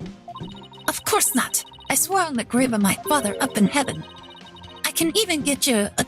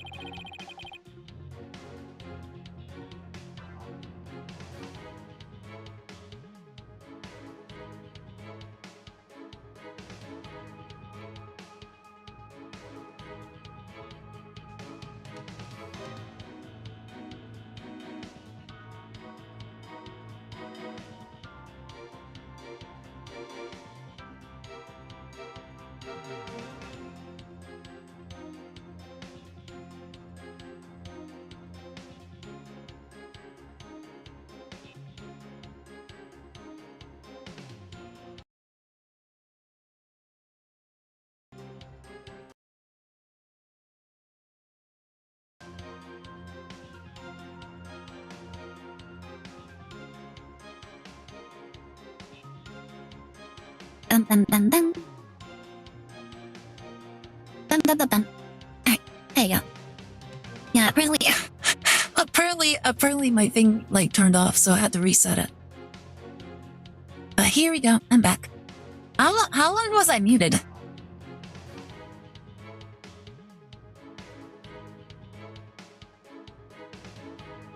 Does it sound like plastic on flesh?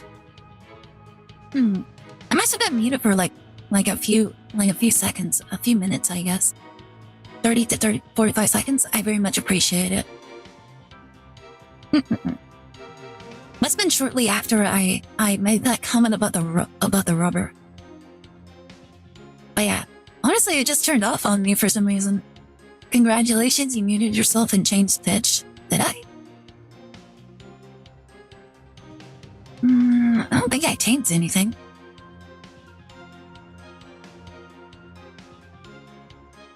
Bum bum bum bum.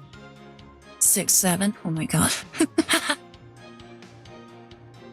And you'll come out of the smelling like a delicate buckwheat flower to boot. Well said, Your Honor. And with that much soba flour in the air, that room could have literally killed me.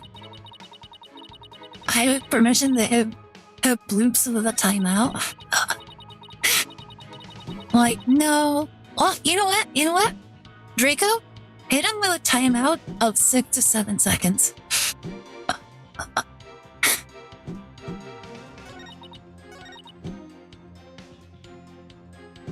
Your voice pitch changed slightly, did it? Give me a second. Let me see. Bum bum bum bum. Huh. Does it sound different? I can't tell. Well, I usually don't listen to myself.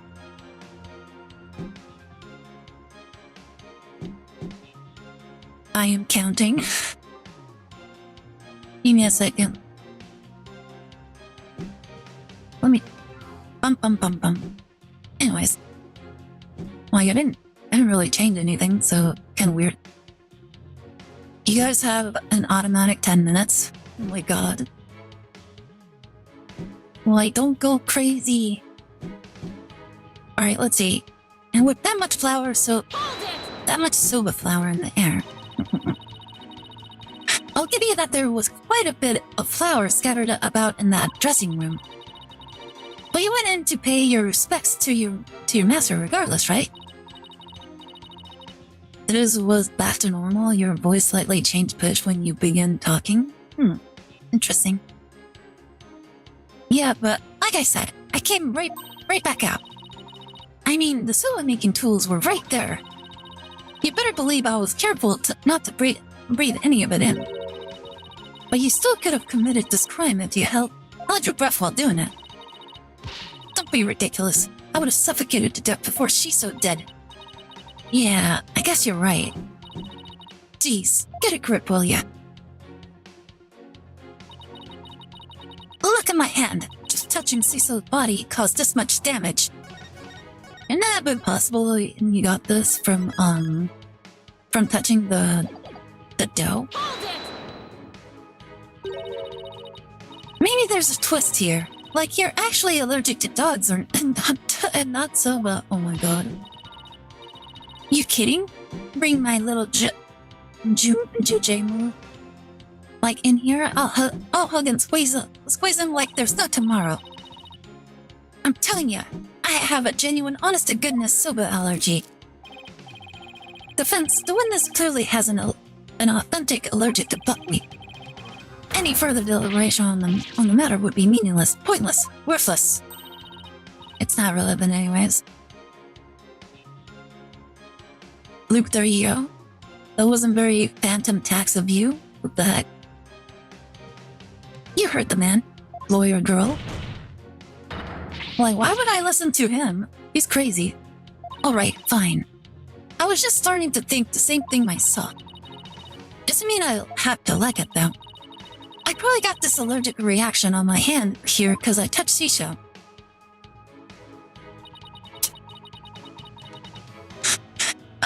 Would I heard the existence and bloops? Yes. There must have been soda broth on his clothes. I have a question about that, actually. If you're allergic to soba, does that mean you're allergic to the noodle broth, too? Well, the buckwheat from the noodles can dissolve into the broth, so duh. Touching soba broth can be just as deadly for me. Don't you know anything? What an amateur. Well, it's not like not like I have the allergy myself. I'm sorry, do I look like a doctor to you? Look, anything that has soba in it, or anything that has touched soba is like poison to me. So I never could have committed that murder in the dressing room. Whoops. I went too fast. And she seems to be telling the truth about her buckwheat allergy. What is your point? My point is, I can't find a single foothold. Well, if you can't find one, make one. You want me to just make up some baseless accusation? When will you stop behaving like such an amateur? If you don't do something fast, the trial will end here. I know. I can't let that happen. I have to do something. Anything. I'm everywhere and nowhere at the same time. Alright, let's see what she has to say for this last one. So, I just wanted to cover all my bases, but could the murder have possibly occurred somewhere other than the dressing room? That is a good question. That is out of the question. By even asking, you show your complete disregard for all we have discussed until now. Like, so unadaptable, this one. Yes, I have to agree, the defense can't go around suggesting new premises without basis. Unfortunately for you, Shiso didn't take a single step from his dressing room around the time of the murder. Well, that is unfortunate for everyone. Kiru could not have possibly committed this crime in a room where soba was being made. Finally, the time has come for the last rites of the victim to begin. Well, what would Mr. Wright do at a time like this? Oh, yes! There's only one thing to do. What are you smiling about? Has the pressure overwhelmed you? Nope. It's just the worst of times are when lawyers have to force their biggest smiles. I see. You have no rebuttal, and so the only thing left to you is to smile. It's better than what you do. When you have no rebuttal, you just lash out at people. Ooh, That's where you're wrong. I do have a rebuttal. Turn your thinking around, Athena. Don't try to figure out how Giru, who is allergic to soba, could commit the crime. Figure out how Giru could be in that room and not have an allergic reaction instead. Let me rush. Maybe while there's a lump of real flour dough for udon noodles, but I'm fresh like my soba, and you don't let soba dough rush. It's all about the three freshes. Grind the buckwheat seeds fresh, cut the dough fresh, and boil the noodles fresh.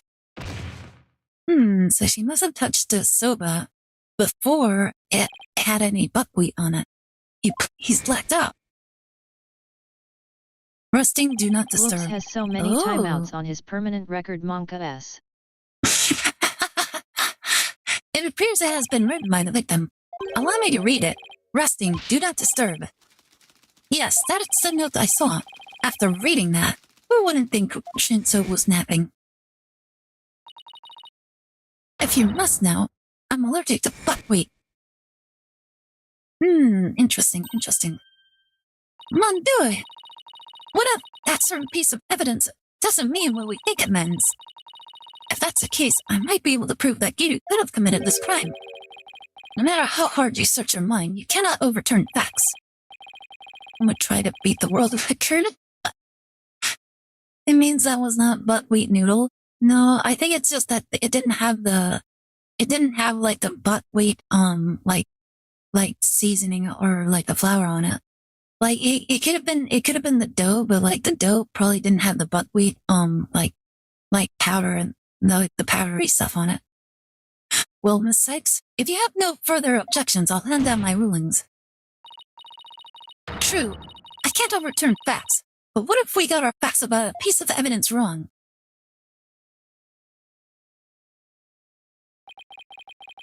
Got our facts wrong? What are you talking about now? And which piece of evidence do you mean, Miss Sykes? Please point it out to this court. This evidence proves that Giru could have killed her master even with her soba allergy. It's Master Tornado's note. The note? Preposterous. What possible connection could there be between the witness's allergy and that note? The answer lies in the true meaning of this note. Its true meaning? This note does not mean I am rusting, do not disturb, as we had assumed. But rather, it actually means this dough is rusting, do not disturb it. Wait a minute, Athena. That doesn't make any sense. You're right, it doesn't. After all, as Bucky told us many a time, you don't let soba dough rest. Well, what's all this jibber-dabber got to do with anything? This is it, the home stretch. This note and Mr. Wheat's words have led me to the conclusion that Mr. Tornado was... Oh. He was making udon noodles.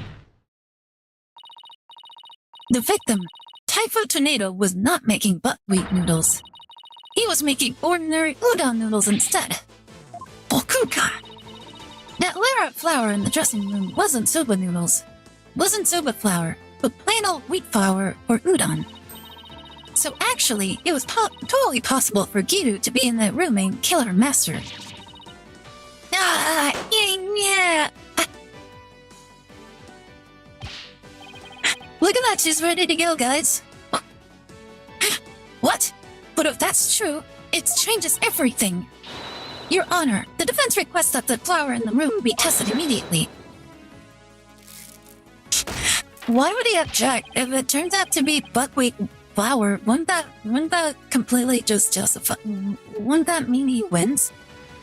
But soba noodles were found in the bowl, and Giru did have a reaction on her hand. How do you explain those things? Well,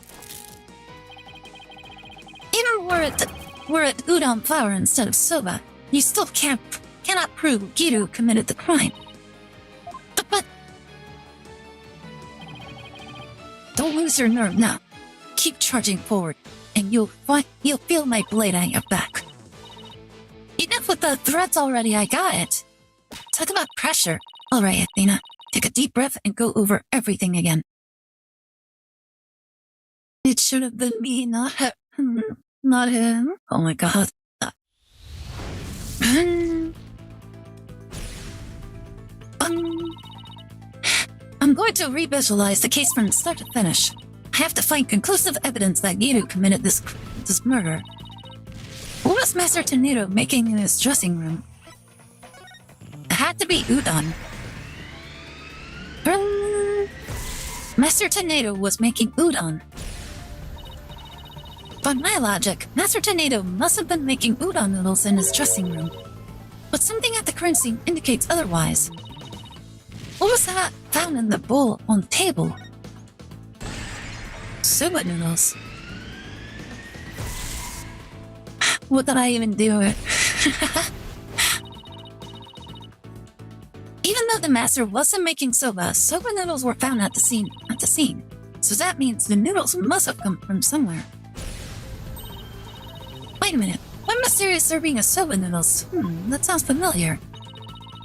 Where did the soba bowl on the table come from? Must have came from the master's soba stock. The soba was from the master's soba stock. The soba noodles found at the scene were from the master's stock of uncooked noodles. But then why would the culprit go out of her way to cook that soba and put it in the bowl? Why did the culprit cook the soba noodles and put them in the bowl? To hide the udon noodle. The culprit wanted to hide the udon dough. Soba was found at the scene, so that means the culprit must have taken the udon with her to hide it. But why did the culprit take the udon away and hide it? It must have been because she killed him with the udon dough. As a grudge against udon. Killed him with the soba dough. She killed him with the udon dough. Let me guess, you were trying to hit the trash can? The murder weapon was the udon dough. That's it. The udon dough was the real weapon used to kill Typhoon Tornado. And the reason why no weapon was found is because Giru got rid of the dough somehow.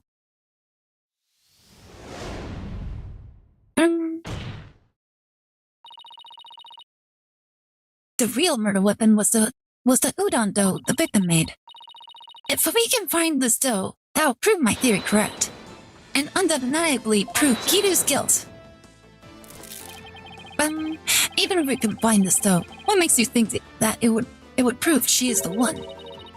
Please recall Owen's eyewitness testimony, Prosecutor Samani. If the injury on Giru's forehead was caused by the victim's knife, the Giru's blood must have dripped down on the dough used as the murder weapon. That would make the dough pretty conclusive evidence, wouldn't you agree? But where is this conclusive evidence? Man, he really likes smashing that thing. Let us hear your theory on where this murder weapon is. Well, they already told us where it is. If I can't find the answer in the evidence I have on hand, we'll lose this trial. So how did Giru get rid of the udon dough? Think, Athena. What do I have that points to suspicious behavior on Giru's part? Now then, Miss Sipes, let's hear your answer. Where is the real murder weapon hidden? Nice barking you did there. I assume you have the bite to back it up. Stop distracting me, especially not right now. This piece of evidence can point us to the location of the hidden murder weapon.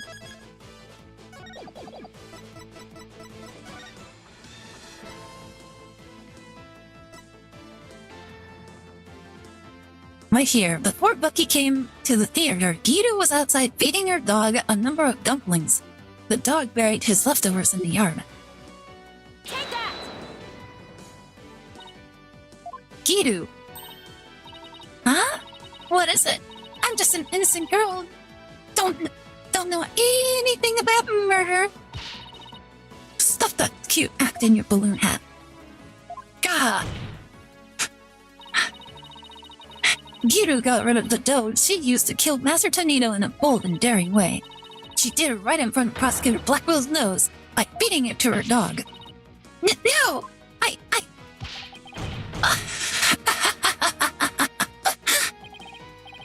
Of course, now it all makes sense. I was puzzled as to why Giru, who should know her own dog eating habits, would feed Jugemu more than he could possibly finish. Your Honor, please order an investigation of the yard right now. And what should the police at the theater be looking for exactly? Jugemu must have buried his leftover dumplings somewhere around his doghouse. Dumplings that Giru made out of the udon dough with her blood in it. God, yeah. This is preposterous. I want to thank you, Simon. If you hadn't kept me going, I might have given up along the way. What are you blathering on about? You still have work to do. Now, by your hand, finish this wretched case off, Athena. You got it. Giru, do you remember what you said what happened when the truth was finally revealed?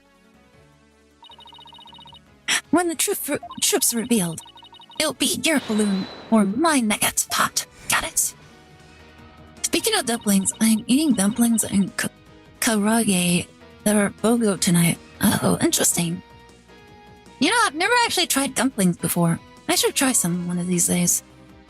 Well, now the truth is out, and it looks to me like it's your balloon that goes pop. Gah! Bang!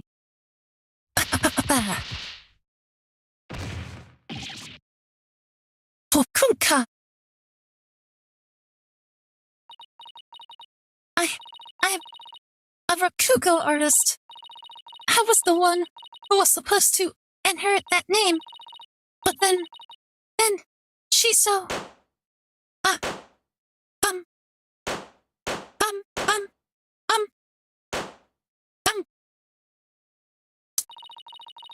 Why are my balloons bursting?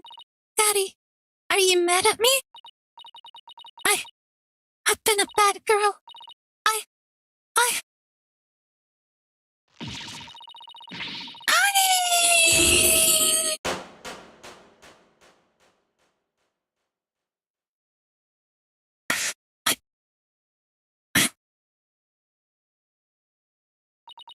What just? Oh! Are you ready to tell us everything now, Giru? There it is. I was expecting them to pop. I think it was obvious that was gonna happen. Thank you so much for the head pats, and also thanks for the hydrate. Still smash Slaughter's Justice.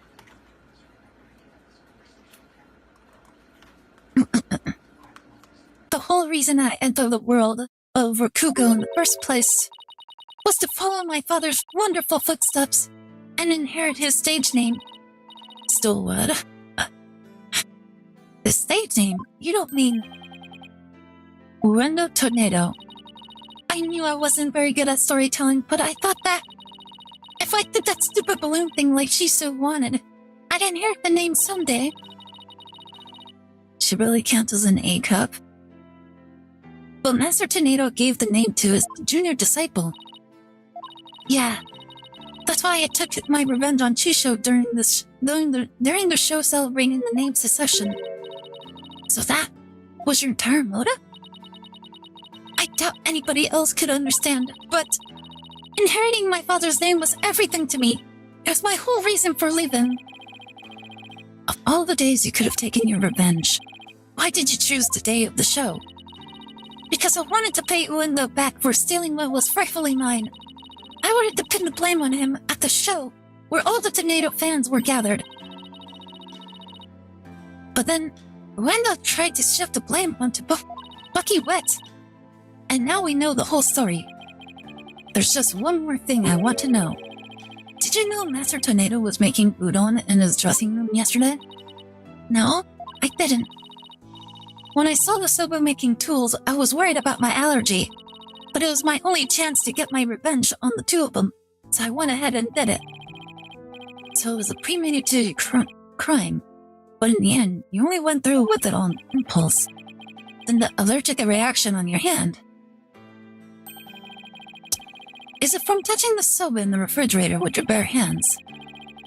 When you were tampering with the crime scene after your master's death? Yeah. By that time, I wasn't clear-headed enough to worry about my allergy. Giru, how could you do all of this, you idiot? Giru, I get your desire to inherit your father's name. But What you really should have inherited from him wasn't his name, but his heart. His heart?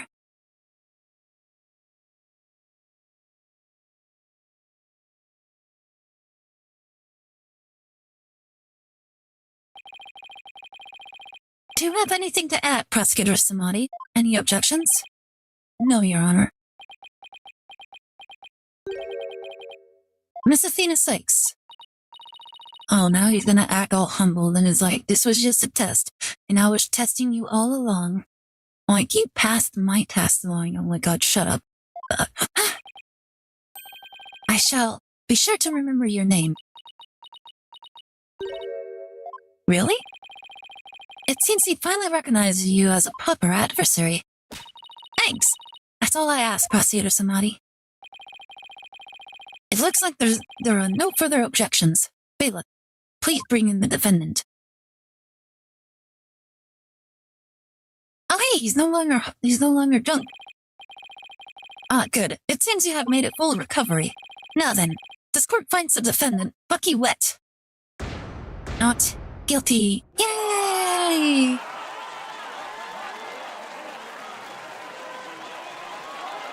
Look out through all the years.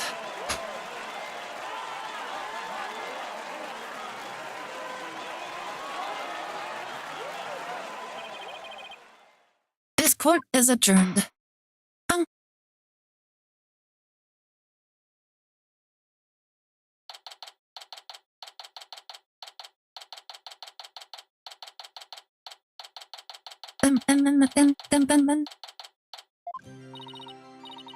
Congratulations, Bucky. I'm so glad you were found innocent. Thanks for everything, Miss Chickadee. But it still sucks that you were accused of a crime you didn't commit. Did Uendo have it out for you or something? I don't think so. Uendo said it was a spur-of-the-moment idea he got when he saw the Soba-themed cards. Simon, where have you been? I stopped out at Uendo's questioning. Only you, Bucky, could get a frame for a crime on a whim. Waiting for when you get a case. Inside a case, inside a case, inside a murder case that you did at the beginning of the game. Did I actually have something like that? I don't remember. No way. I almost got convicted out of convenience?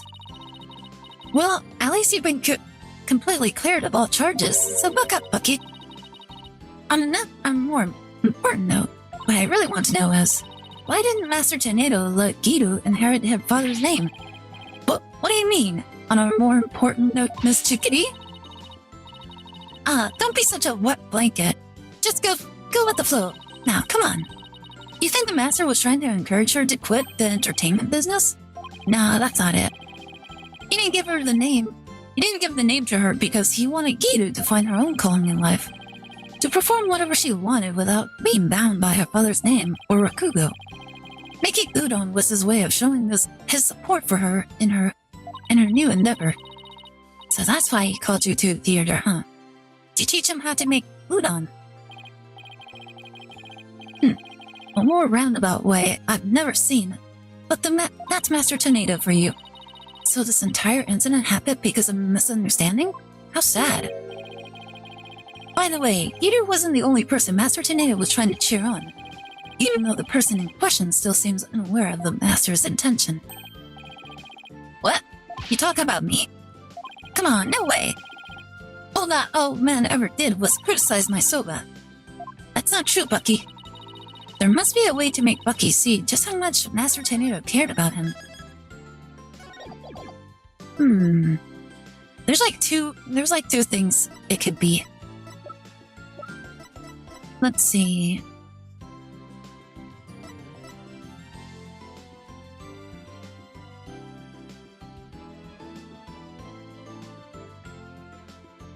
You know, talk to your family, don't keep things bottled up like this father-daughter.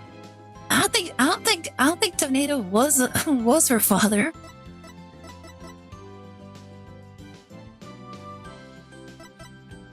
No. Take that! Take a good look, Bucky. Whose name is on there as the holder of this title deed? It's still in my name. Master Tornado was just up to one of his tricks when he said he stole the shop from you. He was trying to force you to grow into a truly capable owner in your father's stead. He probably used some tough love on you, so that the shop wouldn't just go belly up. Wait, his hairs and dreadlocks? Brulee's violence? Oh my god. I see. I never knew. Oh, Master Tornado, I'm so sorry. Keep working hard, Bucky, and pay him back by living up to his expectations.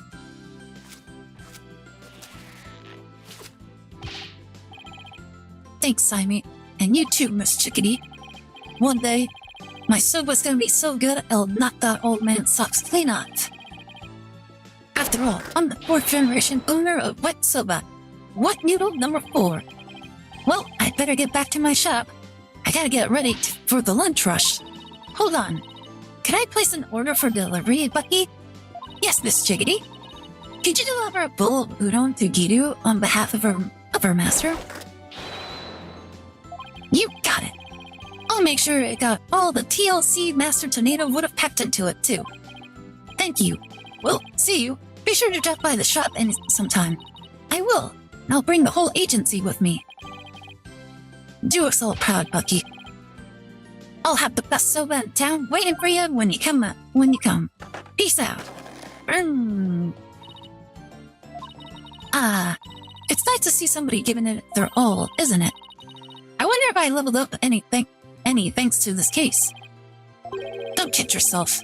The trial would have been a spectacle and a half had I not been by your side. You don't know that.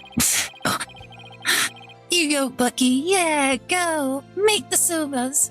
Be the best soba you can possibly be. For a lawyer who's versed in psychology, you're too full of weak points. You need to learn to analyze yourself more objectively. Or you could just teach me your famous mind tricks, Simon. No. Way to shut someone down, and why not? Because the more pesky lawyers there are, the harder my job becomes. So it's in my best interest for you to remain green forever. Hey, what about what's in my best interest, huh? Besides, weren't you the one who had the wool pulled over your eyes by Uendo? Must you remind me? How could I have known Uendo would do time soba? Hey, speaking of time soba, I just thought of something funny. Oh, giddy, I can't wait.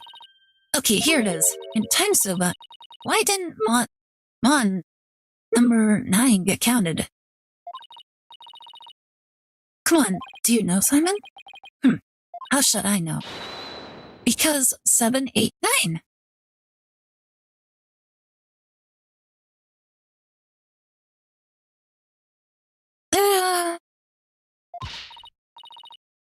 Thank you. I'll be here all week. Ruffle. That I should have known. Come on, let's get soba or something and go home. Your treat? I'll treat you to 50% of the tab. And don't forget, you still owe me for that manju. Really, Simon? What are her for you to pay for me every once in a while, you know? Draco in high building, target in insight. Do I take the shot, Aire? I do a 6-7 joke in an Ace Attorney game. Based. Oh my god.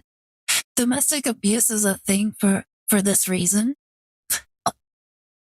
Oh my god, everybody really hated that joke.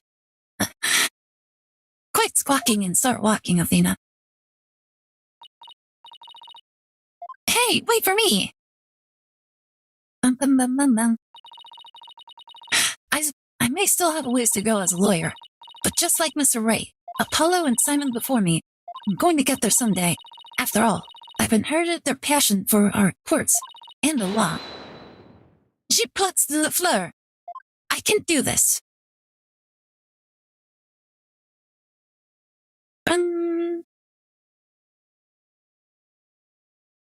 The end. That was actually a lot shorter than I was expecting.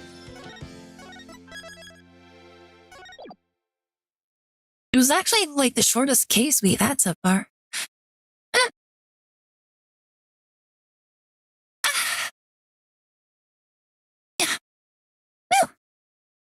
Like, I'm surprised we actually finished it really quickly.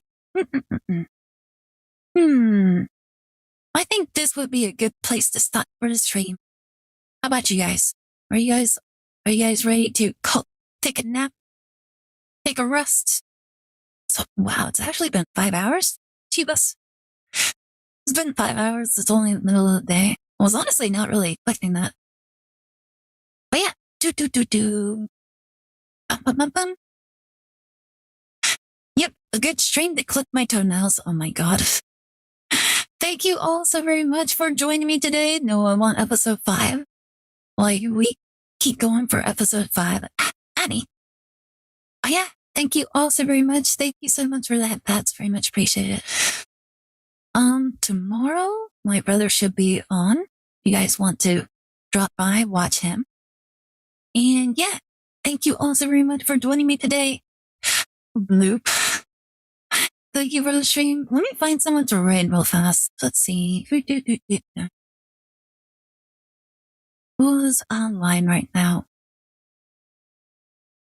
Oh, this person is playing Ace Attorney as well. Let's go right into them. I don't know who this person is, but yeah, let's go say hi to them. There we go. Boom.